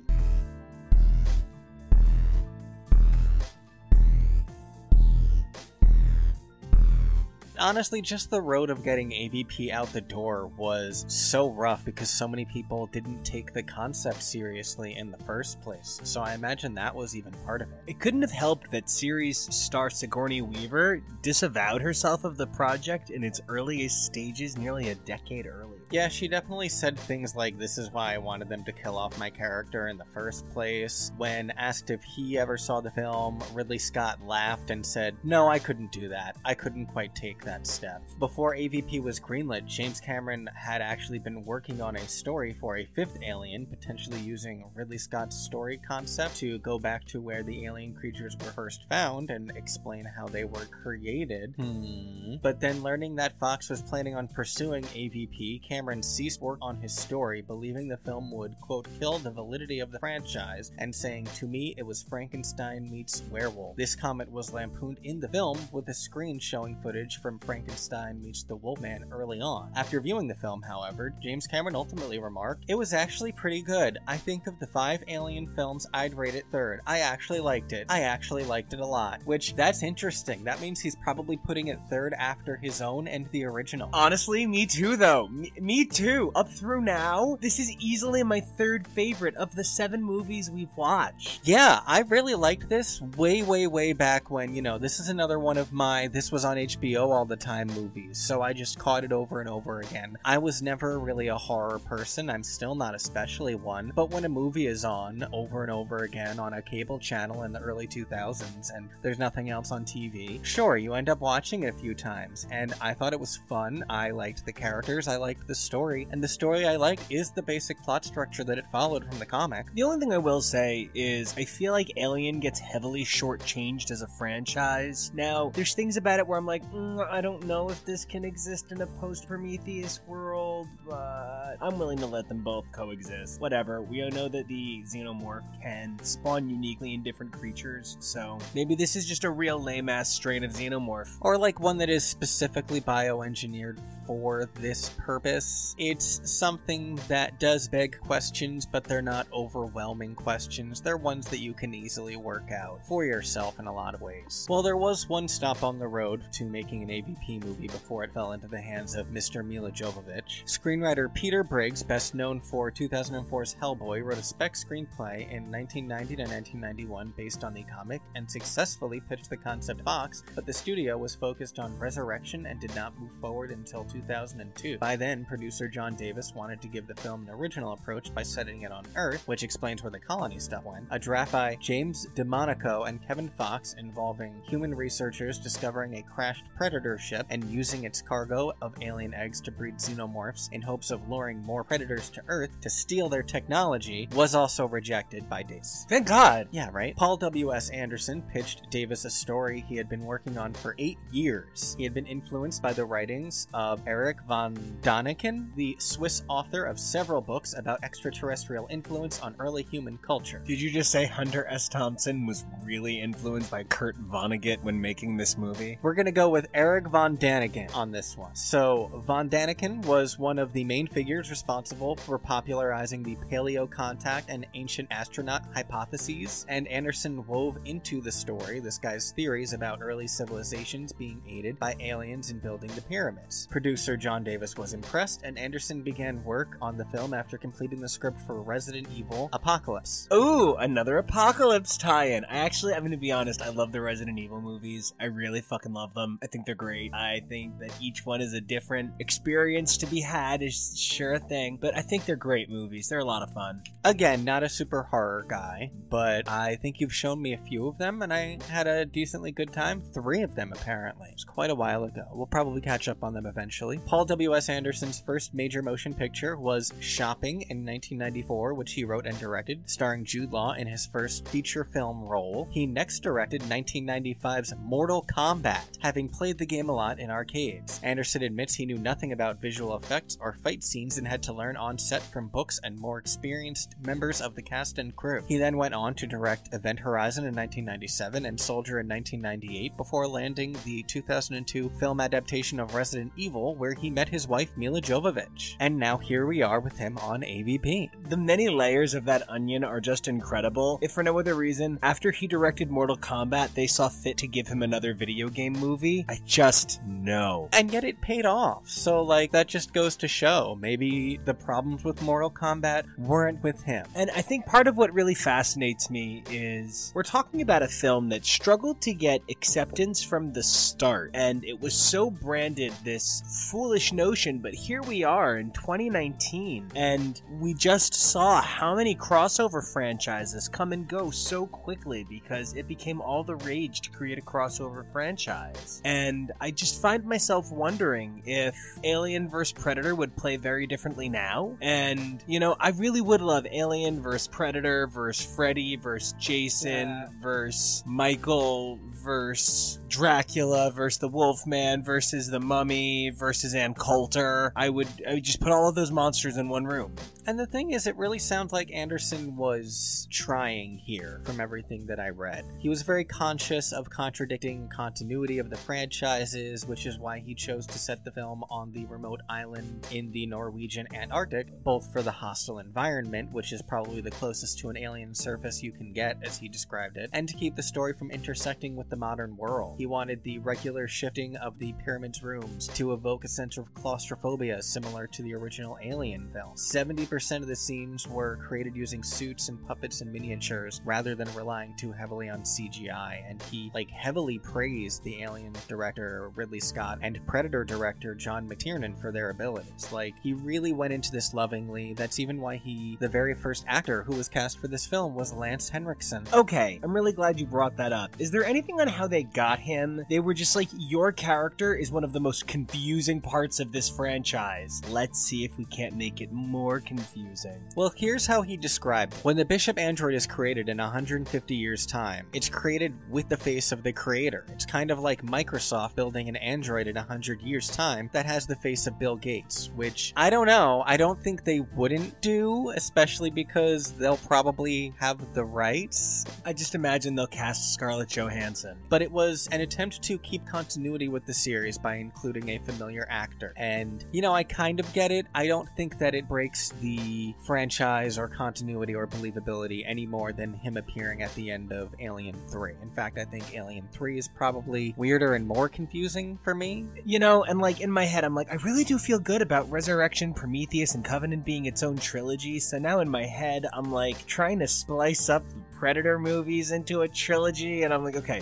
it's Predator, AVP, AVP2, and then the next one will be Pigs in the Big City, the Predatators, and then the Predatatoms, because all of their names are basically the same thing. It's just like one big Pretty Cougar Mellencamp, and it's so hard to keep it straight. I'm glad that you swung us back around to Predator as well, by the way, because speaking of wanting to keep continuity with the series, Anderson reported in an interview that California Governor Arnold Schwarzenegger was willing to reprise his role as Dutch for a short cameo if he lost the 2003 recall election, on the condition that filming would take place at his residence. However, he won with 48.58% of the vote and was not able to participate. Oh, that's where my Sigourney Weaver quote was. The reason I wanted my character to die in the first place and saying the concept sounded awful. Those are the quotes from Sigourney Weaver, so that's why her character wasn't brought back for continuity. But Arnold! But you know what? Where would she go? Is the Ellen Ripley trucker based on the original Ellen Ripley that trucked in the 1980s? Well, here's the thing. If they could get Sigourney Weaver, they would have revamped the entire story of the film around her, and you know that. But you're correct. She had no place in this story, and bringing her back for this story was not necessary. In fact, I do genuinely love that we got another film with a very positive feminist perspective. There is no point at which I feel the women in this film are treated like second class by gender. It's just an alien predator movie, so humans are treated as second class by life cycle. Everyone is pretty much dispendable in a movie. You're lucky when you survive.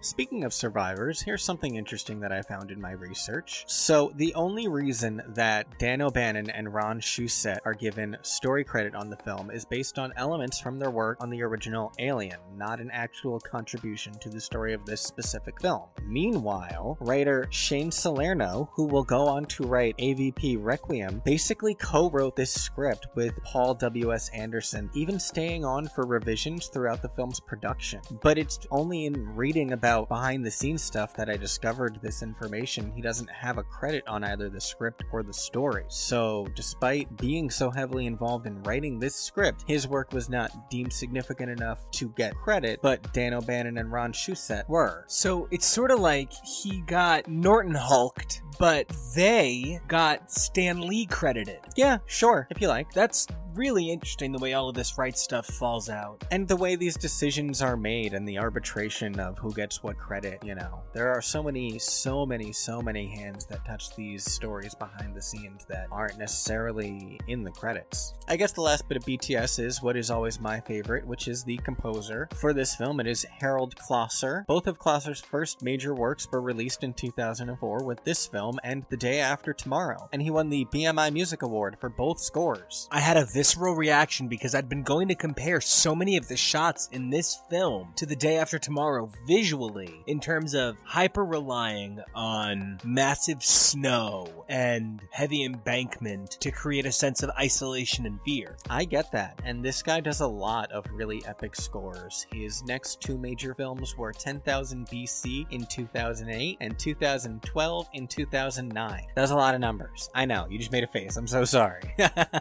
Well, then he's another guy who has a consistent partner in Roland Emmerich. And another fun fact is that they were both co-written by Harold Klosser. You don't really see composers like writing films a lot, and those were like big deals too. And usually when you do, it's the film writer is also a composer, like a John Carpenter. Yeah, right? His last two major works were White House Down in 2013 and Independence Day Resurgence in 2016. The score on the last four works mentioned were collaborations with composer Thomas Wander, who also worked with him on several other projects, and it was under the name Thomas Wanker that I am more familiar with his work as the composer for Buffy the Vampire Slayer from 2000 to 2002. I was not a fan of his work on that program. That is very interesting. Also, can I be real with you? Now I am desperate for Snuffy's Civil War drama.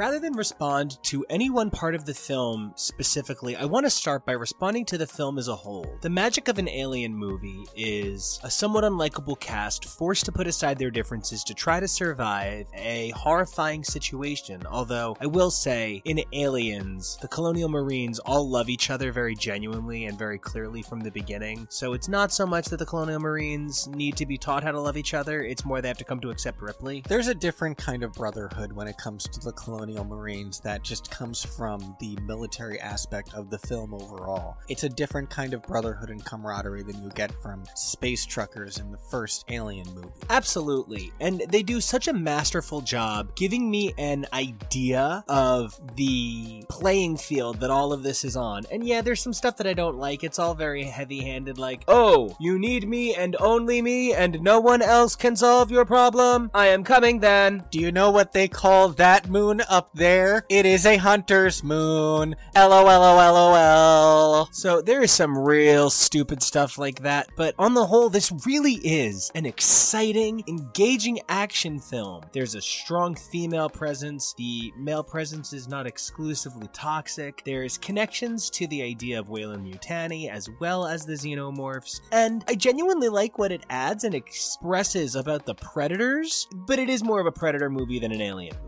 It is. It really is. Something that we said continuously throughout watching this is that this really feels more like Predator featuring special guest Alien than it does feel like an Alien versus Predator film, if that makes sense. It really does to me. I mean, obviously I'm saying it, so LOL. But I feel like what we're looking at is a really good attempt at trying to express why Predator is a valid contender. Alien by this point had 4 films. Alien had a legion of video games. It was a more culturally recognized term. It had a star more synonymous with it, because even though I would never question that Arnold is a more famous person than Sigourney Weaver any day of the universe, but the difference there is Arnold is best known for probably Terminator or Being Alive than he is for this role, and Sigourney Weaver, when you think of Alien, you say Alien Sigourney Weaver. Sigourney Weaver, star of the Alien franchise.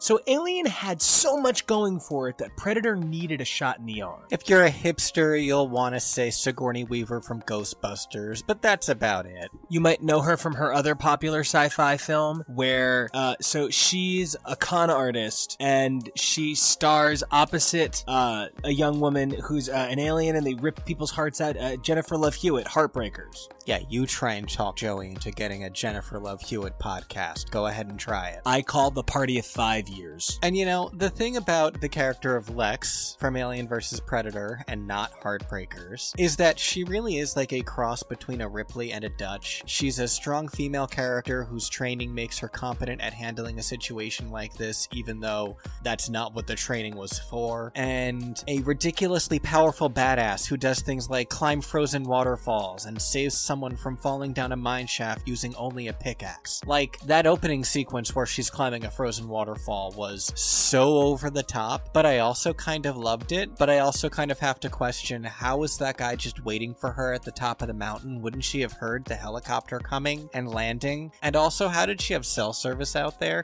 That one's actually not as big a deal though, because like that's something you're supposed to do when you adventure. So anybody who's ever been in a creative writing class or is a writing major of any kind has absolutely been in a class where somebody's like, and the entire time she's the killer and she doesn't know it. You know what I mean? Oh yeah. The entire time he was the president's missing daughter. Like, it's always stuff like that. And I do kind of feel like, and he's waiting on the top of the mountain. Surprise, that baby had the cure to cancer. Baby Hitler had the cure to cancer, and you killed him. That's right, this movie is so badass that we're not even giving you a minute to breathe until we give you like 20 minutes to breathe for a while there. You have to wonder if somebody worked out a deal where it was like, this is a good time to go get popcorn, bitches. Go get your popcorn. Yeah, kind of, a little bit. I want to draw attention to a fun little Easter egg in the film, a nice shout out to the X-Files franchise. The icebreaker ship is named the Piper Maru, which is a reference to, I want to say, season 7. Oh, why didn't I write it down? I love X-Files. I could talk about X-Files all day. I did a complete X-Files universe watch at one point. That was a lot of fun, and it's great to see something that influenced the X-Files, Alien and Predator, both be re-influenced by X-Files in the form of AVP. And this movie has Lance Henriksen, like from Millennium. You know, and Millennium is such a weird show to talk about because I think I like it. I think I liked Millennium. I thought the central bad guy was interesting. I think Lance Henriksen can act the hell out of anything. So I want to Well, but we like this film, and that's what we're here to talk about right now. I think it does do a lot of cool things. I love the abandoned whaling station. Apparently there is a deleted scene where we would have seen a bit of the previous hunt in 1904 as part of the opening. I don't know, it might have been cool, it might have sucked. You never know with these things. But I love the drill hole and the mystery of that. Like, obviously we know exactly what it is, but I think it's just fun. It reminds me a lot of the first Alien film when they're investigating LV-426, and, you know, you kind of are aware as the audience of where the film is going to go, but they don't, and I think that the characters play it off very well.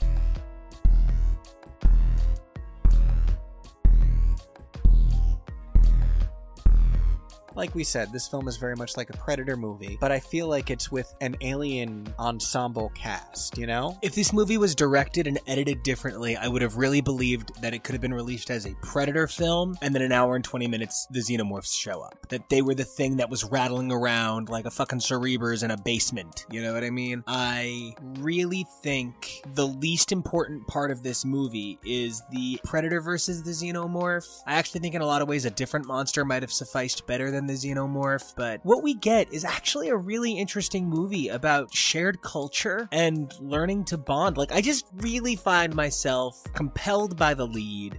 It's just unfortunate, you know, when somebody asks me to describe a really cool Rube Goldberg machine, I find myself stuck for words because, you know, it's just the thing hits the next thing, hits the next thing, hits the next thing, hits the next thing. It's a Rube Goldberg machine. And that's kind of what these alien pick-em-off movies have become. I just talk about kill to the next kill to the next kill. And it's not that that's numbed me to it, but for this one, the only things that matter are Lance Henriksen's Bishop Proto character dies a semi-honorable death, and Lex makes it to the end. Other than that, there's just not a lot of movie to discuss. And I really like your comparison to a Rube Goldberg machine. I think the film did a good job of giving us a setting that works for that sort of concept, though.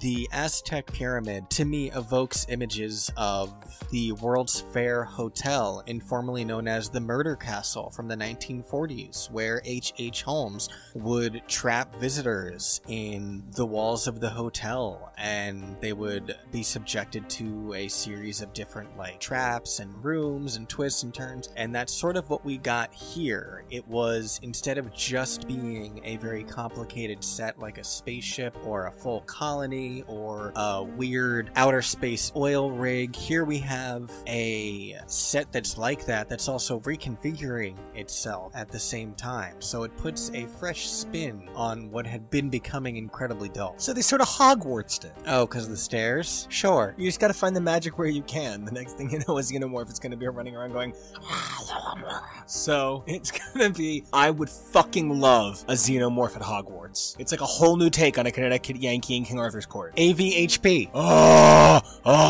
It just came to me. Voldemort versus a Xenomorph versus Predator versus Snidely Whiplash. I mean, it's no worse than what this film actually was. It's no different than the Predator versus Archie comic that I've seen on the shelf every time we've gone to the comic shop the last few months. And I honestly don't think there's anything wrong with it. I love this idea of a network of interconnected universes, and maybe they're only connected via a wormhole. For instance, the Star Trek and X-Men universes cross over through a dimensional rift, and I love that. I think it's fun to explore the way these ideas bounce off of each other in a harmonious reverberation.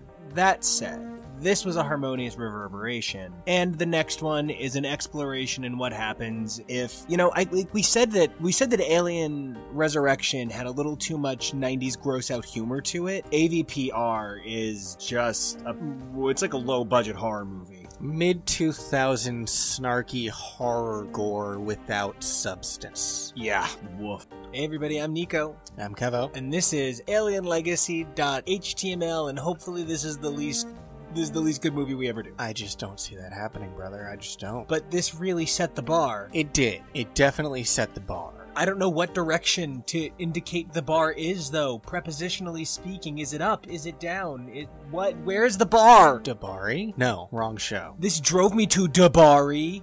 Alien vs. Predator Requiem is a goddamn disaster of a film. I wonder if we would have liked it more under the original title of Alien vs. Predator Survival of the Fittest. At least that might have, put a little bit better perspective on the actual plot. But what is the Requiem here? I was in no way prepared for the events of this film in a very literal sense, not like I wasn't prepared. I didn't feel this film had any sort of, oh, this shit is coming. Any sort of cohesion, any sort of plot whatsoever. It just kind of felt like every scene guided me to the next scene where someone different was going to die. And while we have expressed similar feelings about previous films, it was the first time that I think it really broke us and didn't make us care about the characters before they started picking them off. It didn't even feel like they made much of an attempt. There was nothing here that bound me to this film. I recognize that it's an alien film, so I watched it, but this is definitely a movie I wouldn't return to. To compare it to some other movies we haven't cared for so much on this show, I certainly place this below Incredible Hulk, either Guardians of the Galaxy film. I place this well below Dark Phoenix and X-Men The Last Stand. This is a fucking train wreck. It is. It really is.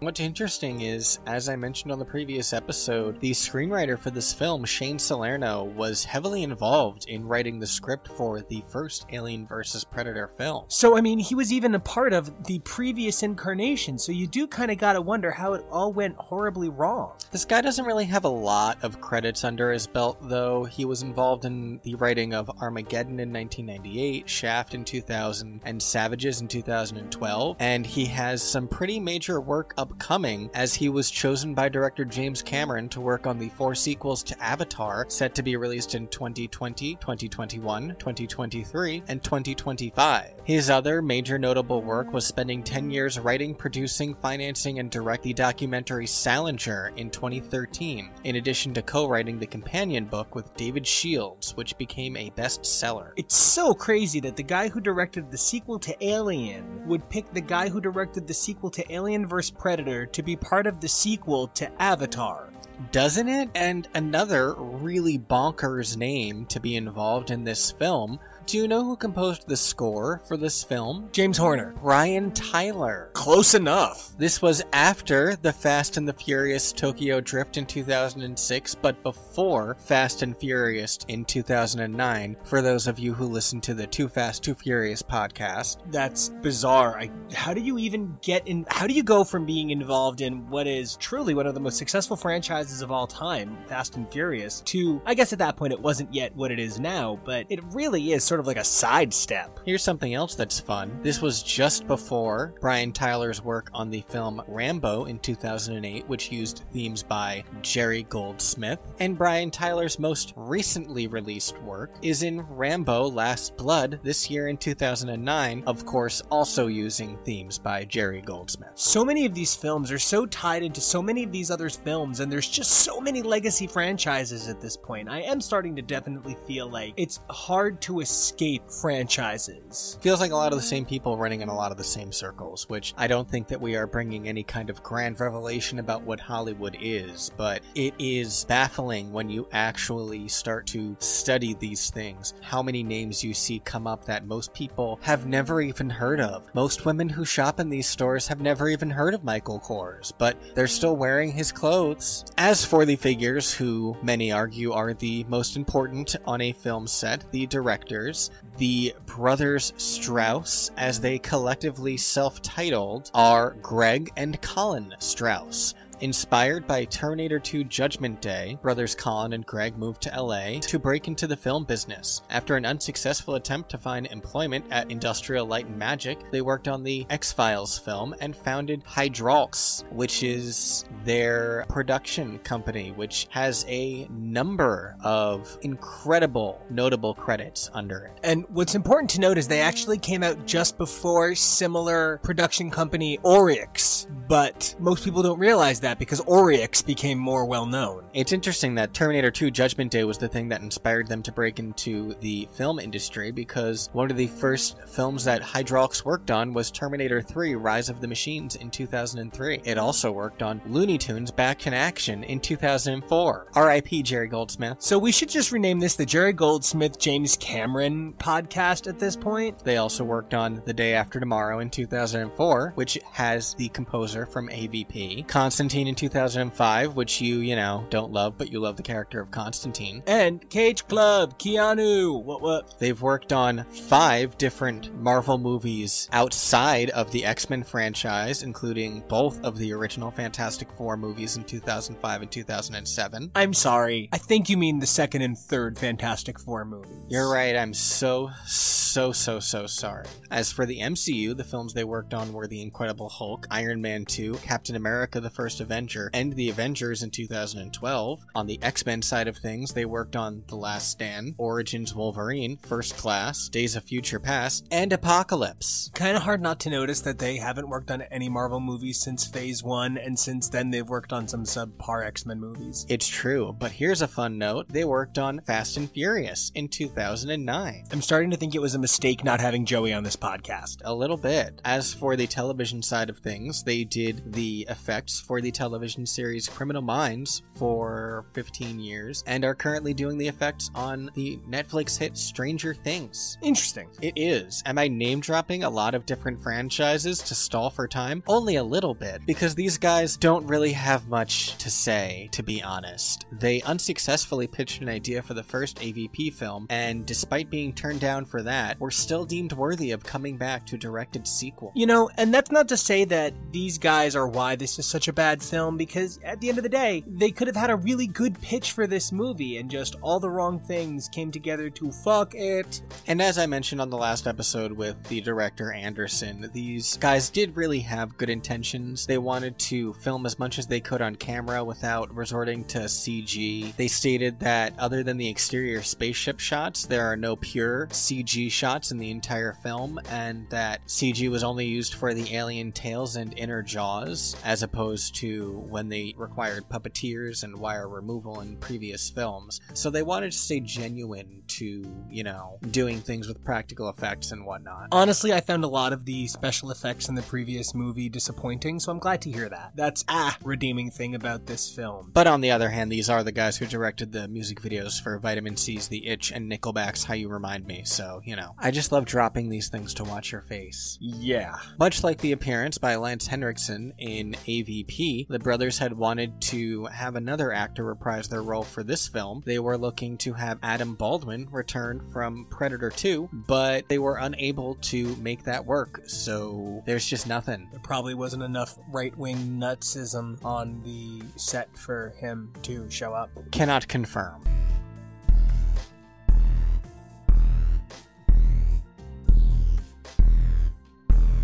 Alright, so honestly, everybody dies. There's just nothing to this movie. It's a slow crawl about really unlikable people. There's a nerd down on his luck who was friends with the hot girl, and now there's a space between them, but he thinks he can make it happen, and he's one of the central figures, and then there's a cop, and the cop dies, and kid dies, and everyone fucking dies. This is a really disappointing film. And the pizza boy in this movie is someone who it's hard for me to see him as anyone except for Chili in season 3 of the OC. Half sack on Sons. And he was also in Razor Voice, the Hilary Duff movie, but kind of like Dan Hedaya in Alien Resurrection. I can't see this guy as very much else. And the whole plot line about him being a pizza boy with a crush on the popular girl whose jerk boyfriend beats him up, it was a subplot that none of these movies needed. Who was that for, I have to ask? Especially with the horrific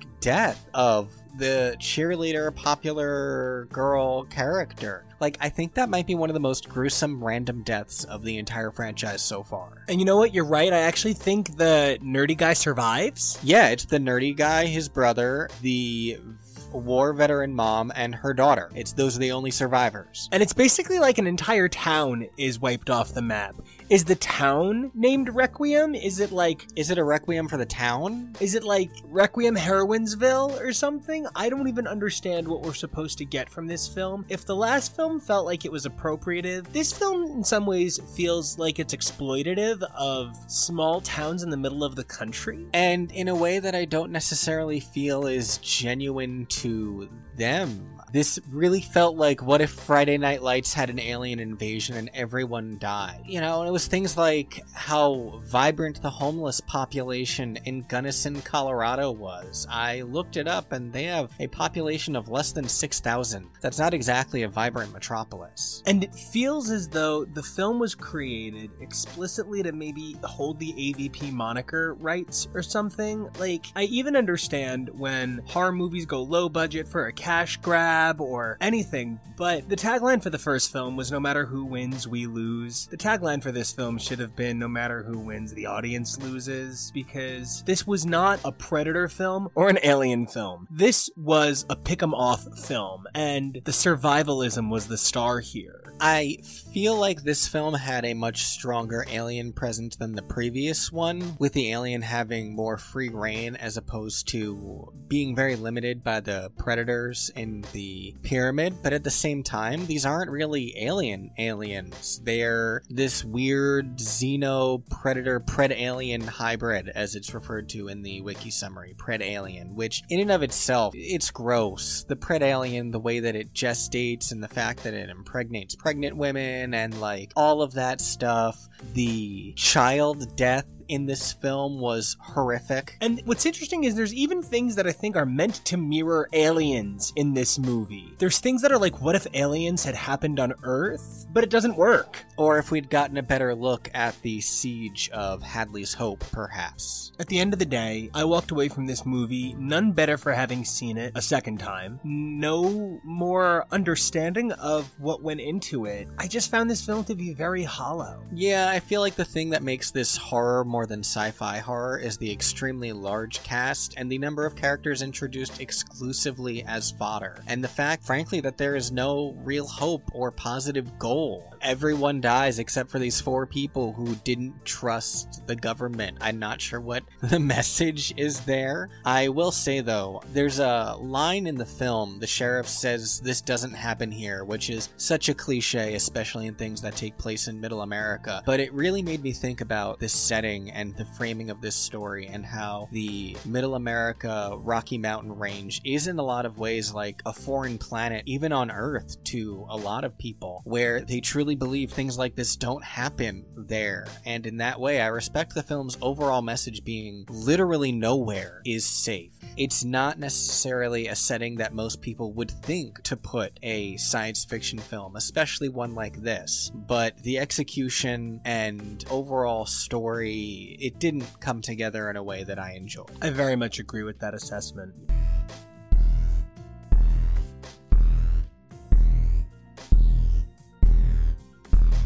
I'll also say as well, what's weird about the climactic battle between the big bad predator, Wolf, who's the guy who gets the distress call in the beginning of the film in the Predator Homeworld, which, by the way, I have to figure he's like some kind of Danny Glover character who is just one day away from retirement and gets called in to take care of these bugs. But the climactic battle between him and the Pred-alien, and the weird thing about it is that it's ultimately inconsequential who wins at that point, whether Wolf defeats the Pred-alien. The US government is coming in and nuking their own people regardless. So we watch this really long battle of who's going to defeat the alien, but no matter who wins that hand-to-hand combat, the government's going to nuke all of you. It's just a matter of whether or not these 4 people leave on the helicopter to escape. But it was something that hit me while I was watching the movie. I was like, this is fun, but both of you are going to die no matter what happens, no matter who wins. I think what we're saying is that all of the Alien films from 1992 through 2007 had a very heavy sense of nihilism to them. This almost unsuccessful attempt at being alive,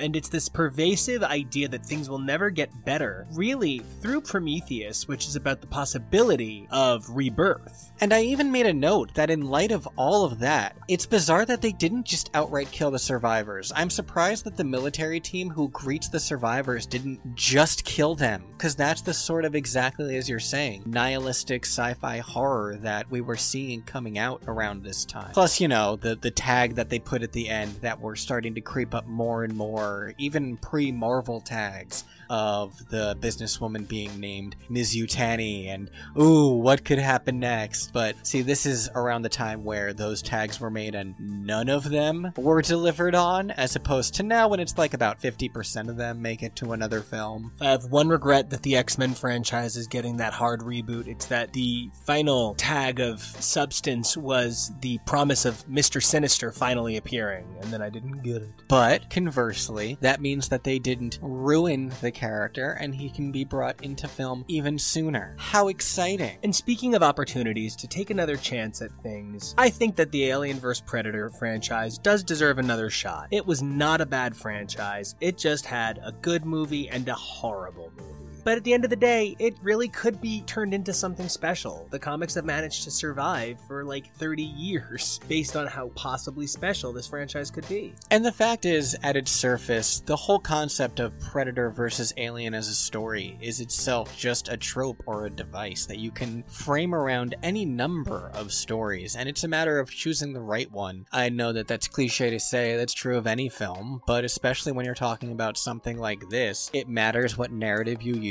and what you focus this story through. And I think that this concept especially can be seen so many different ways. You could do an anthology series, you know, that's what's happening nowadays on Netflix. You could probably get at least a 12-episode series of short stories even, of different worlds and different times that there were in Alien versus a Predator. It's just a fun concept to play with, and I, for one, certainly hope that this isn't the last Alien versus Predator film that we see. But it will not be the last time that we see either Alien or Predator on this podcast. Hey everybody, I'm Nico. I'm Kevo. And this is evidently Predator Show, the movie show where we talk about the Predator movie show, which is not Alien, and I just don't like it as much, but fine. It had Lawrence Fishburne, and I love it. This is our third Predator-led film, but really our fifth Predator film. As we have discussed, Alien vs. Predator really feels more like Predator movies that have special guest appearances by xenomorphs. But here we are with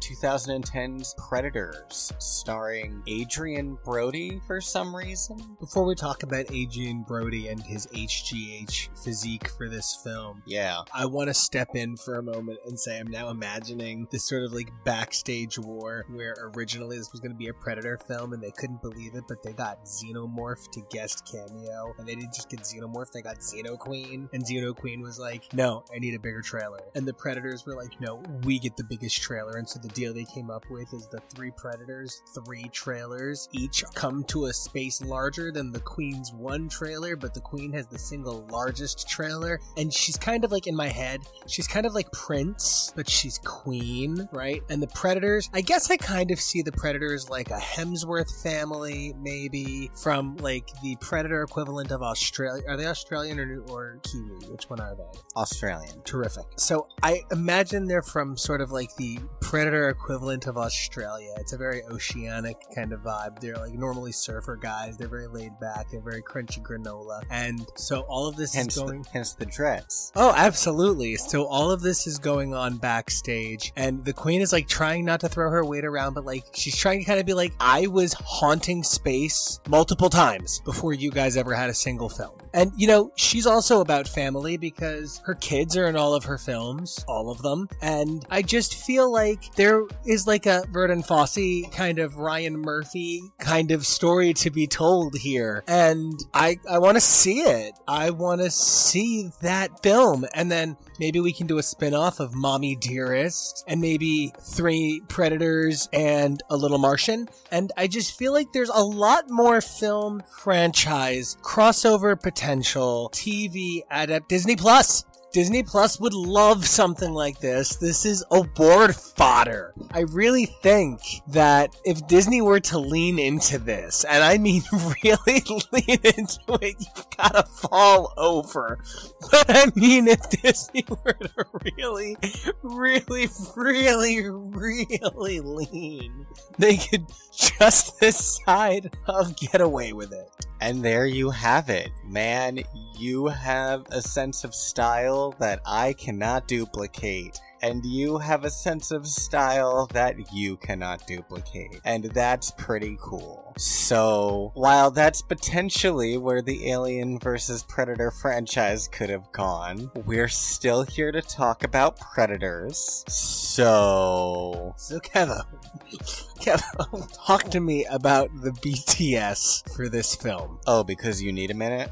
Because there's nothing else to talk about. These movies are just like, they're just Rube Goldberg murder machines. They're just kill everybody, and like, this time, okay, because like, part of it is like, you have this amazing knack for getting my sense of humor so well, and you coined the term Xenogal to represent sort of that final woman in the Alien franchise, and I feel like we can call it a Preda guy, the guy that survives to fight the Predator in the end, the Preda guy. Or Preda dude or something, yeah. And we've discussed how the Xenogal is always some sort of tragic figure, and it's usually Ripley, and there have been shades of other people in that role, like Lex, who was tremendous, but you're asking me to transfer the title of Preda guy from Arnold Schwarzenegger to Adrian Brody, and I'm just having a hard time with it because he's just like a foot in the Assorta Fairy Tale video. The thought was that he should have more of a realistic soldier's build, and that Schwarzenegger's is fairly unrealistic in terms of what you would see in the actual average soldier. But yeah, if you stack them side by side, it is a little less imposing on the Adrian Brody side, for sure. I'm really glad to hear that one of the focuses on the set of Predators was realism. Yes, well, Predators itself was actually a project that had nearly started about 15 years earlier. Producer Robert Rodriguez, who is the director of the Mexico trilogy, El Mariachi, Desperado, and Once Upon a Time In, as well as From Dawn Till Dusk, and developing its television adaptation, The Faculty, a portion of Sin City, the Spy Kids films, Shark Boy and Lava Girl, and most recently, Alita Battle Angel. Okay, wait, so when you got to the Faculty, I was like, wait, the Faculty? Alright, well maybe. And then you said Taylor Lautner childhood star vehicle Shark Boy and Lava Girl? I did. Or is it Shark Girl and Lava Boy? No, Shark Boy and Lava Girl. You got it right the first time, don't worry. Oh, thank goodness. I would hate to get that wrong. So, Robert Rodriguez directed that? Yes, he did. Paycheck. Got it. Pretty much. He wrote a treatment for Predators with where he thought the franchise should go in 1994 while working on Desperado. So the original treatment for the third Predator film opened with an antiquated galleon sailing across an unidentified ocean and an aged Dutch being captured by cloaked figures armed with Predator armor and weaponry, revealing themselves to be human soldiers who take him aboard their spacecraft. Already not sure how this follows the first movie, but sure. After standing trial and being found guilty of various crimes, he is sentenced to be sent to a prison planet rather than return to Earth, with his begrudging captors being paid double their fee to transport him. Upon arrival at the prison planet, they find the outpost at the landing site is destroyed and deserted, and traveling to the prison complex on foot, they come across a crucified Predator, before being ambushed by dozens of the alien hunters. Some of the soldiers are killed, but most, though not Dutch, are captured and placed in cages around a central arena. Here, immature predators fight with prey as a rite of passage into maturity. While a female soldier named Hardwick escapes, meeting up with Dutch in the jungle, the captives deduce from seeing the predators use an antique French guillotine that mankind must have been secretly trading with the predators for some time. I don't know how they make that leap of logic, tragic, but sure, let's just press forward. You know what I would love? I would love a First Wives Club remake starring the Predator trilogy from my previous pitch. So after finding that their ship is gone, Dutch and Hardwick return to free the captives, and the soldiers flee. Hardwick faces off against a Predator who she defeats before being defeated by like 10 Predators. The remaining survivors journey to the prison facility only to find the officer who sent them on their mission, who reveals that the Predators have been trading advanced weaponry for human victims. Dutch was viewed as a special prize after the events of the first Predator movie. Dutch and the leader of the soldiers release the crucified Predator, proposing that it will be an ally against the other Predators who are a common enemy. Meanwhile, the rest of the Predators hunt down the escaped prisoners, one of whom is cooking and eating a Predator he has defeated over an open fire, while another defeats the biggest, baddest Predator in single combat before being butchered by the others, much like Hardwick was. Dutch and the lead soldier are captured and brought before the Predator King, who sits atop a throne of skulls, and the lead soldier reveals himself to have been in league with the Predators all along, only to ultimately be betrayed and forced to fight Dutch to the death. As Dutch then prepares to face death at the hands of the Predators that surround him, the crucified Predator returns in a spacecraft, firing on the camp. Dutch kills the king and boards the spaceship, and the two escape, while Dutch somberly realizes that a full-scale invasion of Earth is inevitable. So I guess that's meant to lead into a potential Predator 4. I don't know. I guess it probably would have been called Predator Resurrection. Predator the fourth power. What's the fourth power? What is that called? It's cubed and then rectangled? Yeah, Predator quadded, I guess. So you can see in a lot of ways where many parts of this pitch made it into the film. Like, now I'm seeing Predator cast in Dreamgirls, and you could put the Xeno Queen in the Eddie Murphy role because it's kind of like a Dream Boys kind of like new edition kind of take on it with a gender swap. Well, now you know there's a Predator King, so you can say the Predator King is in the Eddie Murphy role. Yeah, I like that too. Ooh, The Sound of Music with a bunch of Predator children. And the Predator Queen is Maria, and the Predator King is Von Trapp. Because you know the Predator King was a response to there being an alien queen. You just know it. There has to be some sort of Predator equivalent of Edelweiss. I don't want to hear it.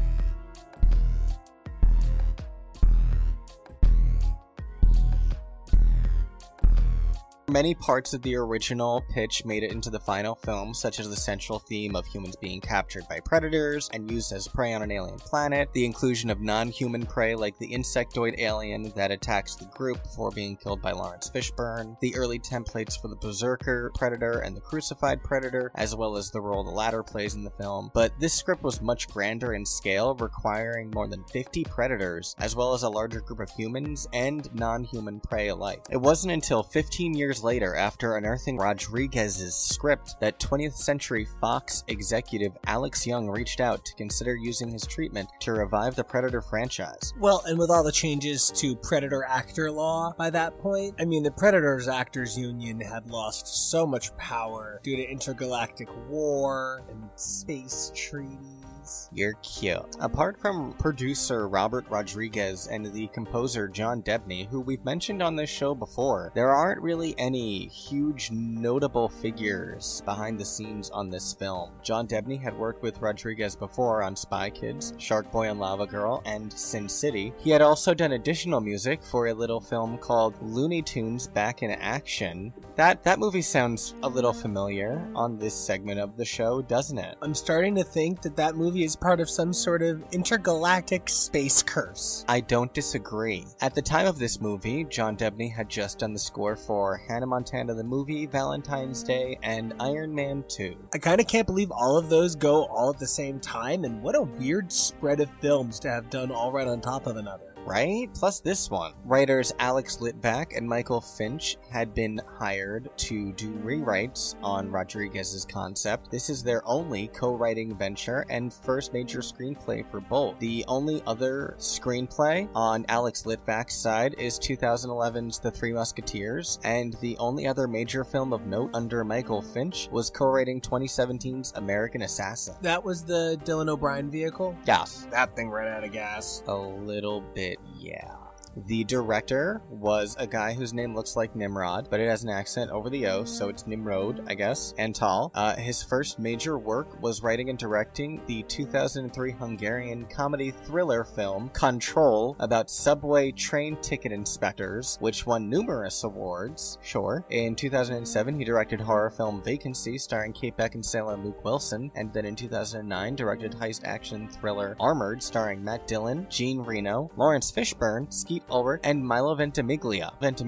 My little Ventimiglia. So they pronounce Ventimiglia in Linux. Antal went on to direct the 2013 3D Metallica concert movie Metallica Through the Never and an episode of Wayward Pines in 2015. His last work so far was another Hungarian film in 2017, an action movie about infamous Hungarian bank robber Attila Ambros called The Whiskey Robber. Have you heard of this guy, by the way? This might be one of the most fascinating things I've ever uncovered in one of my tangents on this show. The director or the Whiskey Robber? The Whiskey Robber. No, I haven't. This is not ancient history. This guy committed these robberies in the 90s and did this while working a day job as a hockey goaltender. Attila was something of an infamous folk hero symbolic of the times in the decade after the introduction of capitalism to the former communist state. He only turned 52 last week, and his prison sentence for his crime lasted from 2000 to 2012.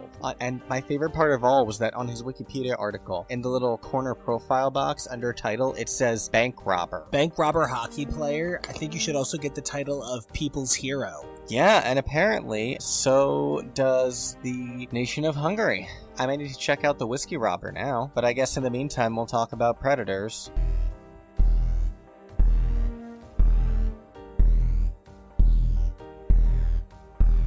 This movie begins with Adrian Brody plummeting to his death, and I feel like that's an apt metaphor.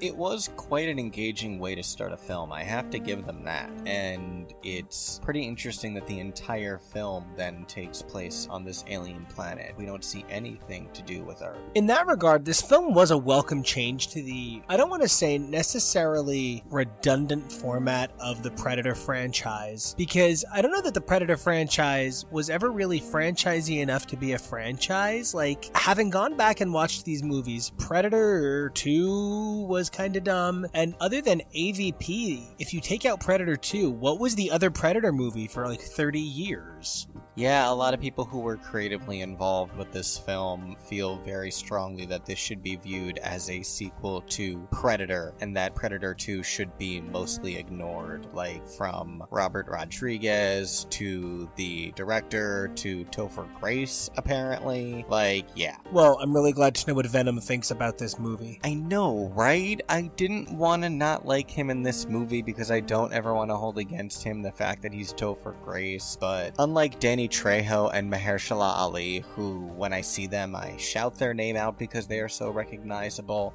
them, it's easier to accept as other characters. I feel like they surrender to the role a little bit more fully. Yeah, and it doesn't help that much of the movie is spent drawing attention to the fact that Topher Grace seems like he doesn't belong here. This came out around the same time as Prometheus, and one of the things that Prometheus hoped you would say is, well, they're not going to do that, over and over again.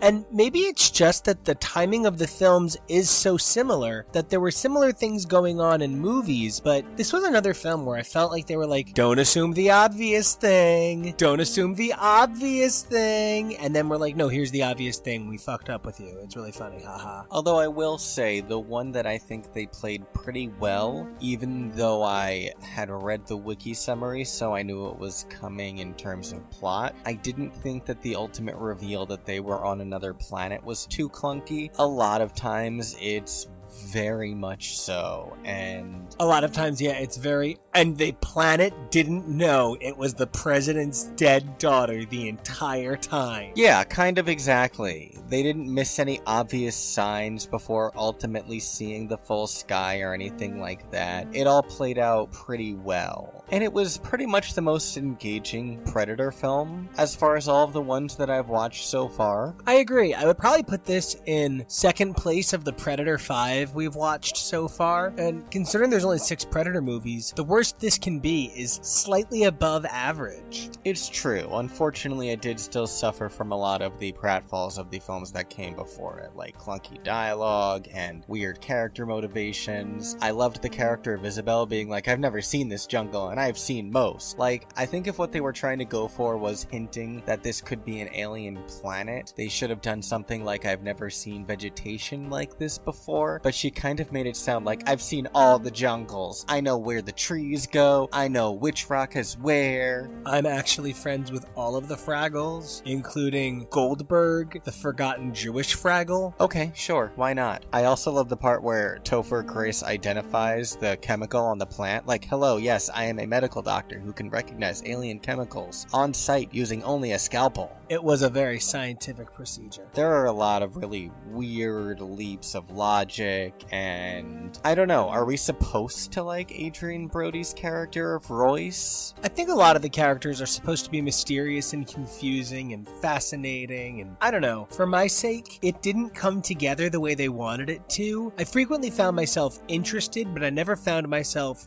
fully giving over to the film. I would agree with that. I think another hurdle when it comes to films like this is the fact that a lot of the plot and the circumstances that the characters find themselves in, they sort of have to make intuitive leaps because the people that they are up against can't communicate their intentions to the audience directly. That is one of the most unique things about these Predator films. Nobody really trusts anybody, so it's a lot of characters internalizing things and enemies that can't say what they're thinking. Pretty much. I was also really disappointed that the first 2 characters to die were then Danny Trejo and Mahershala Ali. Like, in 2010, really? And while I don't know that either one of them was the largest name in the film at the time, considering Adrian Brody was already Adrian Brody, I think it says something that those 2 very recognizable faces didn't spend that much time in this film. I think they were probably the most recognizable after Adrian Brody, who is the lead of the film. The most recognizable after the 3 of them would be Lawrence Fishburne, who is also in a limited amount of movie. And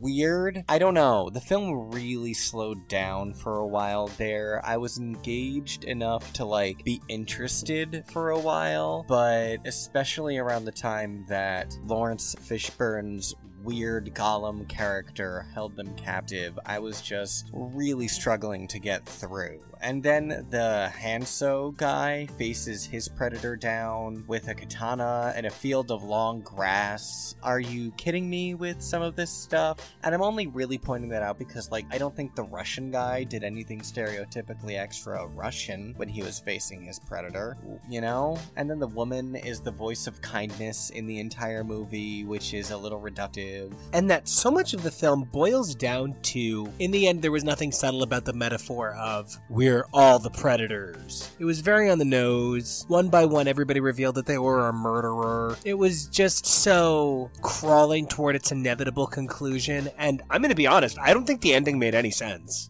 I think the ending is just essentially they're going to, if they survive at all, probably just become like the Lawrence Fishburne character. I don't know that they have a chance to ever get off the planet. I was confused by the introduction of humans who had spaceships in the Predator's spec script by Rodriguez, but at least in that I could believe that human survivors would be able to make their way off of this weird hunting planet. But Royce and Isabel don't know anything about spacecrafts. They can try, but, you know, realistically, they shouldn't be able to fly a spaceship, and modern audiences now expect that sort of believability in their science fiction. We still enjoyed things like a human being able to run in a spaceship and fly it like it's got a steering wheel for a while, but now we expect more. I don't know that I expected more at all, but I certainly wanted better. This movie was over the top. Every metaphor was heavy-handed. There was nothing subtle, and in a lot of ways, ways, I feel like I kind of lost who the Predators were. There's a fine line where when a director begins to put their mark on a franchise, like J.J. Abrams is just sort of like cookies and cream enough that whenever J.J. Abrams puts that J.J. Abrams touch on things, it's usually a lens flare and a really creative soundtrack, but it doesn't really tamper with the chemistry of the franchise. Same with Joss Whedon, but when you introduce a Robert Rodriguez, it completely transforms the project. I can't help but wonder how much of this is a Robert Rodriguez Predator film as opposed to an actual Predator film. Kind of like that rumored Quentin Tarantino Star Trek we're supposedly getting.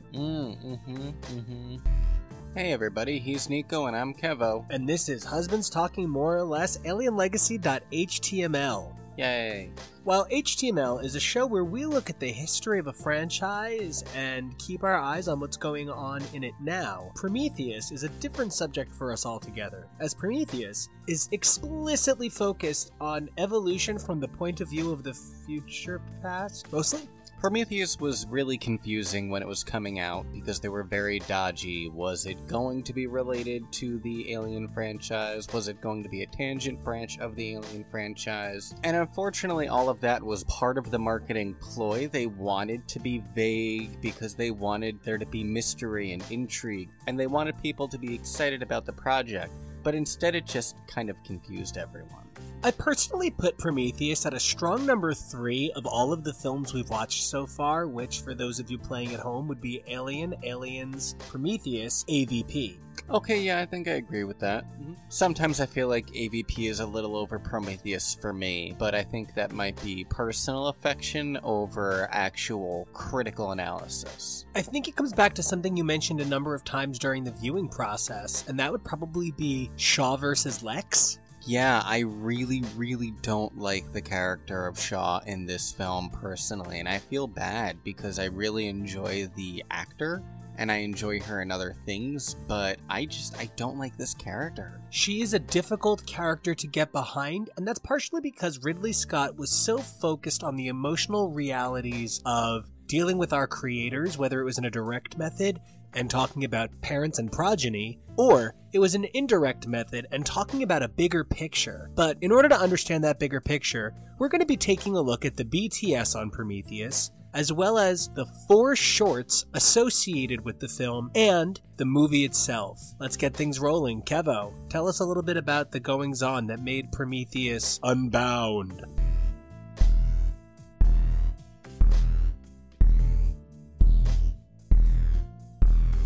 Well, here's something that's fun. One of the writers on this film, John Spates, is someone that we have already covered pretty thoroughly over on our first project, MCU.html. He was one of the screenwriters for the film Doctor Strange, so that's pretty cool. And I really enjoy that we're seeing somebody from that franchise in another franchise. Like, we're kind of like going back and seeing how somebody like Spates got work on Doctor Strange by taking a look at Prometheus, which is where he started out. Exactly, because yeah, this was his first major project after, as we mentioned on Doctor Strange, he got some acclaim for a script that eventually became the Chris Pratt, Jennifer Lawrence film Passengers. Was that the film that was eternally floating around in the never being made cycle and then finally got made?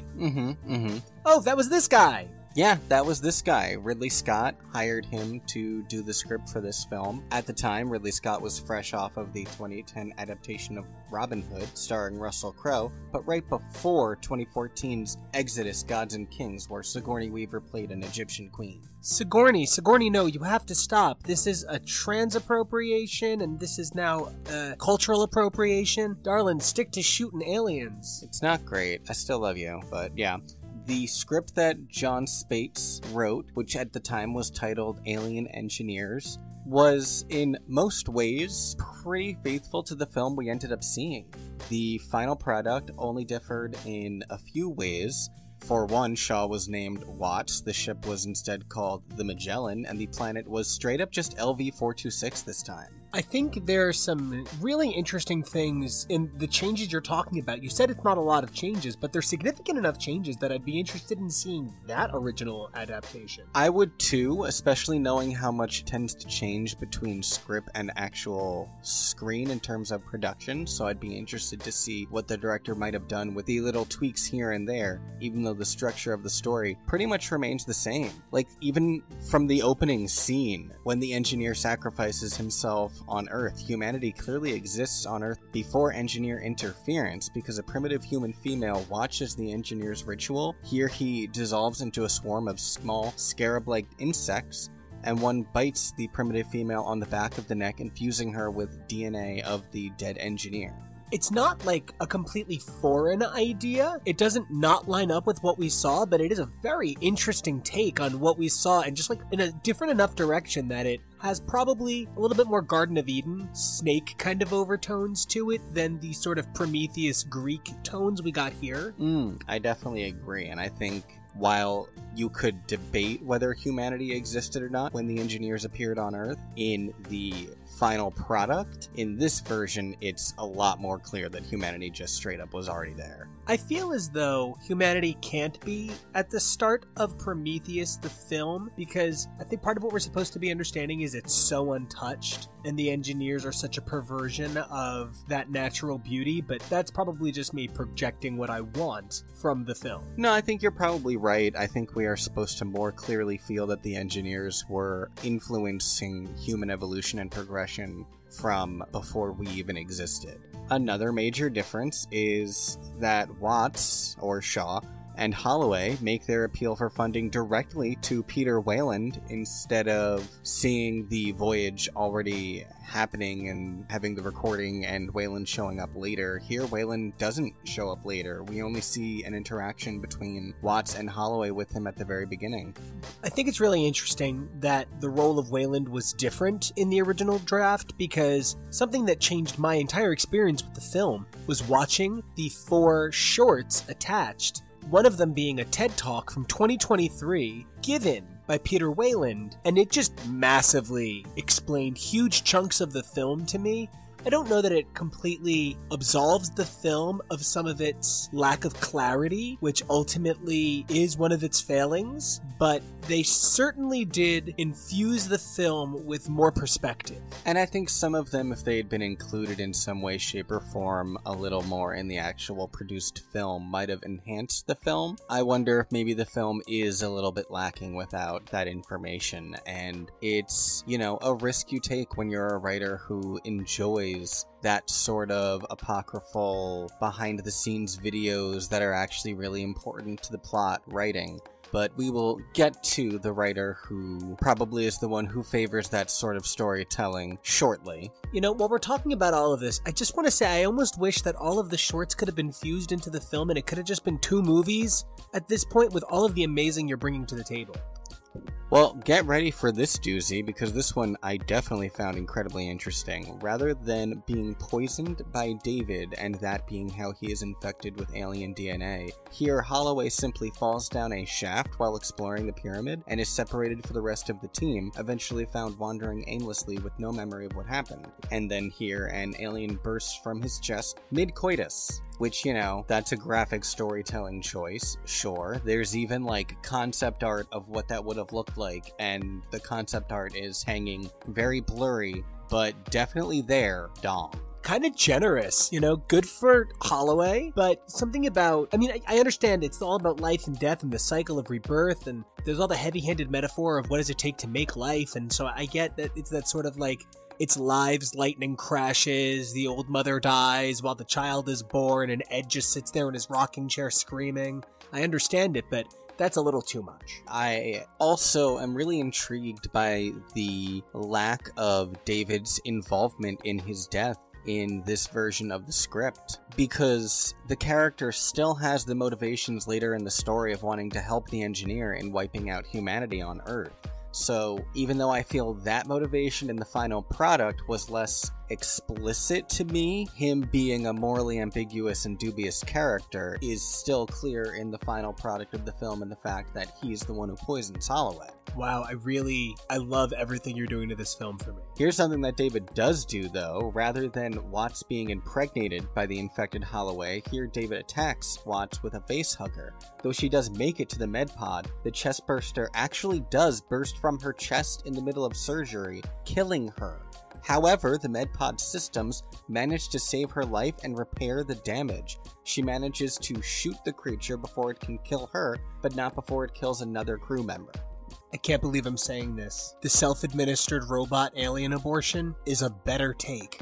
In some ways, yes, I definitely agree, but I feel like Watts is a much more, for lack of a better word, badass character than Shaw was. They go through different things, the plots are just vaguely different enough that they don't have the exact same experiences.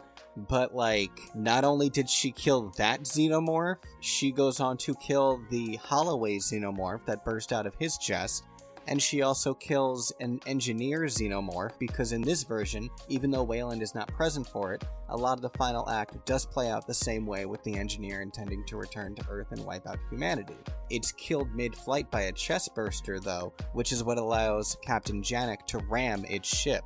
There's no chest burster in this version. Janek just is able to ram the ship. We're gonna get to Janek and how, if it weren't for his... Oh my god, I just realized Benedict Wong is in this, and it's the same guy that wrote Doctor Strange. Yeah, because we were talking about the fact that it's Heimdall and it's Wong, and there's someone else from the MCU who's escaping me at the moment. But yeah. That's amazing.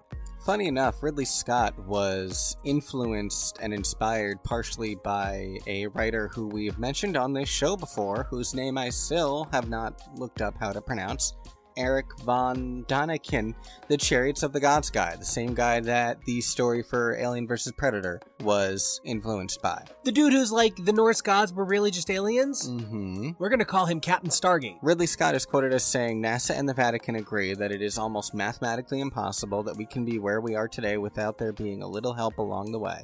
That's what we're looking at in the film, at some of Eric von Daniken's ideas of how we humans come about. So, sure, and they had a script and they were mostly happy with it, but not completely, so Ridley Scott contacted a little-known writer who goes by the name of Damon Lindelof.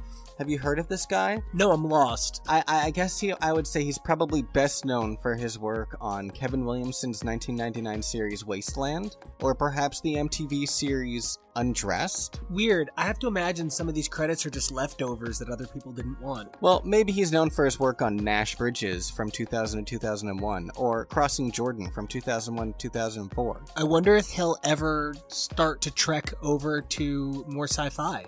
Well, here's what's funny. At this point, he had not written a Star Trek film yet. He was a producer on J.J. Abrams' 2009 Star Trek.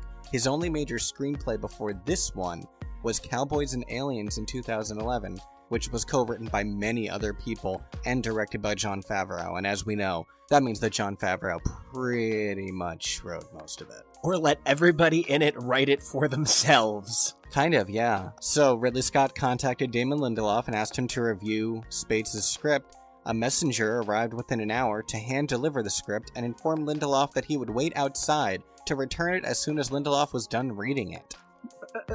Wait, I'm sorry. Did you say Ridley Scott did this or Peter Wayland? Right? Like, that's some intense stuff right there. The final prong of my favorite trifecta of filmmakers is the composer Mark Streitenfeld, but he doesn't really have a lot of credits to his name. In fact, all of them before this are specifically Ridley Scott films. He did A Good Year in 2006, American Gangster in 2007, Body of Lies in 2008, and Robin Hood in 2010. The most major credit that I saw on his resume after this film was the Poltergeist remake in 2015. You keep bringing up that Ridley Scott did a Robin Hood movie with Russell Crowe, and I have to be honest, no level of it penetrated my cultural vernacular for even a moment. I remember that it exists just because I keep seeing it come up because I'm looking up Ridley Scott's name a lot. But yeah, no, I don't really remember it either.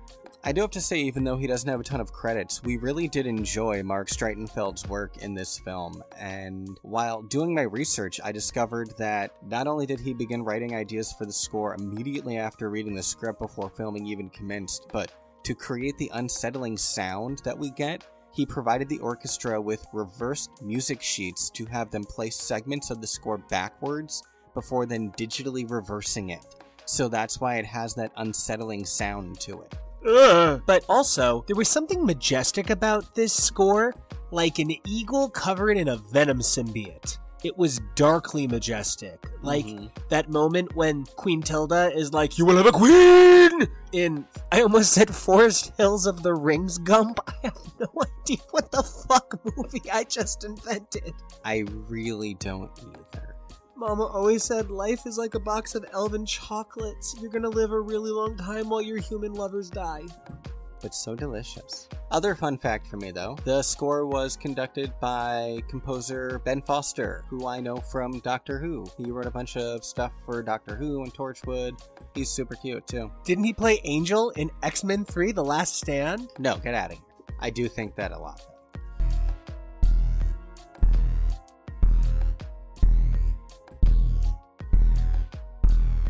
For as much as an Alien fan as I am, I'll be honest, these 4 shorts were completely new to me. As a matter of fact, in my early research, I only found record of 3 shorts. But the 4 shorts are Introducing the New Model David, TED 2023, Quiet Eye, and Happy Birthday David. And these 4 shorts, roughly 20 minutes of content, added so much to the narrative of the film for me. It's the kind of stuff that Ridley Scott was clearly trying to get across with the movie, but kind of couldn't. I think Quiet Eye was so unsettling in so many ways. Quiet Eye featured an extensive amount of facial recognition software mapping Shaw's face as she spoke about her passion for her project. I found myself even more invested in the character. Shaw is by far not my favorite Xeno gal. Of the 3 we've had, she's probably my 3rd place. Not in any way comparing the women in a competition style, but evaluating them each for what they bring to the table regardless of gender. I find Shaw is the least actionary and the most reactionary. I like my Xeno gals taking control, like I like my Preda guys taking control, which is why the only Preda guy that really works for me is Dutch. I like Shaw a lot, I think, as a tragic character. You know, in some ways, it's Shaw's fault, so to speak, that Alien even happens in the first place, because her expedition and the loss of Peter Wayland on said expedition and leaving behind this notion of where he went, that there's these alien creatures out there, is probably part of what led the Nostromo to be sent to try and find some sort of alien life. And, you know, it's interesting to see a story that is so almost completely disconnected from the thing that it is meant to be a prequel to.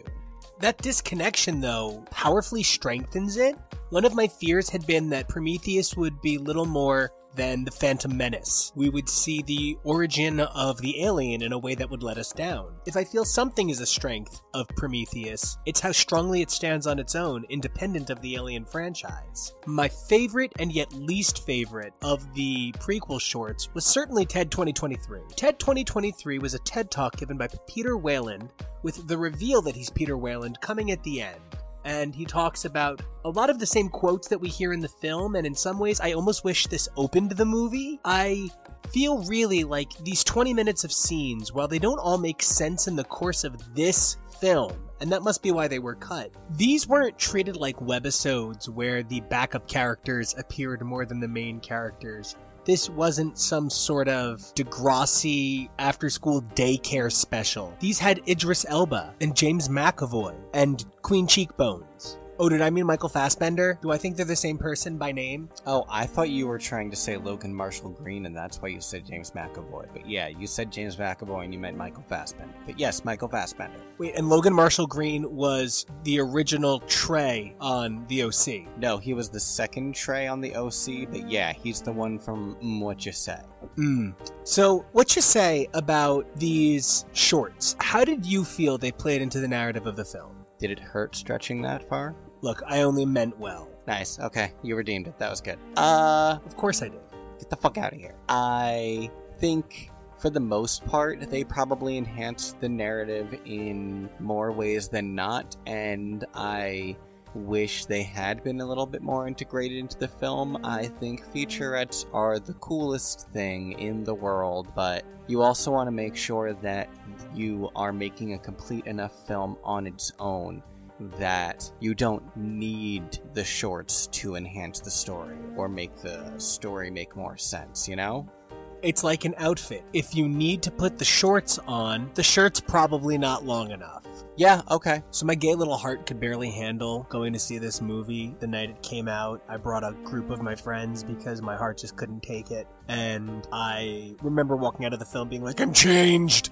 I'm changed! And I loved it so much. I saw it in IMAX again a week later with one of Kevo's best friends, and I just remember being so taken aback by it. And then I bought the Blu-ray the day it came out, and I watched it that night with a group of friends, and made so many people watch the movie so many times, and the alternate introduction and the alternate ending, and with a little bit of distance and some perspective and some realizations about the failings of fandoms and film franchises and the right amount of medication, I can say I like this movie, but it is not a strong enough film to base a religion around. But holy shit, the minute you start this movie, it is like a Thomas Kincaid Addams Family painting. It is so beautiful and so passionate, but so macabre and surreal and unsettling in a way that strokes the embers of my heart. It's a really incredible furnace of evolution. Now, you are someone who has always been a fan of the android Bishop, so talk to us about how you felt regarding the introduction of the android David. I think it's really weird that he has to bleach his roots as an android. Also, I realized that's the third one that we were thinking of. It's Magneto, Heimdall, and Wong. Yeah. Right, it's Magneto. It's Magneto, yeah. Okay. Technically not MCU. That's why I couldn't figure it out. Yeah. So, I hate David. Ha! I really hate David, I guess. I love David. I do. I actually love David, but I hate David. I felt like they kept daring us to think he was going to be evil or not. Like, they kept daring us, and every time I got close enough to take the cheese, they would yank my cheese away. And I kept being like, stop it. The android's going to be evil or he's not. And I mean, ultimately, I don't know that David can be measured on a scale that interprets the good or bad quality of actions because David is amoral, not immoral. David doesn't experience emotion. He has sensory input, so he does computational analysis of a situation and makes the best decision for himself. He is little more than programmed to be an apex predator with safety controls on. The situation he finds himself in allows those safety controls to relinquish a little bit, but if you're asking me my opinion on why did that come out like Christopher Walken? If you're asking me my opinion, that's a terrible Christopher Walken. I'm Christopher Walken away from that. Yeah, that became drunk Italian Christopher Walken. I don't know what that was. He's only Christopher Mario. I don't here to save your princess unless she's Natalie Wood. So if you're asking me my opinion of the four androids, who conveniently go in alphabetical order, Ash, Bishop, Call, David, I would probably put him in third. I mean, the problem is I'm like scraping the bottom of the barrel with Call and Ash. Oh my god, I need a ton of Ew David shirts, but like Michael Fassbender as David. Especially the part where he touches Holloway's drink. I want someone to put Alexis saying Ew David over that. I kind of want it to be Ripley over that saying it, or Shaw, but I'll take anything, really. This movie is so fascinating because, like I said, it dares us to be tempted by the darkness over and over again. The movie loves to give us hope and then confront it with, I guess, hateful aggression. So much of this movie starts out with the idea of belief, that we see the stars in the sky and David's constantly like, why do you believe? And Shaw is like, because I have no other choice. I can't have children and I can't have parents. I mean, you're not wrong. And yeah, her whole faith shtick is, I think, part of why I was a little hard to sell on this character. Are you a scientist? You're very god-y for this alien trip, and then she's the only survivor. That was another thing too. It's not until people like start doing bad things, like Vicar and Janek having sex, or Sean Holloway having sex, or that dude smoking weed, that's when all of a sudden everyone starts dying. Like, this is Camp Xenomorph. Beyond the fact that it's a morality play, I just realized for the first time that there's a bishop and a vicar. Yeah. There's too many levels to this, and it's all so religious. But I'm really glad you brought up Vicar, because I hate her. I love Charlize Theron, and if I'm saying it, I'm so sorry I'm wrong, but I think her character is one-dimensionally simple in an effort to escape from certain tropes. I agree, but at the same time, I do feel that her character is not treated very differently than many male characters would be treated as the same sort of character archetype. So I appreciate that we saw it through a female character lens. She could have probably been a ton more well-developed, but, you know, them's the tropes. And I wonder if ultimately showing her open to the sexuality presented by Janek is supposed to be part of that. And I do think it's interesting that the captain, essentially, his name is Janek, Janice, January 1st, open door, that the one who leads them, his name is Janek. Like, this movie really went for some, like, on-the-nose shit. David versus David and Goliath, and the engineers are enormous. Ooh, the fact that it's Christmas. Doesn't she say it's like January 1st or 3rd or something at the very end of the movie? Yeah, all that January stuff. There's a lot of the birth of fire and cold in this film. Even the planet, which isn't shown to be like covered in snow or anything, it's given a desolate coldness once you get onto it. But before we can even get there, we have that really entertaining hollow call with the past, where Wayland is like, I've picked you all to go to this planet and do the thing, so go do the thing, I'm old and dead. And he just ends the message with, well, the floor is yours. Like, okay, well, time to go die. And it doesn't help that he looks like Mr. Burns. Yeah. It, like, makes it hard. Like, I mean, I know it's Guy Pearce. Hey! It's another MCU person! Oh my god, I didn't even realize because we don't like his character in the MCU so much, but yeah. Hey, that was fun. So... And the two villains are working together. David and Wayland are working together. And Heimdall and Wong are working together. Huh. Man, if you can't be with the one you love. So I feel like this cast, it's so many amazing names, and if you needed any more indication that Wayland wasn't done in the film after that opening segment, you just had to realize it was Guy Pearce under the makeup. I wonder if they were hoping you wouldn't, or that perhaps Ridley Scott's name returning to the Alien franchise would bear such caveat that they would be able to get Guy Pearce for such a minor role. But it didn't feel genuine that he would be done at that point, and it made a lot of the scenes between Vickers and David feel very choreographed, and I found myself uninspired by a lot of the cast. Even the characters I liked, such as Janek's side characters, including Benedict Wong, who looks gorgeous in this movie.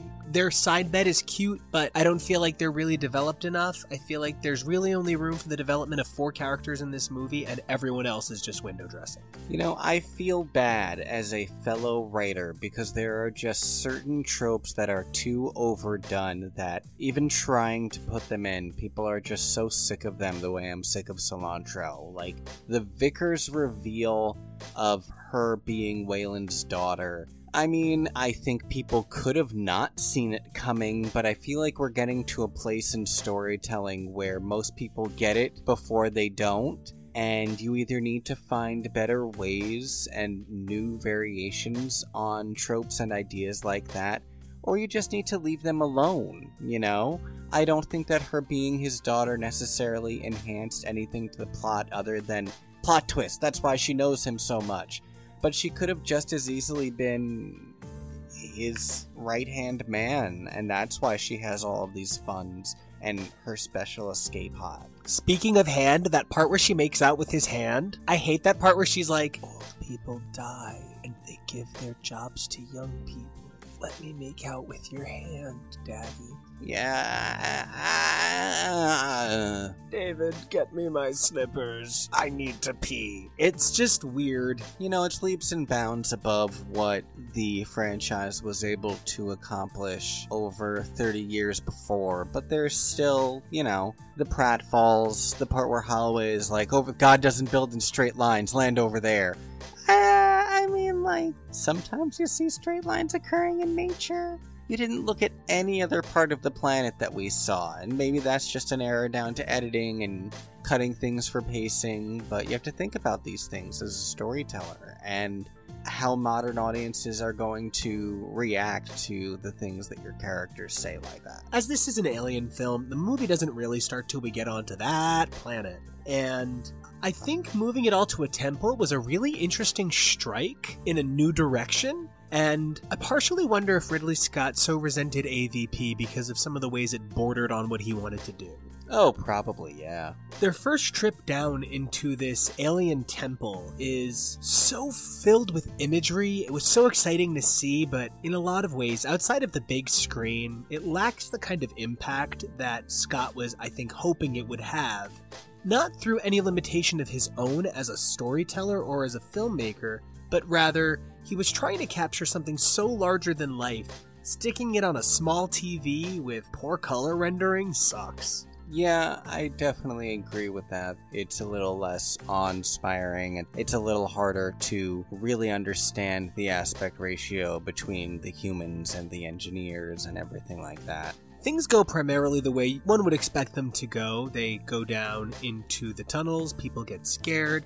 Two of the team run off while the rest of the team return. They head back with, well, that was a fun choice of words, an engineer's head? Apparently that's a concept that had been in the original concept for Alien in 1979 and was cut because it was, you know, expensive. Wow, that's wild. Right? Now, I think it was really, really, really dumb to let anybody go off on their own. I mean, all said and done, they make their own choices as people, but it does seem like you were ramping up to let those guys die. Yeah, that's another thing about films like this. As an audience, we go in sort of assuming everyone is up on the chopping block, and, you know, that instinct would prove correct for this film, so... David's villainy takes a humongous step forward at this point in the movie, and it's such a questionable moment of villainy, and it's why I had to say that he's amoral, not immoral. Not only does he get Holloway's permission to poison him, kind of, you would do anything for it, but he pretty much begins to stalk around the ship going, he, I'm androidly Whiplash. That's why I don't really know if I would say that it's amoral. He seems to be aware of what he is doing and in some ways taking glee from it. I feel like he almost chooses Holloway to poison because he feels that Holloway is rude to him about being a robot, which adds a really interesting layer to the final interaction between Shaw and David at the end of the film, where she's like, that's because you're a robot. Like, spoiler alert for Covenant, but if he did what he did to Holloway for being rude, Shaw, watch out. And once he poisons Holloway, the movie takes a dive in a very different direction. This is the point at which it becomes an alien movie, and Holloway and Shaw bang after an awkward scene where she's like, I can't have kids, which it just feels like he knows she can't have kids, so like this is a weird time to bring that up. Yeah. Beyond that, and I understand it had to be so that she could become immediately quickly pregnant with the Xenobaby or the squid creature later on, but his rapid deterioration is such that I do feel like this is the point at which the movie becomes body horror. His rapid deterioration is horrifying. It's one of the things that Damon Lindelof was brought on to help branch the story out. A lot of the original script by Spates had been a little more focused on the traditional xenomorph life cycle process, and I think Lindelof was probably the one who influenced them to explore the different forms of body horror that you could do that are in the same family as what the xenomorph does, which is why we see what is referred to as either the Holloway xenomorph or the beluga xenomorph, which hilarious. Why beluga? Because it looks like a beluga whale, because it's all white and stuff, and its head looks like a whale and everything. Yeah, okay, I'm with you. Yeah. I even called it squid-like. Yeah, okay, I get it. Yeah. When they return to get their lost teammates, they are in for a brutal shock. It's not just that Holloway is becoming sicker and sicker, but Vickers makes it clear that she is in this for herself, and I actually really do love the flamethrower moment, and I think it's really noble that Holloway takes himself out. Oh yeah, absolutely. And I don't blame Vickers. Like, I mean, she's disgusting, and she's a nightmare, but I don't exactly blame her here. Holloway has no idea what he's turned into, and he knows better than to become a danger to everyone else any further. Shaw is blinded by a desire not to lose anyone. This was a knowledge mission. They were never meant to come into contact with alien life forms. Or if they were, they weren't prepared for any hostile threats. Certainly, they're really underprepared to take on any kind of fight. As for the other two crew members, the nightmarish things that happen to them are a mix of weird CGI and half-formed concepts. I don't mind the oral penetration by the eel creature, but I do have some questions about what exactly happened to their geologist friend, that he is like some sort of swamp thing. Yeah, I don't exactly understand all of it, but that's okay. This is about evolution. This is about not answering all of my questions. It's about taking me to the next idea. And oh boy, that next idea is a doozy, because it's Shaw is pregnant and has to abort the baby herself. From an abortion vending machine. So the best part is it's not even an abortion vending machine. It's like a stomachectomy vending machine, and she pretends that what she needs to get out would be like where a baby is. So it's kind of like not an aborto vend machine, but like she turns it into one, which is a really creative use. Good for her. It's a lot. It is one of the more disturbing visual scenes I can think of seeing in the movies. Yeah, it was like Black Swan, but in 5 minutes. And with alien babies. So much alien babies. So after the encounter with White Squid... Oh, Ridley Scott actually did direct White Squall. That is just an amazing level to this. Scott Wolf. White Squall Wolf. So, the squid, you were saying. So after the White Squid encounter, it's kind of hard to believe that the movie just goes on, but it does. And, like, Shaw has, like, normal conversations. I mean, the performance by Noomi Rapace is incredible, and she is broken. But she has, like, normal conversations with people, and she interacts with Janek, who is such a noble character at this point. It's amazing. And it's a really extreme set of circumstances that if it really weren't that they're on this desolate planet and there's really no chance of getting home, I just don't know that I would accept that they just keep moving along. Yeah, the only thing that seems to keep her going is, well, I'm already here, so someone needs to answer for all this shit that's gone on. They've blown up an engineer head, and now they're going to go hang out with the one living engineer who David found in stasis. David explored the catacombs of the engineer temple further, and I just don't understand some of David's goals. Like, he's kind of working with the engineers, but the engineers don't care or want it, and they don't know that he is, because he's like doing this to prove himself to them, maybe. And at the same time, he's supposed to be working with Peter Wayland, but he's not. I think he was hoping that, especially because his own creators, the humans, didn't treat him with the respect he felt he deserved for being a superior being, he hoped perhaps that the engineers would recognize him as a superior being closer to them than to the humans. But much like Shaw hoping to get answers for everything, he ultimately did not get the answers that he wanted to, because, when you're a quote-unquote superior life form, you don't feel that you owe those sort of answers to an inferior one, much like Shaw and Holloway treat David as inferior. And David treats all of the humans in a lot of ways. So in a lot of ways, the moral of the story of this film is none of y'all should be treating each other like dicks, because you're all pretty insignificant in the end. And insignificant in the end is really the way to describe all of this. Now, look, they should have run to the side. Nobody's arguing that. I think we're supposed to think that the ship is so large, she wouldn't make it if she ran to the side. I guess, but this is definitely one of those things that I give people a lot more than I give them the Rose and Jack door thing from Titanic. It was scientifically proven that it couldn't have been done. However, I do believe someone could have perhaps run slightly to their right instead of directly forward, because that's not how you escape a giant rolling donut. No, and man, does it just like roll right over Vickers. Yeah. And so Shaw is like kind of gonna get away, but the engineer comes for her, and it turns out her baby is a giant squid monster now. It just starts to feel like the movie will never end. It really does, because it feels like they're torturing Shaw at this point. And I guess in some ways it mirrors Alien in the way that Ripley's journey still isn't done and she has to defeat the Xenomorph one more time, but I don't know that it worked as well this time. I don't either. However, I do enjoy the Xenomorph versus Engineer at the end of the film. It gives a lot of things to think about. The film opens with an engineer purposely poisoning itself with the toxin to move life along on Earth. And then here, we see an engineer force-fed a baby by the Xeno creature that used a human host to create its first human. So it's sort of this endless cycle of life. Which came first, the engineer or the engineered? It seems like it could go back further than we even really know. Yeah, okay, so you're saying that humanity came from this first engineer that sacrificed himself. A human spawned a xenomorph. The xenomorph spawned another xenomorph from itself and an engineer. So, like, it's this weird feedback loop.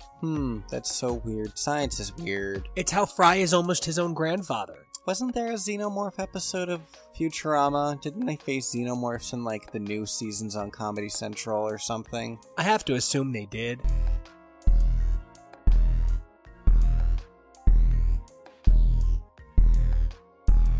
This movie closes with two very ominous moments. We have David and Shaw working together to find the engineers. We have to assume that David is going to kill Shaw at some point, because even though he is just a head at this point, like the engineer that exploded and that head represented danger, this head represents the same thing, the threat to her survival, but she needs him.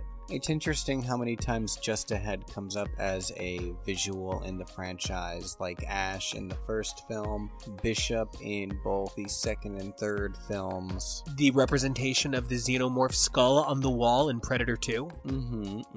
There's a lot to be said about the masks that we wear and the heads that we collect. Okay. And speaking of heads that we collect, Baby Xeno at the end there. Oh, you were so happy. I remember that. I'm pretty sure I cried. Like, I'm actually pretty sure I cried in the theater. It's probable. It was a little baby just for me. It's so cute. It's just so it's so cute. All newborns are ugly. Well, that's fair. Speaking of ugly, the next time we come back together, it's to discuss the disappointment that was Covenant. Yeah, that's something that I have to say about the movie Prometheus. I think it was easier to enjoy it when it was new and the future was a lot more full of promise, and there was the hope of Covenant being something more along the lines of Prometheus being both horror and like philosophical, existential, whatever, like. But there's none of that in Covenant. It's straight up just a horror movie, and not even a really great one at that. It's a horror movie with 10 minutes of David waxing philosophical that, because of the horror movie setting, boils him down to little more than a Jigsaw-type super baddie. It's incredibly disappointing, and the thing picking them off isn't the killer. The killer is David, the thing picking them off as aliens, it's just a huge disappointment of a film. So it's like if Jurassic Park had a serial killer element involved. Now there's your movie. Hey everybody, I'm Nico. And I'm Kevo. And this is Edge. Hey everybody, I'm Nico. And I'm Kevo. Hey everybody, I'm Nico. And I'm Kevo. Really? Really? Okay, so this is HTML, Husbands Talking More or Less, Alien Legacy, and we are here to discuss Alien Covenant. Yeah, this is the final film to feature a xenomorph that we will have on this program until our end cap, where we'll talk about seeing Alien in theaters for the first time. Of course, we have several Alien mini-movies and, short films to go. Which is part of why, even though this is definitely not my favorite Xeno film, I'm not too sad to bid adieu to seeing our favorite face-hugging, fearsome creatures on screen. Because I don't think this will be the last Alien movie. If Ridley Scott has his way, his sequel to Covenant will come out in the next several years. But before we can get to that, I've been ragging on Covenant since day one of this project, and I have to say, what I thought was like a D- movie, honestly, C+. It's not a great film by any stretch of the imagination, but it's not the worst thing to happen to the Alien franchise in the last 20 years, that's for damn sure. It's really not. The final writer on the project, John Logan, talked about how his main concept for the story was adopting a dual plotline for the film, combining the horror elements of the original Alien with the philosophical elements of Prometheus. And frankly, I think that's even part of the downfall of this film. It felt like the philosophical stuff didn't really jive with all of the horror, and I'm not sure some of the horror elements were properly translated from the original Alien. I think there are some ways that it definitely was, but especially in the final act, it really just starts to fall apart. And I think part of that is because, as we discovered on this watch through, the easiest way to turn Covenant from a bad movie in a good franchise to an okay movie in a good franchise is to include the 11-ty fucking short films. Yeah, and I said this last episode when we were talking about Prometheus, how it's becoming difficult to enjoy these films that like to do their little spin-offs and shorts and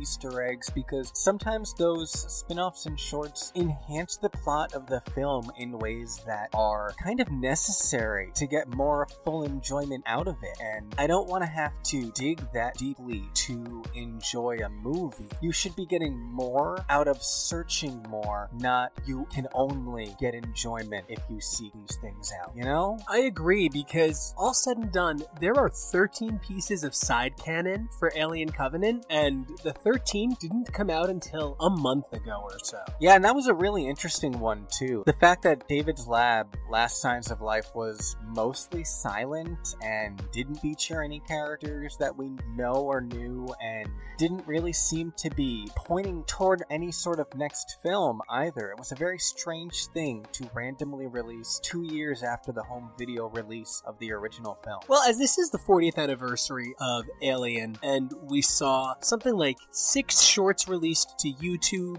We saw the adaptation of Alien Isolation finally giving a second Ripley their own film franchise, and all of the different re-releases of Alien 3. I think it was just a really good big time to be an Alien fan. I hadn't considered the fact that it was also the 40th of Alien this year. I mean, we talk about it so much, you'd think I would remember, but, that's me.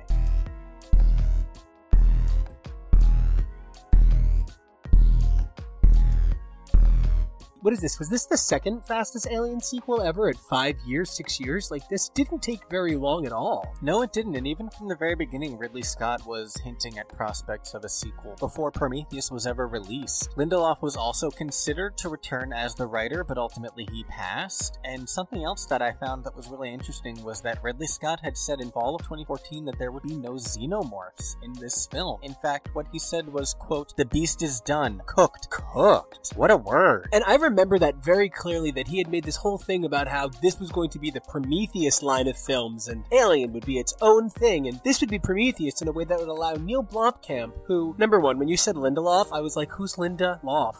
And so I had to think about it, and now I'm like, Blomkamp is Blomkamp absolutely sounds like, it sounds gross. Poor guy. It's a tough last name, but, visionary director, good for him. I feel like there was an attempt to allow parallel Alien franchises by not having the aliens in the Prometheus line, but ultimately you need the aliens to sell an Alien film. I know, right? It was obfuscated for a while, though, and it wasn't until spring of 2017 that it became finally clear that, yes, this was not going to be the case. We are going to see xenomorphs again. The film was very briefly titled Alien Paradise Lost. That was the title that was released in September of 2014, but by November of 2015, the title was changed to Alien Covenant. Ridley Scott is a very well-versed director at this point. He's had such a long and storied career, and he's been so successful. I have to assume he has this library in his house, and every now and then he pulls a book off the shelf and he's like, The Tale of Prometheus. I think there's an Alien movie about this.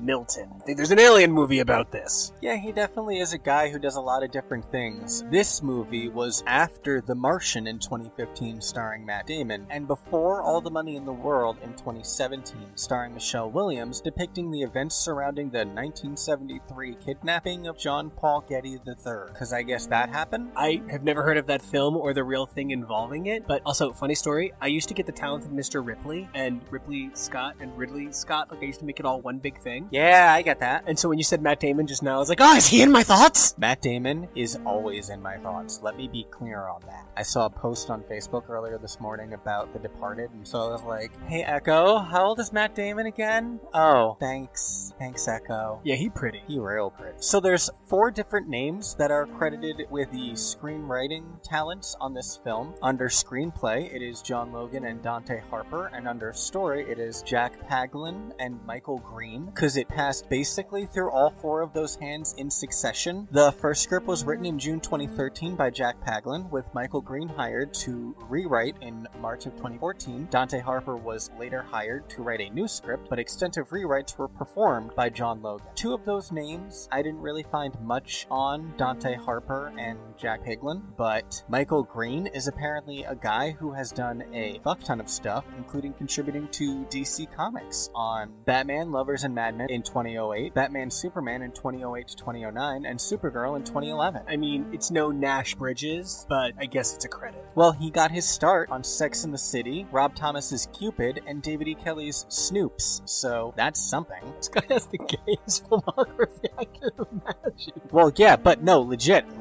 because he created that NBC show Kings in 2009, which was an early role for a young Sebastian Stan, where he played a super fucking gay prince. So yeah, kind of a gay filmography. He is going to be the showrunner on the upcoming adaptation of Why the Last Man, and has tons of television experience already, having worked on Smallville, Jack and Bobby, Everwood, Heroes, The River. Remember that? We genuinely liked that show, all things considered, despite itself. He's also a huge contributor to the Blade Runner franchise, having written the screenplay for Blade Runner 2049, as well as 2 of the short films in the lead-up, and he's worked with Kenneth Branagh a few times. He wrote Murder on the Orient Express, and he co-wrote the Jungle Cruise movie that's coming out. When you said Kenneth Branagh worked with this guy, I immediately was like, okay, A Midsummer Night's Dream of Electric Sheep. As for John Logan, he got a lot of his early work in horror. His first film was the 1999 adventure horror film Bats, starring Lou Diamond Phillips. As a kid, a bunch of us went, and we thought it was so bad. Low-budget 90s horror is the greatest gift. I love throwing things like that in, because you just never know when Nico's gonna explode like that. His next thing was co-writing Any Given Sunday with Oliver Stone. Yeah, I know. He also worked with Ridley Scott back in the year 2000 on the film Gladiator, which he wrote the script for, which was nominated for an Academy Award and a BAFTA. His next film wasn't quite as well received, The Time Machine in 2002, which I love. Like, it's cheesy, but it's cute, and it has a great score, and you're gonna hear me say that a lot over the next few years. He wrote the script for Star Trek Nemesis in 2002, so another person who works on Star Trek. Last Samurai in 2003, Aviator in 2004, which was nominated for an award, a BAFTA, Golden Globes, and a whole fuck ton of other awards. He wrote the script for Sweeney Todd in 2007. I see that. I see your face. You said that hopeful, like it would get me to perk up excitedly. No, I said it because I wanted to see what your reaction was.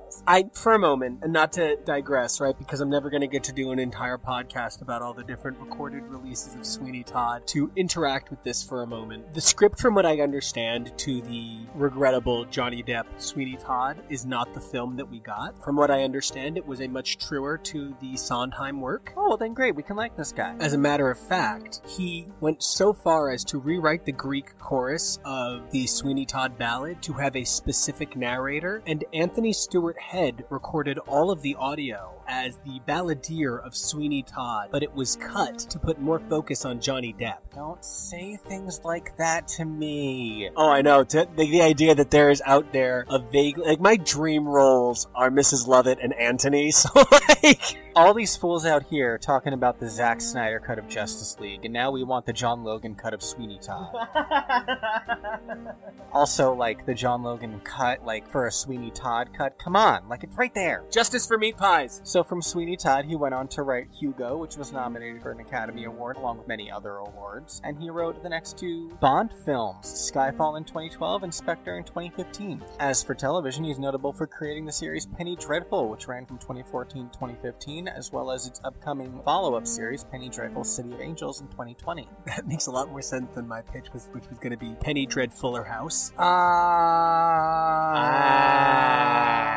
That's going to be brutal to edit. That might be the worst thing we've ever done on this show. Oh no, wait, we watched Dark Phoenix, not that. As for the composer, it is a man named Jed Kurzel, who is a singer-songwriter and founding member of the blues rock duo, The Mess Hall. And I constantly stumble when I see founding member of a duo. Well, yeah, there's only so many of you, so obviously it's fine. His brother, Justin Kurzel, is a film director and frequent collaborator. Their first film that they worked on together was Snowtown in 2011, which was also his brother's directorial debut and earned him several award nominations. And he also did the score for Babadook in 2014, Macbeth in 2015, and Assassin's Creed in 2016. Those last two films, by the way, were also starring Michael Fassbender.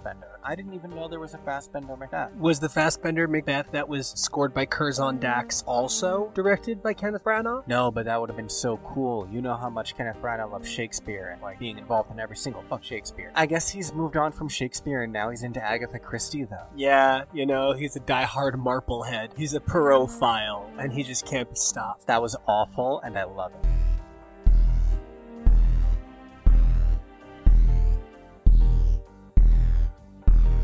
We really need to talk about the phenomenal number of shorts. Last Supper, Meet Walter, Phobos, The Crossing, Advent, the crew messages of Daniels, Tennessee, Oram, Rosenthal, and Lope, the Alien Covenant Audi Lunar Quattro commercial, She Won't Go Quietly, and the aforementioned David's Lab Last Signs of Life. There was so much shit in these. And the only one that I think we have seen before this project is Last Supper. I definitely remember us having watched that one before, possibly before the movie came out. I don't remember that fully. I remember being really excited and them announcing that it was coming out on like a Friday, and so like I was really looking forward to it, and we watched it, and it gave us so much hope. And we were like, what the fuck, James Franco? Right, and so I made a comment in Prometheus that they would have never been able to convince me that they could get Guy Pearce for 5 minutes. What a dumb thing, because they definitely got James Franco for 5 minutes. If 5 minutes. He's in Last Supper, and then a handful of clips throughout the film, but I would say James Franco has a grand total of 4 minutes of screen time. Yeah, probably. It was weird not giving him a crew message. I have to assume it has something to do more with like pay and the amount of time that they had him than anything else, but maybe not. Maybe they just didn't even want to develop that character, and or like why not turn it into a cameo instead of have it be a nobody. I felt almost every single minute of this was just sort of generic background where Ridley Scott was using manipulative language to skirt around the fact that he was saying misleading things, but they technically weren't untrue, intercut with scenes from the film. Like, I'm not trying to shit on it, but a lot of this stuff was kind of garbagey, with the exception of The Crossing and Advent.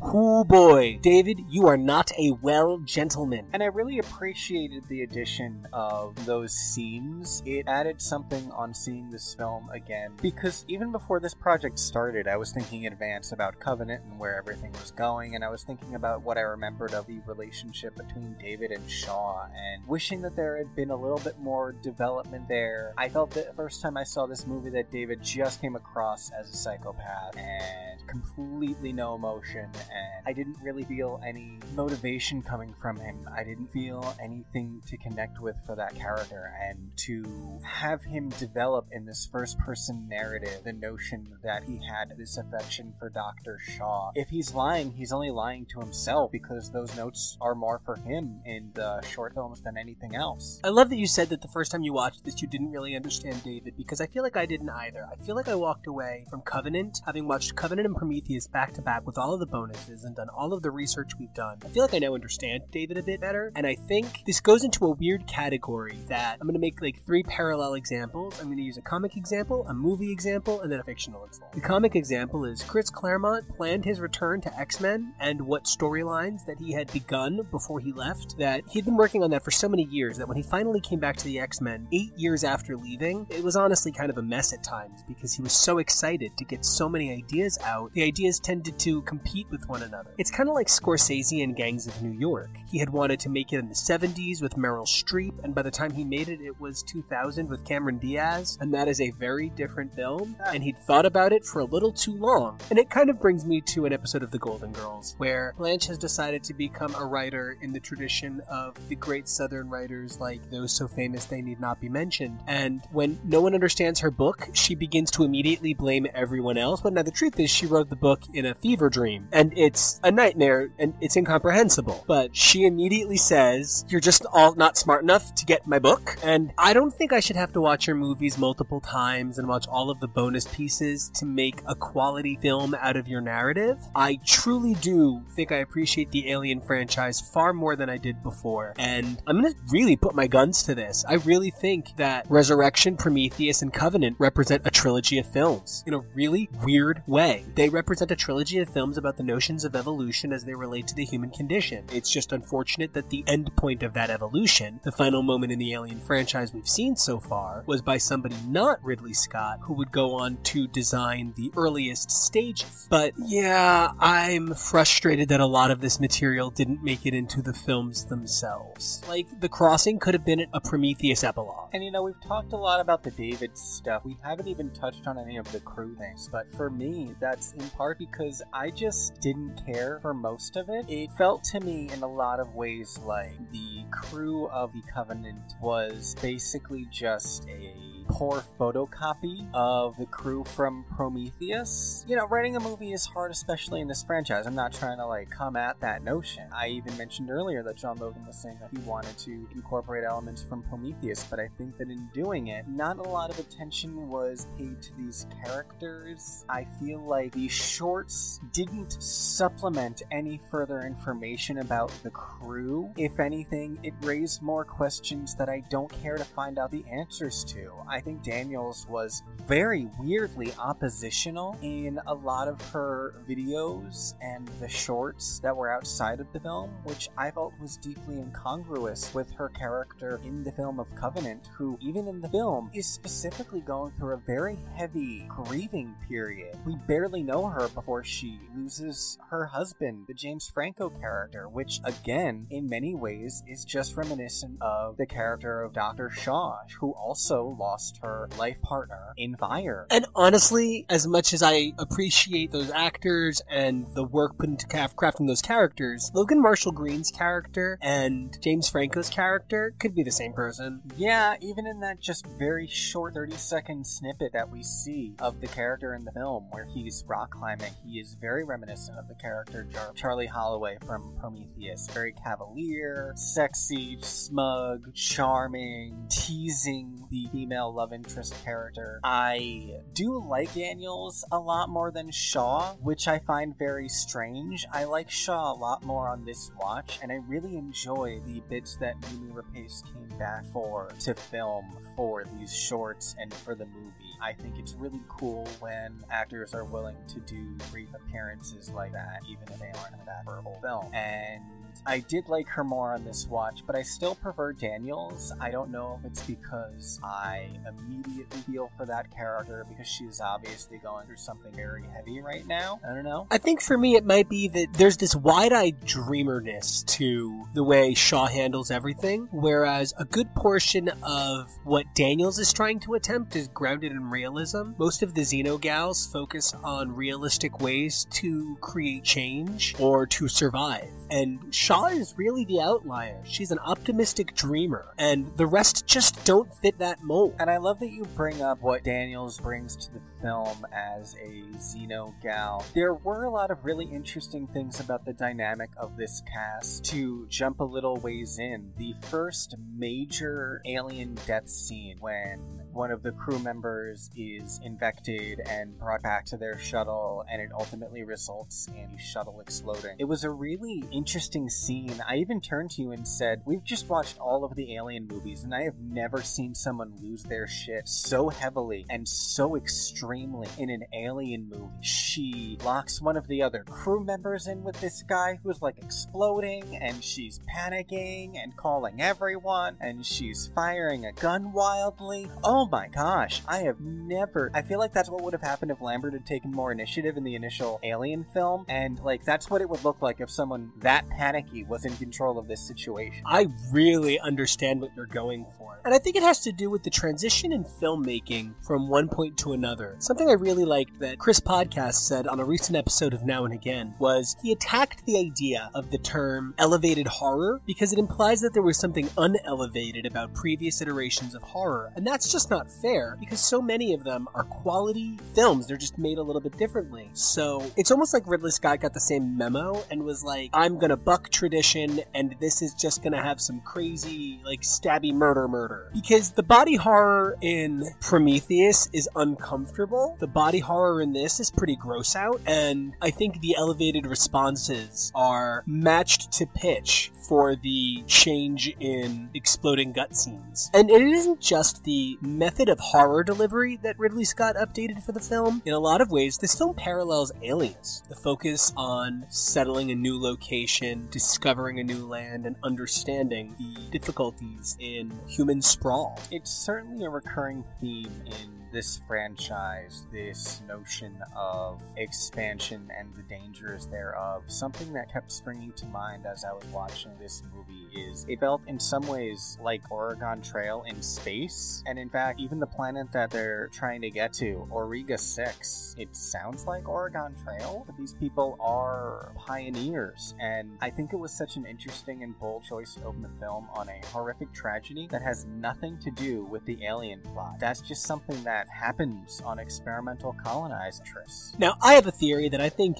David might have had something to do with it, but Kevo was like, no, prove it. And I'm like, I can't! I just can't science how it would, how? You know, you never know what they're gonna do in the next movie. It turns out David might be the person who created all xenomorphs. Maybe he did. Maybe he can control space storms. Who knows? Something I also saw that I noticed in the film that I thought was really cool, because you mentioned aliens. When Daniels is looking at the pictures and all of her dead husband's things, she's next to one of those nature screens, like Ripley is in the movie Aliens that we talked about after she is rescued. So in that way, it actually parallels Ripley missing her own family in the form of her lost daughter. Yeah. One of the strengths of this movie is, like the original Alien, you're really not sure what's happening till it's finally happening, whereas Prometheus was a very calculated and choreographed film. Covenant is a little bit more seat of your pants. To that end, the characters are a little bit more unpredictable. I don't know that I think, there's that joke from Community that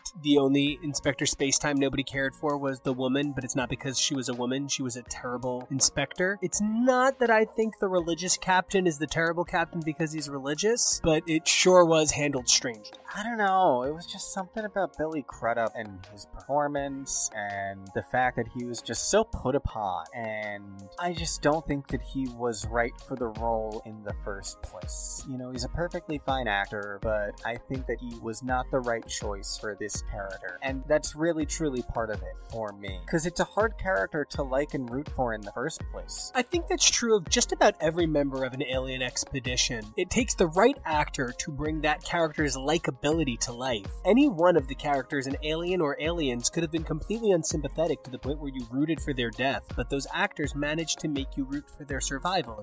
But think about if Tom Skerritt hadn't been the person to play Dallas, if it had been someone that had a harder or a less kind or a less friendly edge. One of the things that made that character so iconic was the fact that he had such genuine affection and care for his crew. And maybe that's what I love about what Last Supper adds to the film. That idea that the crew care about each other and know each other. It feels a shame that Last Supper wasn't in the movie and was was, I'm going to assume, removed in favor of the very masturbatory Guy Pearce scene with David at the beginning of the film. Oh, you mean the one that didn't ultimately add very much to the plot? Yeah, that one. Like, it kind of added a little bit. Like, I get it. David's bitter. I get it. But it helps me understand David a bit better. Bitter, better David. I get it. I think one of the big problems with this film as well is the size of the cast. I had a hard time keeping track of who everyone was, and the added element of this being couples, it was hard for me to understand who's supposed to be sad right now because their partner just died. Like, one of the couples is two gay dudes, and by the end I was able to tell who they were, but, you know, no one is overly affectionate or overtly, that's my whatever, and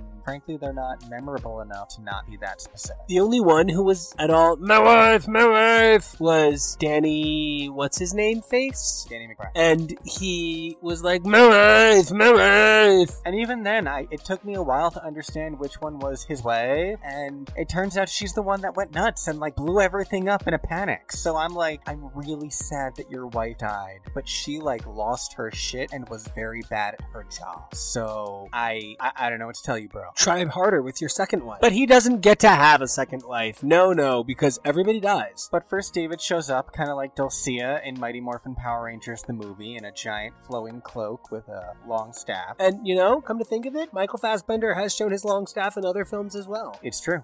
The scenes with David and Walter are really weird to watch. I think Michael Fassbender gives really great and distinctive performances as both Walter and David, but, you know, you realize you're just watching Michael Fassbender talk to Michael Fassbender on a screen, and watching Michael Fassbender teach Michael Fassbender to play a flute on a screen, and it's just, where did the rest of the cast go? Where is this heading? Like, what is the inside of Ridley Scott's head like? He's like, I'm going to write Michael Fassbender real person fanfic. He's going to teach himself to play flute. Kind of. I also, you know, I think the sequence of David killing all of the engineers looks really cool, but just raises more questions. Was every single engineer in the planet in that city? And, like, why? And, like, how? Yeah, this movie is like 3/4 of a good movie and then like 2/5 of a bad movie, and then it's all kind of cut into different shapes. And the rest of it is a weird car commercial. Yeah, the car commercial. Yeah, we kind of skipped talking about the car commercial because car commercial. Spider-Man's car commercials are great, and they are canon, and they get JB Smoove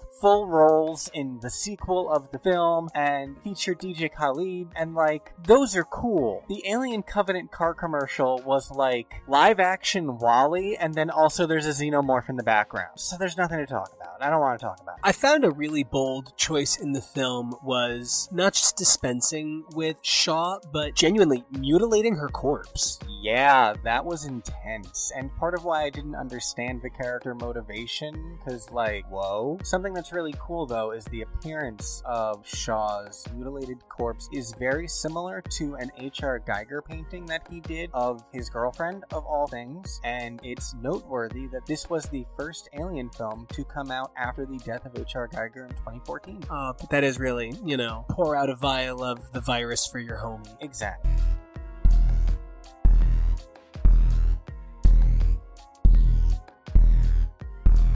Another thing I have to say in favor of this movie, though, is that it really reminded me how dangerous just one xenomorph can be. Having gone through this whole project, we've seen a lot of different movies from Alien all the way through to the xenomorph appearances in the Predator franchise, and we haven't gotten a lot of single xenomorph movies, and this one really reminded me how dangerous one of these aliens at a time truly can be. We technically got two different aliens, but it was only ever one at a time. And I really agree with what you're saying, because one of the things for me was, in retrospect, that's what I didn't care for about Aliens. I felt it devalued the fear of the first movie, and I feel like with AVP, it just sort of kept building and building and building. This movie really did manage to bring things back to Alien in a beautifully seamless way. They also managed to give us a unique alien death in this one, which is pretty cool that they were able to accomplish after nearly 40 years, crushing the xenomorph to death with the giant claw. thought was a really interesting way to see it go. I thought this movie managed a number of firsts. For instance, while we famously say alien movies end about 10 minutes too late, I felt this movie kept its runtime at a good clip. Maybe that's part of why all of that stuff was cut out. But instead of the final act shock being the alien survived, the final act shock is that Walter has been replaced by David, and David is ensuring the success of his xenomorph experiments, and the first that represented, right? Because like the alien isn't dead and starts killing everybody off 10 minutes before the end of the movie kind of closes up really weirdly quickly, and there's that weird coitus scene that I have to wonder if is a reference to the Prometheus coitus scene. I don't know. I did not like the "there's still one more xenomorph" tag in this movie. It's sort of become redundant by this point, which is why I do appreciate that it had, as you said, the final tag surprise. It is very reminiscent to me of what the original Alien film was potentially going to do in the first place, with the xenomorph killing Ripley and impersonating her on the final transmission to Earth. In a lot of ways, that's sort of what David does here. I can't imagine Daniels is ever going to wake up again, but her body will be of plenty of use to David for his xenomorph experiments. And, you know, that's the same sort of surprise horror that the xenomorph winning at the end of Alien would have been. I don't know how I feel about a movie actually ultimately getting that ending, because one of the great things about deciding not to go with that ending for the original for me is, it's gonna sound so corny, but it's choosing hope. I like when movies have happy endings.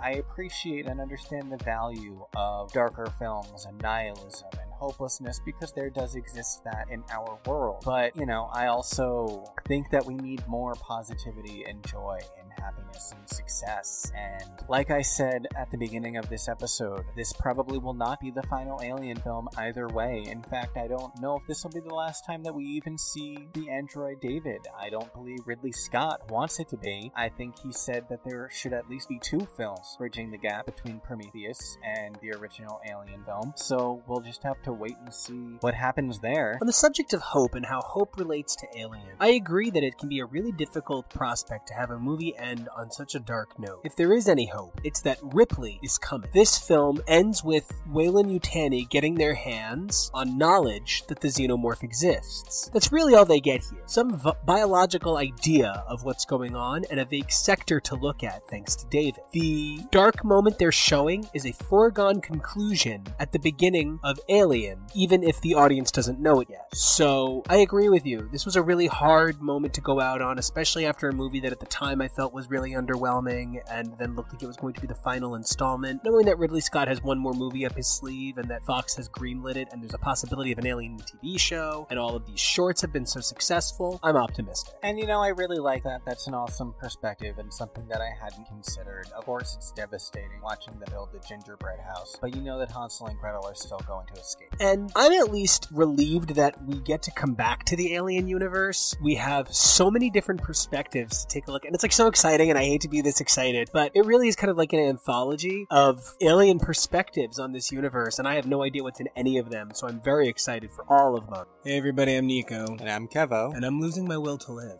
Yeah, there is that. We are on day, I've lost count of the lunar cycles of Alien Legacy. I feel like every time I turn around, there's another invisible bastard, and the plot gets thinner, and the movie gets weirder, and we're finally at what I think is the last Predator head movie, please. And like every single one of these Predator movies is basically trying to be the sequel to the original Predator. Predator 2 wanted to be it, the AVPs wanted to be it, Predators wanted to be it, and the Predator clearly is trying to be a direct sequel to the original Predator movie. And like, that's almost worse than this remake culture that everyone keeps complaining about. When is anyone gonna actually do something that isn't just trying to ride off of the wave that was the original Predator that frankly wasn't great to begin with? Terrific, and until we come back to talk about those movies, Kevo, where can everybody find you online? Yeah, nice try. I tried so hard and got so far, but in the end, the Predator was the killer inside us all along. You know, it's funny because in a lot of ways, The Predator wasn't the worst. It was like a really good reinterpretation of what the original Predator had been, and yet at the same time, it introduced so many new problematic concepts and things, and didn't say very much that left me excited for the future of a Predator franchise. And what's weird is, like, I really dug this movie for the first 45 minutes for some reason. I don't know what I liked about it. Looking back, I'm like, oh, Olivia Munn, pretty much. Olivia Munn and pretty people. It's not hard to get me to like things if you just include Olivia Munn. And the cast had a fun dynamic, so it was engaging to watch, but it was one of those things where if you looked a little bit too closely, there's very little about this cast of characters that isn't problematic at times. It wasn't just the cast of characters that was problematic. I'm pretty sure the cast had some problematic issues. Yeah, so we might as well get that out of the way right up front. There was some major controversy surrounding the film of The Predator. In 2010, director Shane Black's longtime friend Stephen Wilder Straggle, known professionally as Steve Wilder, was registered as a sex offender and served 6 months in jail after pleading guilty to 2 felonies: risk of injury to a child and enticing a minor by computer, with the minor in question being 14 years old. Why is this relevant? Because Wilder would appear in small roles in Shane Black's Iron Man 3 and The Nice Guys, in addition to Black telling GQ back in 2016 that he was planning to produce a heist film by my friend Steve Wilder, before Wilder was given the unauditioned role as a jogger who repeatedly hits on Olivia Munn's character Casey Brackett in the film The Predator. Days before picture lock on the film, Olivia Munn became aware of Wilder's history and approached Fox executives insisting that the scene be cut from the film. And if only that were all, but there was a little kerfuffle around the reactions from everyone involved with the film as well. For his part, Shane Black initially responded, "I personally chose to help a friend. I can understand others might disapprove, as his conviction was on a sensitive charge and not to be taken lightly." Black went on to say that he had long believed that Wilder was, quote, "caught up in a bad situation versus something lecherous." After further details were released, including excerpts from the affidavit and quotes from Wilder's correspondence with the girl, Black released a fuller statement, referring to having read the morning news report, saying, "It has sadly become clear to me that I was misled by my friend I really wanted to believe was telling me the truth when he described the circumstances of his conviction. I believe strongly in giving people second chances, but sometimes you discover that chance is not as warranted as you may have hoped. I am deeply disappointed in myself. I apologize to all of those, past and present, I've let down by having Steve around them without giving them a voice in the decision." Munn notified her co-stars about the situation, not wanting them to be blindsided by it, only to be chastised the next day by the people at the studio for telling them, saying, "And why am I not just keeping it quiet? It's gonna be okay, it got deleted, what's the big deal?" She was also dismayed at the lack of response from her fellow cast members, feeling like they had turned on her after the incident, saying, "It's the fans and news outlets that's confirming it to me what I did was the right thing. If I didn't have that feedback, I'd kind of go crazy thinking, why am I being treated like this? That's not okay to feel like the bad guy." Her castmates did eventually speak out in support of her, with Boyd Holbrook and Sterling K. Brown specifically taking to social media to post their support of her actions and regret for making her feel abandoned. So that was my book report, and that was the nutshell version of the entire controversy. Please feel free to Google around for specific details about the case and or the responses from cast members, but that's pretty much everything condensed down into the smallest soundbite I could make. It's sort of unbelievable that in a film called Predator, no one believed a woman about a predator. And it's not even like she was like, he did something to me. She was like, this is well known, this is easily found, this is a court document, he is a registered sex offender. It's mind-blowing. You know, I even remember when this broke, we weren't very interested in the Predator franchise at the time, but we certainly enjoyed Olivia Munn as an actor, and so we were aware when it happened. And I remember Shane Black's initial reaction before he ultimately released his later reaction, having read the affidavit, and I remember how that came across to me how it came across very defensive and saying that he made a personal choice. I've spoken previously on the show about James Gunn and his reaction being fired from Disney, and how I had such respect and admiration for his reaction and taking that firing so gracefully. And this reaction to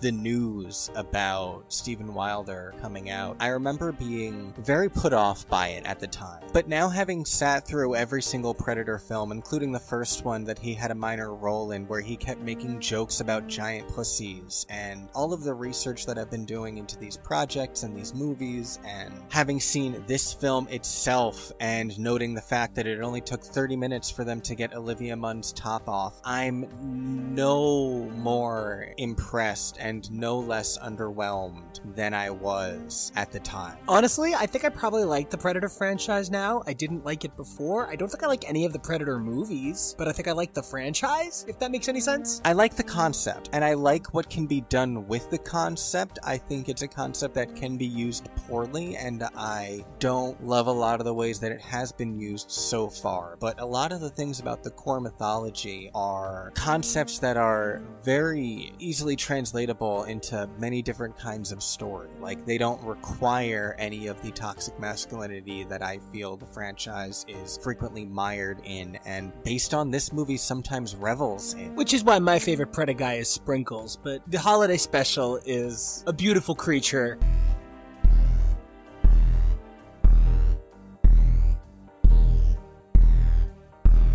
Well, to comment first and foremost on the universality of the Predator franchise, it was that very wide range of potential that initially had Predator's director Nimrod Antal excited for the potential of a sequel to his own film. He had said that he would love to make one, and producer Robert Rodriguez was likewise interested, citing the large number of potential ideas the game-preserved planet setting provided, and also proposed the idea of a prequel movie about Lawrence Fishburne's character Nolan. Despite their fervor, this project apparently stalled and never came to fruition. Production was first announced for this film in June of 2014, with Shane Black confirmed as director. Though initial reports claimed the film would be a reboot, Black later clarified that it was in fact a sequel. During interviews for The Nice Guys in 2016, Black referred to this project as an event film aiming to elevate the Predator series. It's an attempt to eventize the Predator again, he said, an attempt to make it more mysterious. He felt that the film would return to the intimate scale of the original film, and that they hoped to achieve the, quote, same sense of wonderment and newness that Close Encounters had when that came out. I don't know that I see any of that whatsoever in the finished product for this film. I don't know about you. Like, none of that shows... Like, I can't even find how those things come together. I can't even find how they're separately in there in a disjointed way. Especially a comparison to Close Encounters of the Third Kind. Because isn't that the nice guyest alien movie of all time? Yeah, and this is coming from a man who also insisted on an R rating. In fact, quote, I made a condition of my participation with Predator that it be the same rating as the first movie, and the first movie was rated R. In other words, I don't want to cut away every time the Predator does something violent. I at least respect that he said the word violent instead of cool, so he doesn't sound completely like a prepubescent boy. I want to see the guts explode! He was definitely really interested in upholding the integrity of the Predator franchise, though, in his own way, and I very much respect that. Like, that's why Jake Busey was cast in the film. His character, Sean Keyes, is meant to be the son of Peter Keyes, the character that Busey's father, Gary Busey, portrayed in Predator 2. Inside of the Stargazer facility, the makeshift spear using the xenomorph tail from Lex Woods in Alien vs. Predator is briefly seen. On the other hand, there were two unused endings for this film that would have involved either Ellen Ripley or Newt being found within the pod that is the subject of interest for the final scene. Both women would have been wearing a breather mask marked with the logo of the Weyland-Yutani Corporation. These endings were filmed with an actress portraying both Ripley and Newt, though neither was ultimately used. If Ripley or Newt showed up in the year 2018, I don't know. I think there could be some amount of time travel to the alien universe. Why the fuck not? Galaxy a long time ago, far, far away. Would that then cross us over with the Terminator franchise, I wonder? another James Cameron joint. Or would we hop back over to Blade Runner, right? There's like time travel-y stuff in like the other Ripley movies, right? Other Ridley movie, the time traveling Mr. Ripley, right? That's him. I would actually watch the hell out of that movie. Another fun fact is that the initial teaser poster for this film, which was the slogan "You'll never see him coming," imposed over an image of the crucified Predator from Predators, is a subtle nod to the character of the Mandarin from Iron Man 3 with his catchphrase of "You'll never see me coming." I did not see that coming. Right? It's kind of cute. I mean, obviously it's a reference to the Predator's like invisibility cloak thing, but also it's a little nod to Iron Man 3, which is pretty cute. You know, I hadn't thought about it this way until you said it, but just now I had a realization that I guess, I wonder if the main Predator from the first film got his invisibility cloak from his dad, James Predator, and perhaps maybe his mom Lily Predator, and James Predator were on the run from Voldemort, and he was looking to kill them, and so they gave him the Predascar and sent him to, I can't even take it further, man. That wasn't... Were you about to say Predwarts and you realized that the joke had gotten pretty sweaty by this point?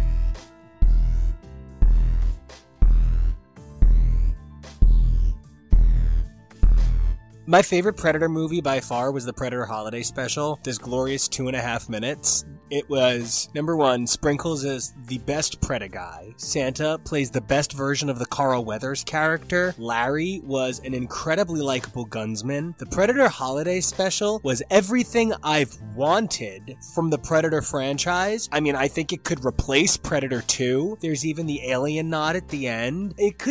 Literally, I'd be happy to cover that whole movie for a podcast. I have so much less to say about the Predator Holiday Special. I thought it was funny. I thought it was cute. I wish it had been a little bit longer, though, to be honest. I understand the premise might fall apart if you try and do too much with it, but I think they could have had a little bit more fun with it, playing up some of the Predator sci-fi and Christmas tropes a little more. There should have been a Jingle All the Way moment.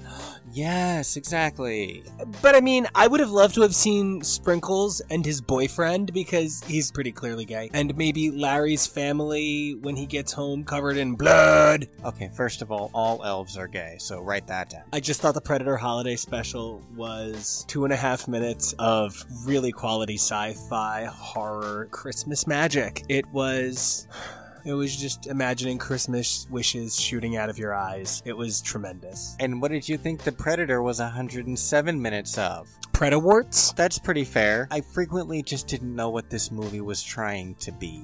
Other than a really stellar performance from Olivia Munn doing the best she could with a really limited supply, I felt like this movie was, and I know we disagreed during the film itself, you felt it was more of a callback to the original Predator. I felt it fell into a lot of alien tropes, and they tried to have the best of both worlds. They wanted a Predator guy and a Xeno gal in Olivia Munn's character, and what was the lead guy's name, or who was he again? Oh, I don't remember what the lead character's name is. I remember his actor's name is Boyd Holbrook, because, I have that written down. He was super cute. I don't know exactly why he hasn't gotten somewhat more work, but, it was also really random to have someone who is such an unknown be the lead for a film like this. They had Keegan-Michael Key. Right, and that was another thing. I'm getting so tired of this bad group of men. I am, so tired of it, People complain that female Ghostbusters was a problem and people don't want a femaleiized this or that, but genuinely, I would love to see an all-female Predator. Not even a hesitation in my mind. Put Melissa McCarthy in body armor and strap a gun in each hand and just let her fucking go nuts on some Predators. I think that would really change the franchise a lot, and I would be really into that reworking of this classic because, we've only talked about 4 Predator films and then 2 films Predators are in, but I find myself reaching an inevitable conclusion that round up the worst people you can into one room and stick an invisible killer in there only naturally goes so far. I think perhaps we loved Dutch from the first one the most. We liked the mythology from the second one. We enjoyed, I'm sure we liked something about the third one, right? Oh, we really liked Danny Trejo and oh, you know what we liked about the third one? We really liked the resetting it on a foreign planet. About this one, we liked Olivia Munn. And I feel like it's unfortunate that this entire franchise boils down to one or two good things per film. We frequently like things about the concept of the Predator, but we also frequently feel that they are not well executed. I don't think that the Predator necessarily even brings anything new or necessary to the franchise, though. It introduces the concept of a super predator. I don't really think that was something that was necessary. The Predator hasn't really been a character that has needed that, especially after we did a Xeno Predator in AVP Requiem. So we've seen a Predator upgrade. We've seen that there are more badass Predators in the movie Predators. And plus there's the whole uncomfortable side plot of the lead character's son has autism, and that's a special mutation that the Predators see as advanced human DNA, and it makes the kid a genius at languages so he can learn the Predator language, and he gets an office at the CIA or something in the end? What? I don't even understand how any of that got past anyone without someone going, is this right? Did we have a sensitivity reader look at this? So a lot of that tied back into this really weird, grandiose sense of 80s horror. It felt like AVP Requiem in that regard. This very Friday the Nightmare on Elm's 10th, part 16 and a half. This sort of like nondescript 80s horror, and the kid gets disability wish fulfillment at the end. And the reason things like disability wish fulfillment are so dangerous and problematic isn't because it's bad to see a person with a disability succeed, because we all want to see people succeed across all spectrums. The reason it's bad is because it then makes it harder for people to accept real-to-life disabilities and how they manifest. Because then people are saying, well, why can't you be like a language disability person? Why do you have to be like a non-verbal disability person? And it creates an insensitivity to reality. Why aren't you like those autistic people that I see on TV? Now, I am on some molecular level forever sad panda about the fact that, like, I don't know if I'm more upset that there's a possibility that they would have found Newt and Ripley, or upset that they didn't find Newt and Ripley, but what they did find was some real steel Transformers VR Trooper bullshit nonsense. So much about this ending, I'm like, what the fuck? It's so strange because they find this device in this orb thingy in this pod, and when they get it open, they see that it's a super suit. It attaches to a scientist. The scientist is relinquished of it. It's a predator killer bot machine suit, and lead guy is like, oh, I found my new costume. That's my new suit. And like, okay, where's that going to go? Frankly, there's no word on further Predator films at this time, and specifically Shane Black is not working on anything at all. Not surprised by that, frankly, after everything that happened on this film. And I don't know that Fox necessarily wants to pursue anything further in this line after everything that happened. So... Fox? What Fox? You mean Disney? Yeah, and frankly, Disney is in a very reboot-y mood. If it's not working at peak efficiency, they don't necessarily want to deal with it at all. So now there's just going to be this really awkward moment that I don't know if any filmmaker will ever pick back up on, and it vaguely makes me think of the way Lex was left at the end of AVP, but in a much more extreme way.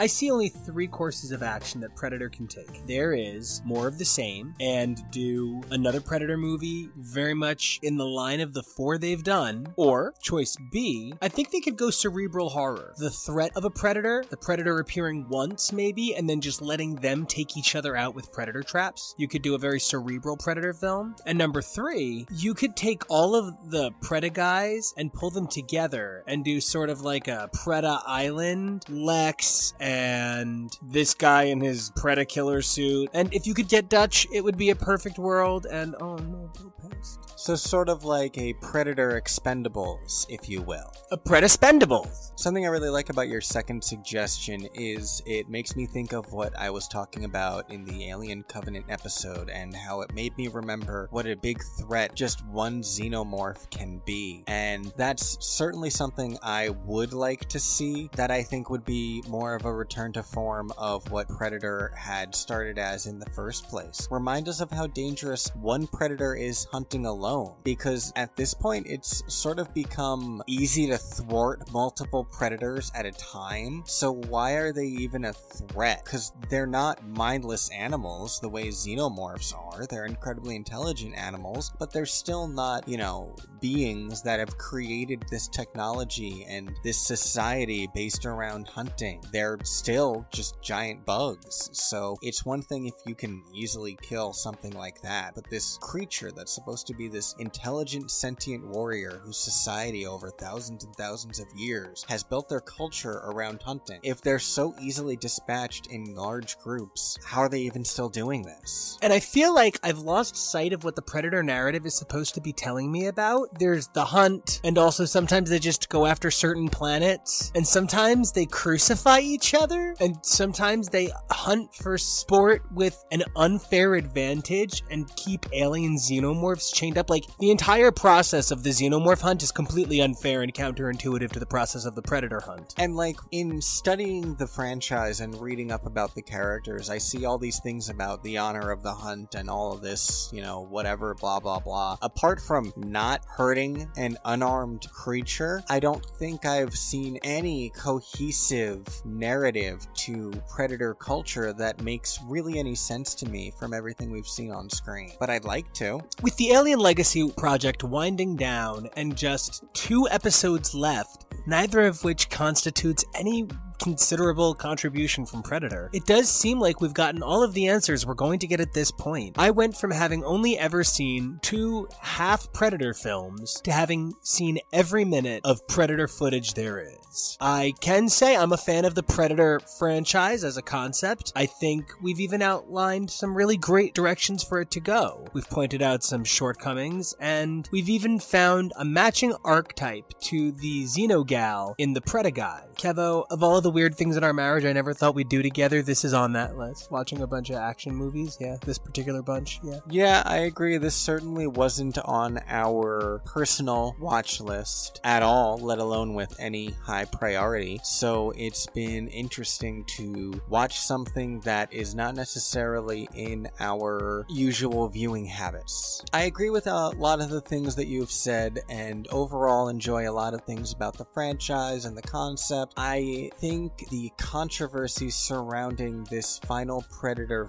film, the reactions of everyone involved, and the notion that there was a literal Predator working on a Predator film leaves a pretty bad taste in my mouth about what the films represent. There was a moment in the film where Olivia Munn's character questions why they call it a Predator in the first place, because by definition it's really more of a hunter. At that moment, our HBO Go app actually crashed, and I wondered if our Fire Stick was crashing under the weight of the contrivance of the plot of the film. When we looked up the error number, it said we just can't do this anymore. And when it came back and we got the answer to Olivia Munn's question, it was that the men had voted and Predator just sounds cooler, and all of the men whoop and cheer, and I think I hear one of the professionals say, "Fuck yeah," and that's sort of the impression that I'm being left with about Predator. There are a lot of interesting things about it, but it's sometimes a little too childish for its own good. And until we return to take a look at the Aliens sequel apocrypha in the form of the Alien Cube script by William Gibson, adapted into an Audible drama and a Dark Horse miniseries the same year, as well as Alien Isolation, a short film based on the game, the 6 Alien shorts released for the 40th anniversary, and my first ever theatrical screening of Alien. Wait, were you not ready? No, I was ready. I didn't know you were hitting me both. Okay, terrific. Hey everybody, I'm Nico. And I'm Kevo. And this is Alien Legacy.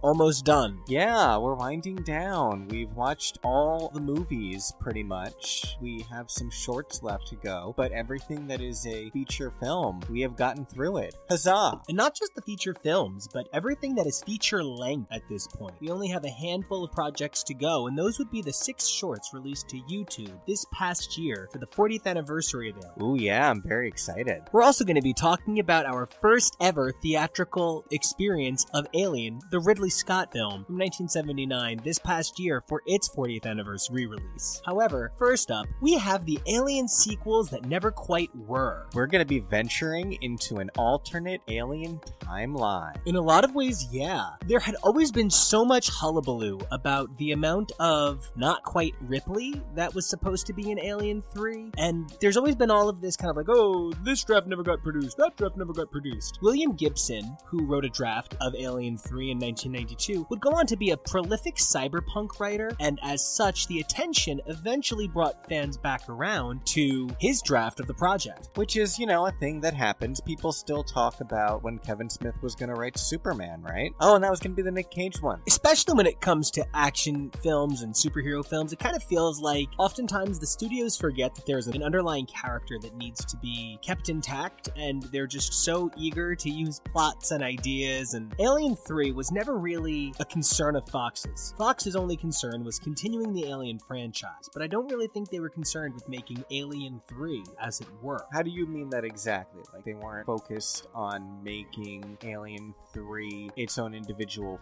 film? I don't think they were focused on making Alien 3. I think they were just focused on making a third Alien film. They didn't care what the plot was. They didn't care who was in it. They were just really concerned with making sure that trademark got back out there, and they produced a few more action figures. Okay, yes, I definitely agree with that assessment of the franchise as we have watched it. I think that they haven't wanted to put, you know, anything bad out there. I think that they've tried to make good films and failed sometimes, but their chief concern, certainly in the middle there, was not having any cohesive narrative. It was just getting butts in the seats. And there are so many different versions of Alien 3 that were in pre-production, partially produced. The William Gibson draft isn't the only famed version of Alien 3 that we never got. In fact, as we mentioned in our episodes for it, the earliest drafts of Alien 3 and the earliest trailers had the xenomorphs and the Weyland-Yutani space crew heading back to Earth. I guess because this time it's like personal or something? I mean, it has to become personal at some point, doesn't it? Although I'd say if it's going to be personal for anyone, isn't it personal for the xenomorphs? The humans are the ones who keep coming and poking them, and, you know. I mean, didn't the xenomorphs kind of like kill a whole lot of people in the first place? Okay, yeah, I guess I'm kind of arguing that you can't be mad at the Hornets in My Girl. I guess you can't, you know? That was, gonna get edited out completely, but that was 20 seconds of stunned silence. I guess you can't, you know? I hear the argument, you can't be mad at the bullet, or like, can't be mad at the soldiers, gotta be mad at the war. But, you know, yeah, if Anna Chomsky, or oh, she's on Veep. Yeah, if Anna Chomsky, I'm so sorry, I don't know how to say her name. I'm so glad she's had such an incredible career that spanned multiple decades, and she's been on such an award-winning show and in such a culturally relevant movie. I'm sorry, I can't say your name. But she was the My Girl. She's the My Girl from My Girl. She's the My Girl from My Girl, right? And I feel like, yeah, you know, it's not like her character was like, I'm going to become an exterminator, and I'm going to kill every Hornet. There will not be a Hornet left. God as my witness, I will raise Hornetlanta! Okay.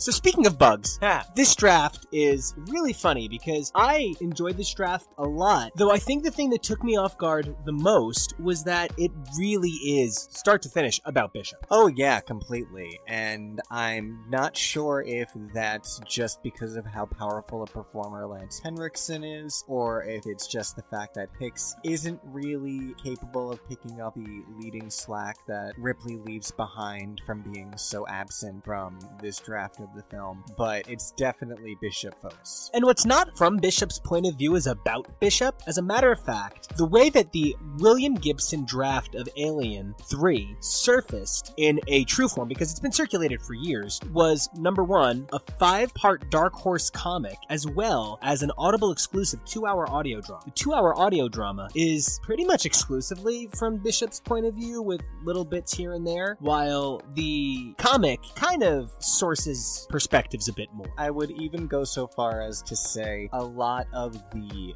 morality play that is this story is sort of Bishop observing the conflict between the UPP and the Weyland-Yutani side, and he has his little monologue at the end where he says humanity has a greater enemy that perhaps they can unite against, and that's, you know, what all of it is sort of ramping up towards, I would say. And, you know, beyond the fact that the lesson of this film is whether you're down with UPP or Weyland-Yutani, yeah, you know me, that at the end of the day, they're trying to rephrase it as, forget the Cold War, and we're all one species trying to fight alien insects. Like, this was such a product of its time. You can imagine the Scorpions' Winds of Change playing at some point during this.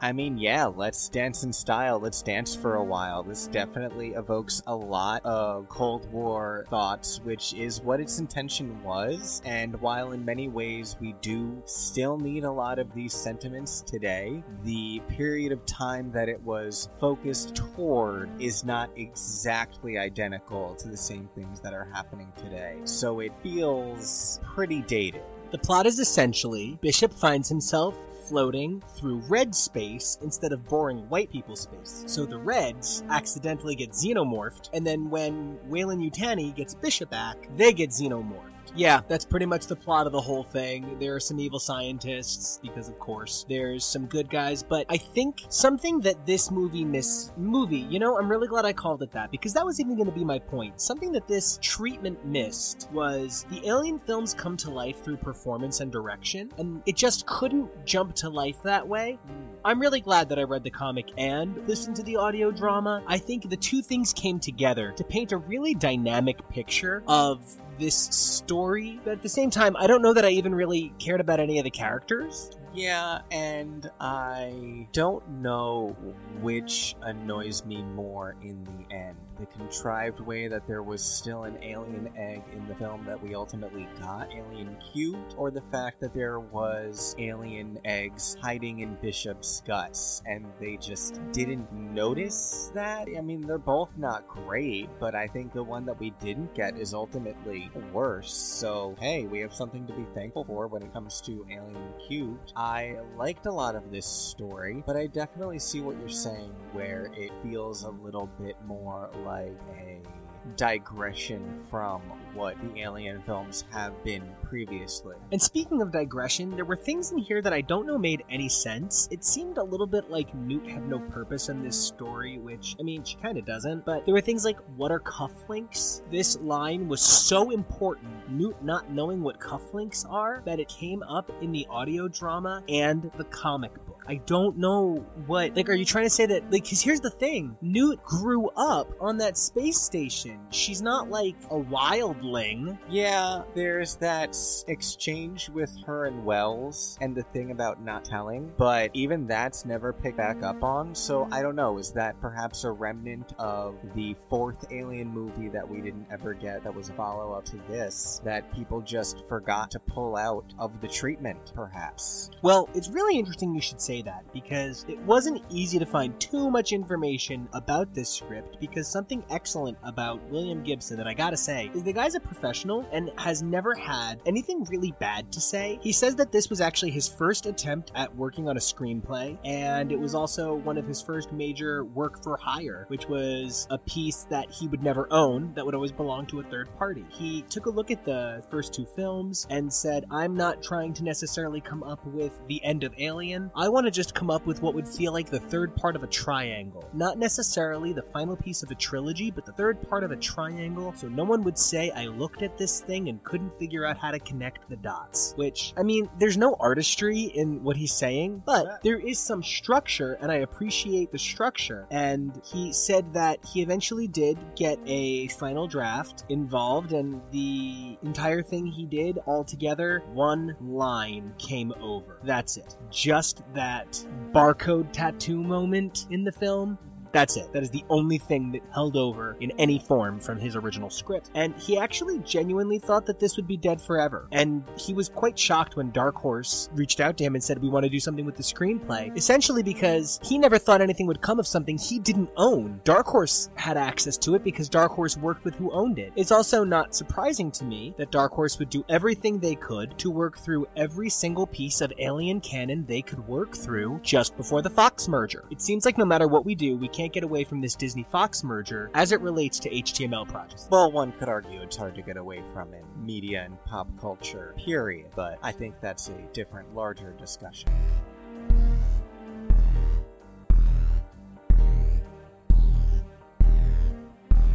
And speaking of sequels to Alien that never really happened, Alien Isolation is a video game that was released in 2014 following Amanda Ripley, taking place 15 years after the events of Alien, set in an Aliens era kind of universe. The film follows Amanda as she works as an engineer in an attempt to find her mother, which leads her to her own battle with the xenomorphs. Now, this was not by any means the first Alien video game, and as a matter of fact, Alien has had video games going back as far as 1982.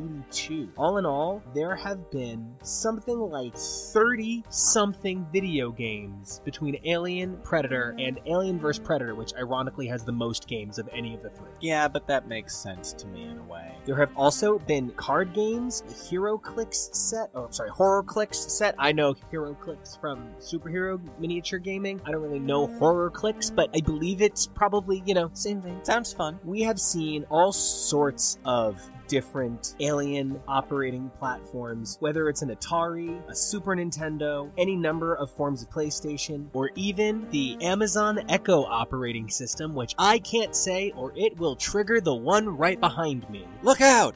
There have been tons of Alien games, and Alien Isolation is just the most, or was at one point the most recent game in a long line. It had a powerful following based on the fact that it utilized Amanda Ripley, Ellen Ripley's canonical daughter from the first few films. Yeah, a character who's only mentioned once or twice and has not really been seen or touched on, but from the very beginning of watching this, it really changed my perspective on the Nostromo incident and how this really affected Amanda Ripley's life. I have thought about it, but it puts such a vivid face on the tragedy, and the fact is it's the same universe, so she could, in her quest for getting answers about her mother, just as easily be sucked into an incident like this. If there's one thing that we've learned about the Alien franchise, it's that seems to be a recurring theme, is mankind's folly at its own curiosity. While it's hard to talk about the plot of a video game in the same way you talk about the plot of a film, because video games are much more meant to be experienced than watched, they did a pretty good job adapting this into a watchable film. There were some tricky cuts here and there, but for the most part, I enjoyed what we were given. It follows Amanda as she works in Weyland-Yutani and finds out that there is a space mission to recover the flight data information from the Nostromo. This leads her to a space station, which is then taken over by xenomorphs. This poor family, man. It's like Angela's ashes in space. One of the things that I very much enjoyed was that Amanda Ripley fit our mold of the Xenogal. She's strong and independent with a background in what she's doing that makes her a credible source on it. And makes her someone that you would believe could be a survivor in this situation without it being ridiculous. Yes, I absolutely agree. She has the weird, death, sad, detached thing that every single Xenogal needs. It did keep freaking me out when they kept calling her Ripley, though, because I was like, but she's not the Ripley. Can you call her by her full name or something? It's confusing. And that's actually really part of the thing that I think is so funny. When we talk about the Xenogals, there's four. There's Ripley, Lex, Shaw, and Daniels.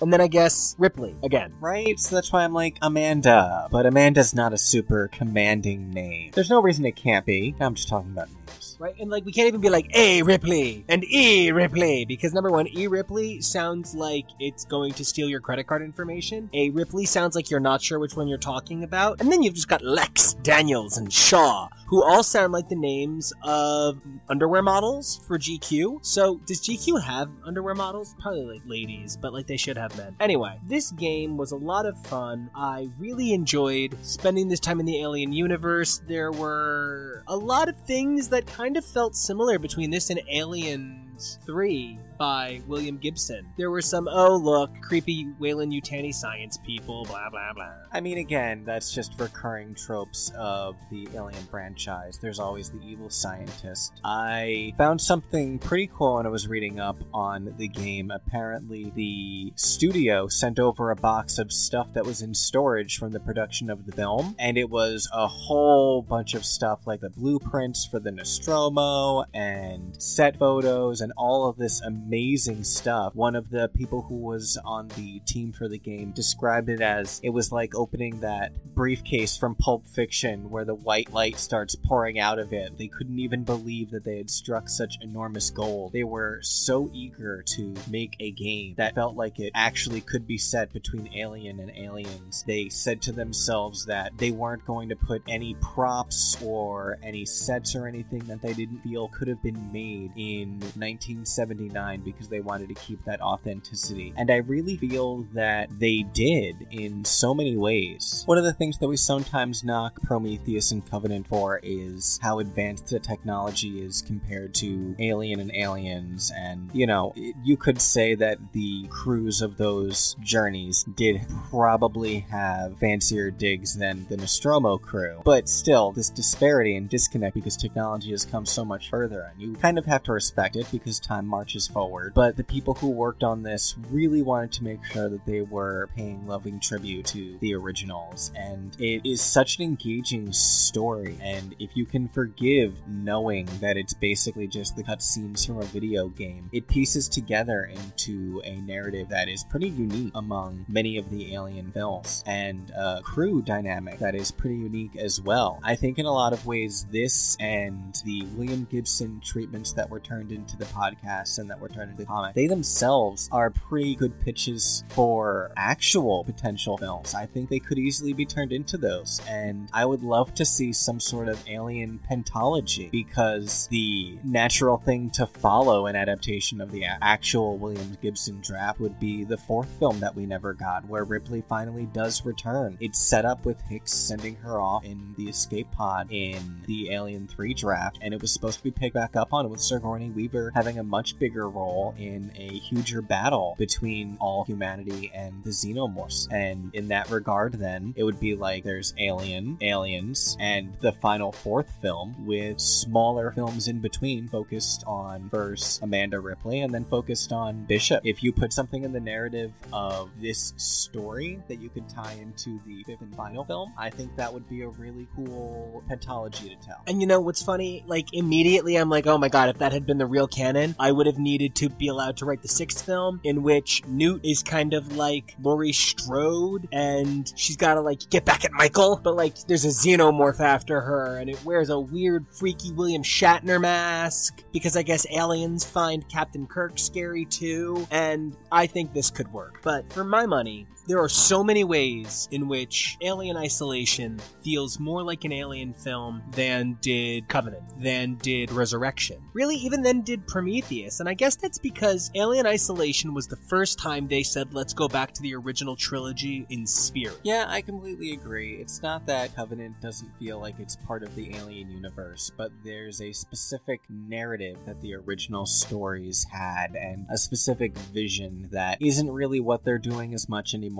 And I've really come to appreciate what they do now in a new light through this podcast, but it was really cool to watch something that made me feel like I was seeing Alien again for the first time. And that's what Alien Isolation, even with all of like the bumps and the cracks, that's what it felt like to me. It was great performances from the cast. You know, I thought that Marshall Waits sounded familiar from something, and I couldn't figure out what. what? I don't think he was whoever I thought he was, but it did turn out that he was Gorman from Alias. Yeah. Oh, that's great. I loved that. And I love that you said something about making you feel like the way you felt when you watched the original Alien. I felt like when Amanda does the bit about trying to figure out if she's going to overshoot the wreckage or not, and she talks about her number of rotations and what she's facing, they worked so hard to make her so brilliant. And I see why she's latched on with the fan community. She's an incredible character, and she's certainly someone I would want to see explored more. It would be a worthwhile story to see the secondary Xeno gals in Newt, in Amanda Ripley, in Call, have further stories, perhaps in some of these one-shot films that we got on YouTube that I've never seen. And you know, I don't think that there's any reason that we shouldn't see more of that in the future. If anything, Star Wars has proven that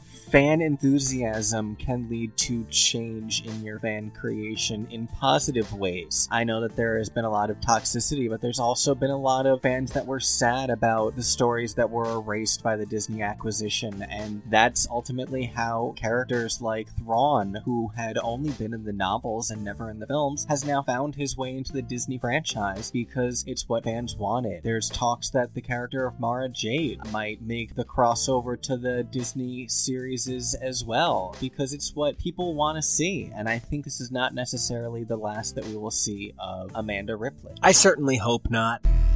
Honk noise, honk noise, the ship is gonna explode. Honk noise, that can only mean one thing. I'm Nico. Which I guess makes me Kevo. And we're here to finish it up. This is the finale to the amazing Alien Legacy.html. That's right, you bitch. It has all been leading to the giant flamethrower attack that is this finale. I couldn't be more excited to talk about it. Me too. We have watched some absurd number of films, we've talked about video games, we've talked about comic books, and we have the opportunity now to discuss our top 15 Alien Legacy projects, as well as seeing the original theatrical cut re-released into theaters for the 40th anniversary and the 6th 40th anniversary Alien shorts. You know, to be honest, while this was an opportune time to do an Alien podcast for the 40th anniversary, that really wasn't our motivation. It is just that Nico loves Alien as a franchise that much, and I said, hey babe, do you want to do Alien on the podcast? And he was like, yes, let's start right now. Yeah, it was a lot of fun. It just kind of happened. It filled out the schedule and gave us a new project to help us kind of transition away from MCU. We did 45 episodes of MCU. It was kind of tough to walk away from.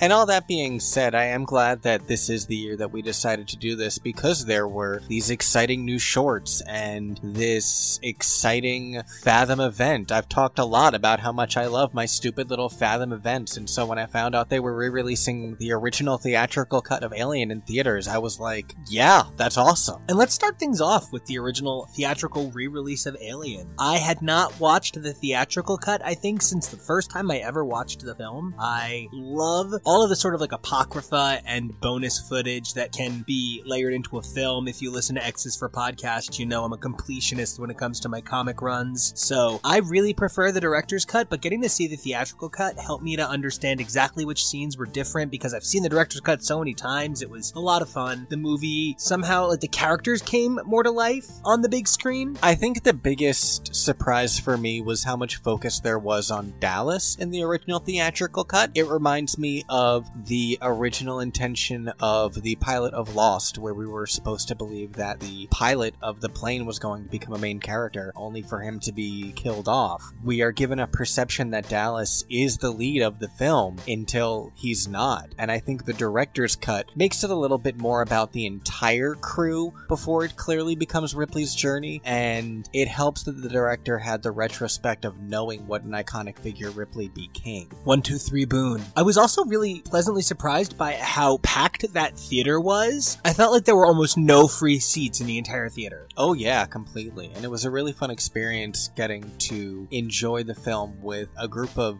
strangers. You know, everyone reacting at the same time. Here's your pen back. After Dallas used it to test the alien blood, everyone laughed, and it was really fun to have a whole room full of people who either were already big fans of the film and came out, or might be experiencing it for the first time, all reacting together. Admittedly, we didn't stay for any of the bonus stuff after the fact. Not that that stuff's not great, but I have places to be. I have places to fucking be! Sorry, I have friends.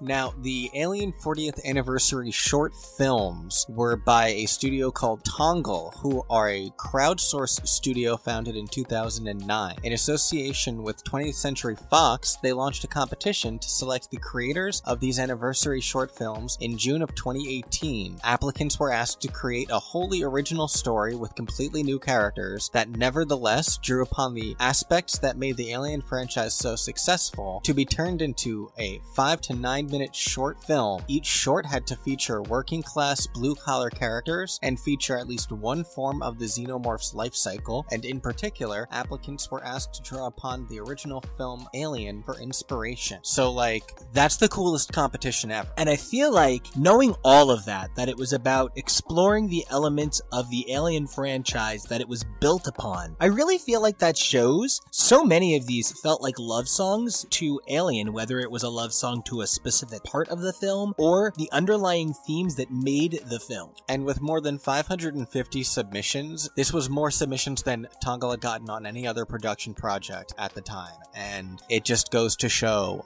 how dedicated fans of the Alien franchise are, and you can really see why they chose the ones that they did. The 6 shorts were Containment, Specimen, Night Shift, Ore, Harvest, and Alone. And the thing that most stood out for me was I felt each one of them featured a unique Xenogal. Occasionally, you kind of had to watch to the end to figure it out, but that idea of the central woman who is going to survive for the sake of her species ran through this amazingly. We had Ward, Julie, Raleigh, Lorraine, Hannah, and Hope, each one representing a very different form of the classical archetypes in the Alien franchise. I genuinely loved a number of these women. Most specifically, the women who stood out for me were Lorraine in Ore, as she was a woman who was willing to die facing a xenomorph to protect her colony, and Julie in Specimen, who we can just agree is like the ultimate like amazing super queer banging scientist lady with a dog. Like, I mean, she's like a really amazing queer lady trope, and I love her. Absolutely. You can tell that the director views the short as an early scene from a greater story and has this idea of a bigger adventure that takes the characters outside of the greenhouse, and how that affected the way that they portrayed the character even just for a few minutes. Now, I felt these worked to varying degrees of success. I personally found Ore, the story of a mining operation that is faced with a xenomorph, where the workers in the mine, at the end of their shift, having faced the reality that there is now an alien killer in their midst, decide to face it down and stay to their deaths to protect the colony above. As well as Specimen. If for no other reason, I love, like, you know, Survivor alone battling down the monsters, and as Kevo gave a great description of it in this greenhouse, and there was a lot of really cool twists. I also very much enjoyed Harvest. Harvest, which touched on a lot of the evil android out to get the humans kind of vibes. And there was a pregnant lady. Talk about survival of your species. Harvest was actually probably my least favorite of all of them. I didn't find the characters very well developed. I was taken aback by the twist. Every single fucking time it turned out that something or someone was an android in these shorts, I was always surprised. So kudos to these creators for, even though I watched all of these back to back, still managing to pull that on me every time. Good for y'all. Other than that, the creators of this short were a lot more action oriented. They were pushed by 20th Century Fox to make their short more like the slow burn horror of the original Alien. So you can really see where, for me, it just sort of convoluted the whole short. My least favorite was Alone. I really wanted to love Alone, the story of an android alone on their spaceship who takes in a pet xenomorph, ultimately losing her mind to protecting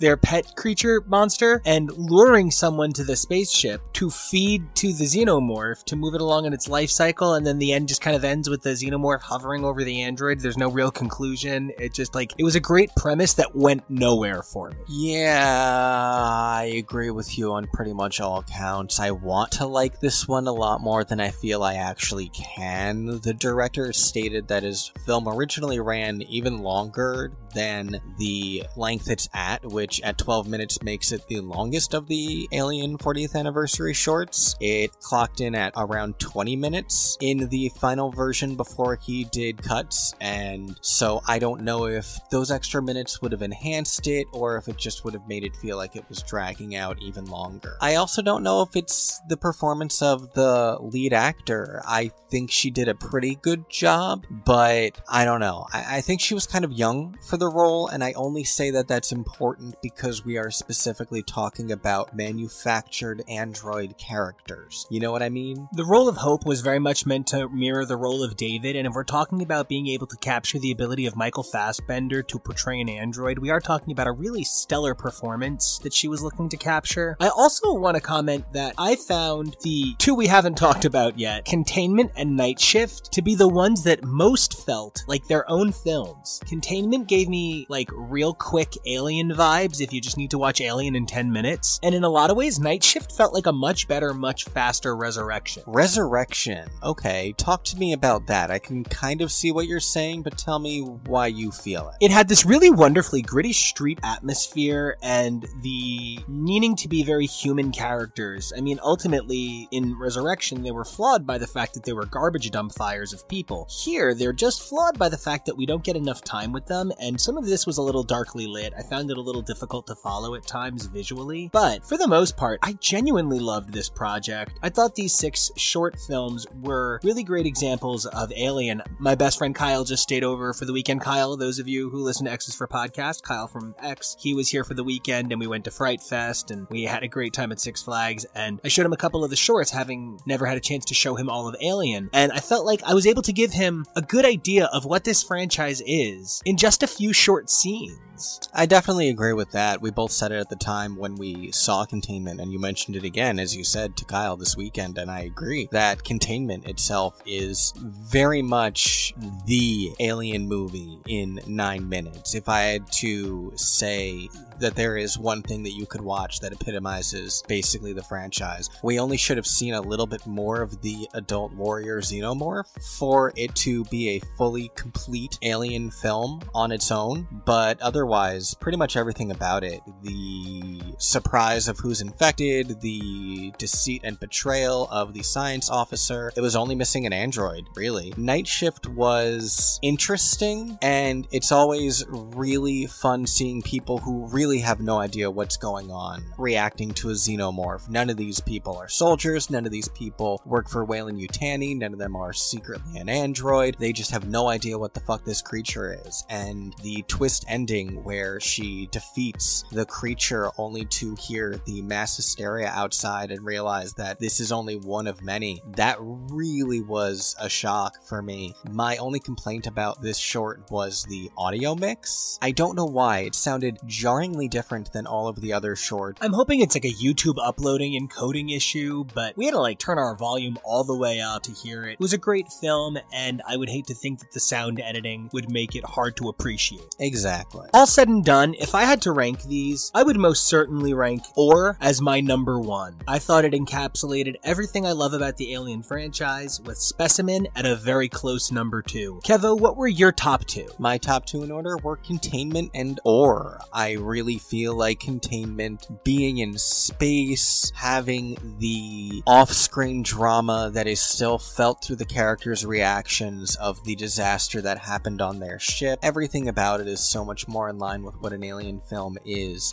But I think that the cast of the Or short and their dynamic and everything about them, it does make it a very strong second for me. The two that I thought were squarely in the middle were Harvest and Containment. I feel like both of them play out as really complete ideas, and they say a lot, but neither one of them gave me quite the punch that I thought the first two had. Both of the first two knocked me on my ass, and these two just sort of like made me check my balls. Interesting. My middle two are Specimen and Alone. I liked Specimen a lot, but I think in making it feel so developed and so much like it could be part of a larger story, I think that it didn't give me a complete enough story for its runtime, and so that's why it's a little further down for me. As for Alone, I really enjoyed the script of it and what the creator was trying to do, and I liked a lot of ways that it did reconcile my feelings about the original Alien film and the films that have come more recently, like Prometheus and Alien Covenant. That just leaves us with our bottom two, and my bottom two were Night Shift and Alone. And even then, I give the least of them, in my eyes, a C+.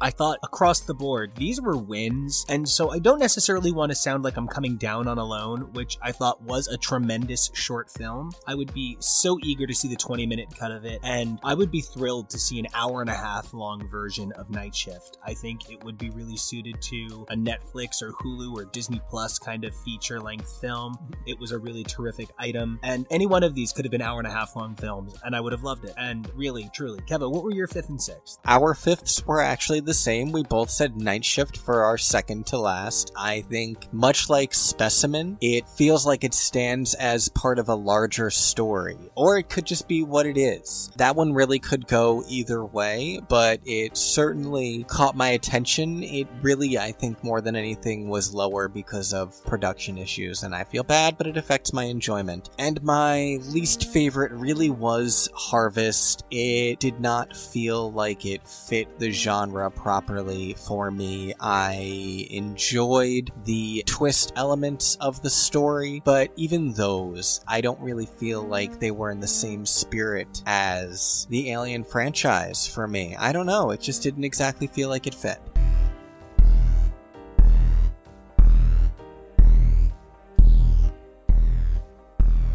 While we counted the shorts down from favorite to least, I think it's a little more fitting to count up to our favorite film in this project. So Kevo, number 15, what was your least favorite thing we covered? Requiem. Requiem. Yep, I have Requiem at number 15. Absolutely. Not even a question. Can it go lower than 15? Can I put it at 20? I kind of wanted to pull a John Mayer. John Mayer was notoriously afraid of the number 13 and put a blank track at the 13th position on his debut album, Room for Squares. And I really wanted to have a blank track at number 15 just so that I could make Requiem 16-0, but unfortunately 16-0 is not an option. Kevo, what did you lock in at 14? Predator 2. Kevo, if you tell me that you had Predator at number 13, I'm gonna fucking laugh. I do, actually. Holy shit, me too! Dude, what did you have at number 12?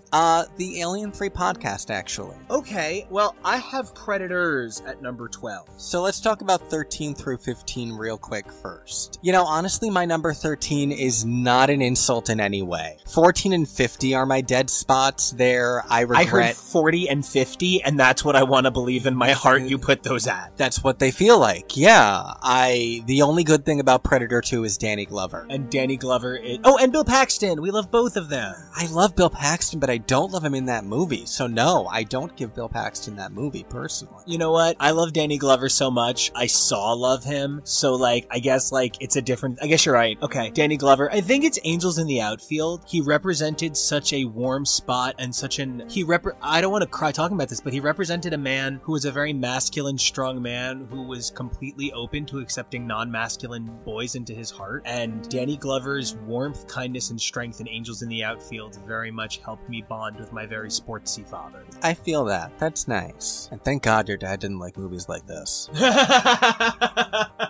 So, what is your number 12 again? Predators. Yeah, I think I only put the Alien 3 podcast under Predators because I just found the podcast to be difficult to follow. I didn't really feel like the characters were given distinctive enough personalities, and I don't know if it's because it's based off of a comic book that's based off of a draft of a script. I don't know. I just don't think that the Alien 3 movie that the podcast was portraying would have been very high ranked on my list anyway if it had been made into a film. I at least really enjoyed things about Predators, like the concept of it being a hunting planet and people being kidnapped and dropped there. I was able to follow it a little bit more easily. So I kind of feel like we have a lot of the same reasoning, and I think it's just how we weigh that reasoning that places where we put where.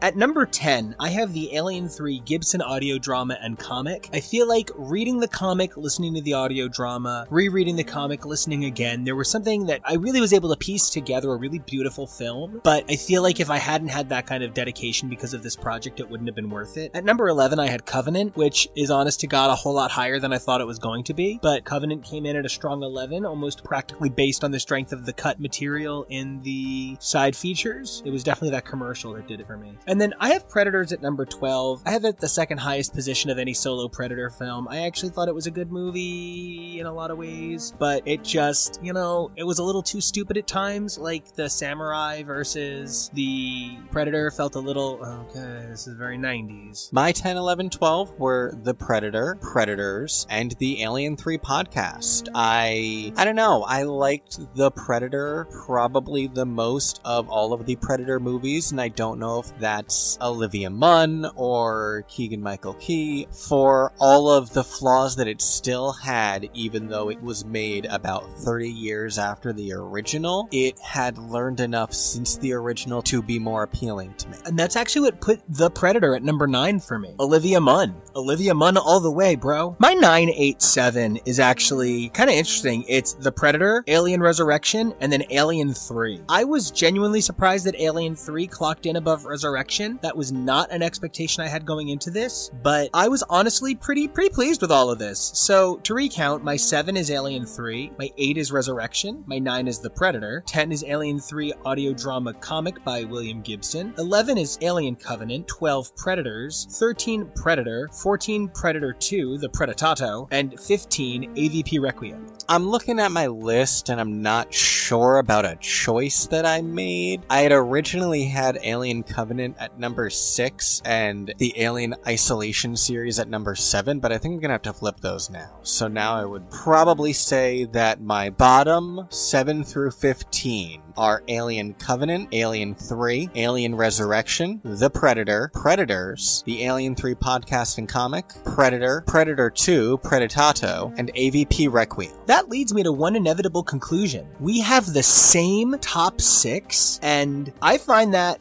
really fascinating. So, Kevo, I actually think our number 6 is the same, and it was such an exciting number 6 to share. I had been looking forward to the Alien Isolation digital series for a while. I loved the idea of the continuing Ripley family drama, and getting to see this film and loving the fuck out of it with Kevo and Jonah was such a pleasure for me to share in yet another fascinating, amazing Xeno gal who was a strong, powerful feminist science icon. If I had to guess, I would say that I had probably originally ranked Alien Isolation the series below Alien Covenant because Alien Covenant is simply a better made film in terms of production quality, but in terms of story, I don't even think that the two compare. I think that Alien Isolation is a really great pitch reel to make an actual film out of it. They did a really good job of splicing together, you know, cutscenes and bits and pieces of the video game and re-recording dialogue to make it fit together as a movie.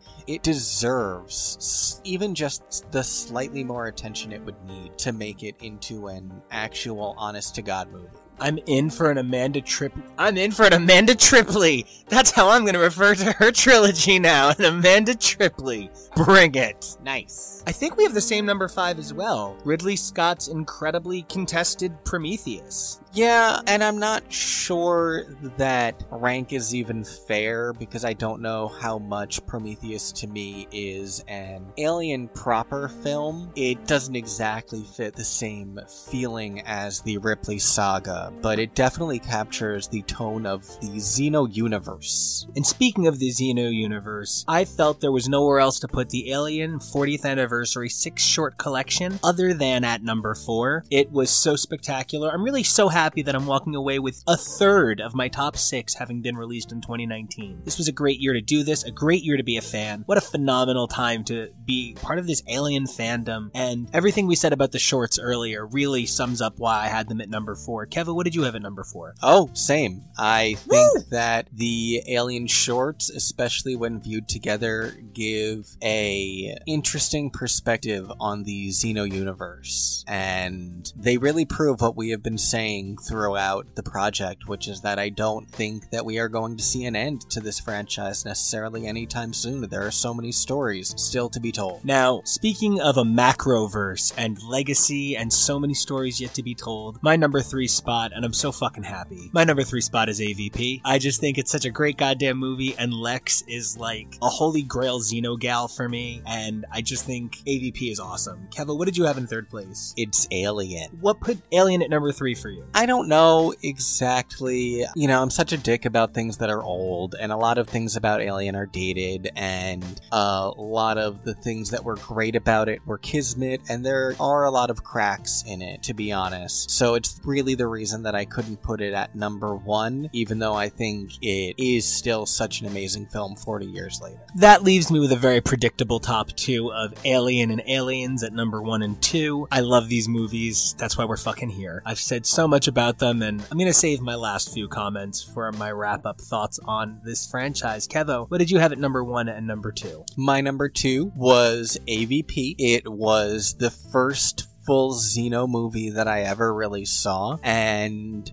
really enjoyed. And as you said, Lex is an amazing character. I would love to see a follow-up story with that character. There's no reason that we couldn't. And my number 1 was Aliens. I think that it recaptured a lot of the energy of the first film, and it was able to hammer out a lot of the flaws that I felt had been there. I think that the only thing that the first movie has on the second movie is that sense of how dangerous just a single xenomorph can be. But other than that, I really love the cast of Aliens a lot more. I love how much more developed the character of Ripley is, and I just think it was a really good film.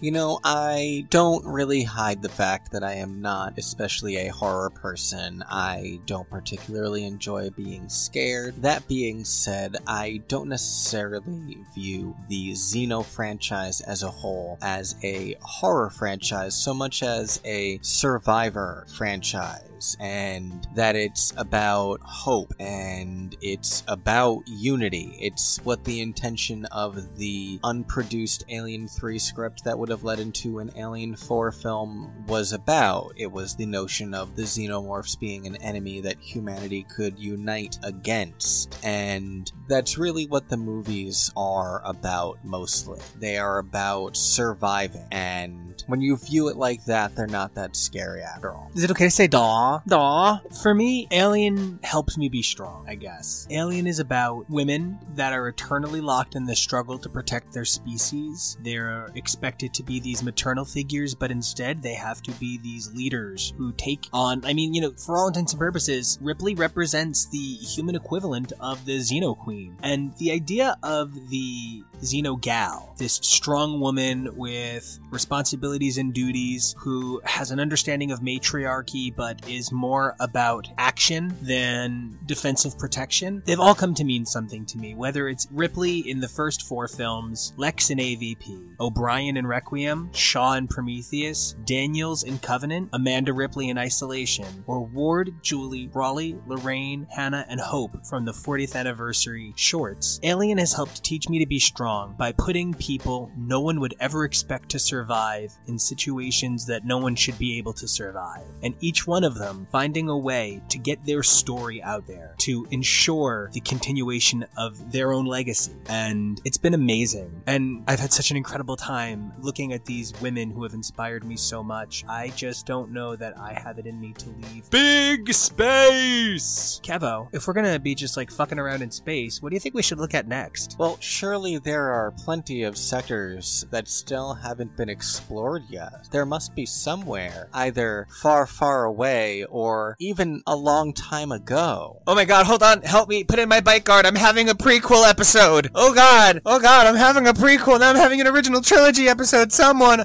oh god, I'm having an episode. Hey everybody, welcome back to an all-new X's for Show, your premiere show for streaming media content. A great creative team and a great concept that is years in the making. That's certainly one of the interesting things about this as a program. Hot names, even hotter ideas. The silliest version of every single one. Hot names, even hotter ideas. Everybody is so even-keeled. That is a nonsense thing that you just said. I'm not wrong. I've seen all the films. I get what you're saying. I hate it.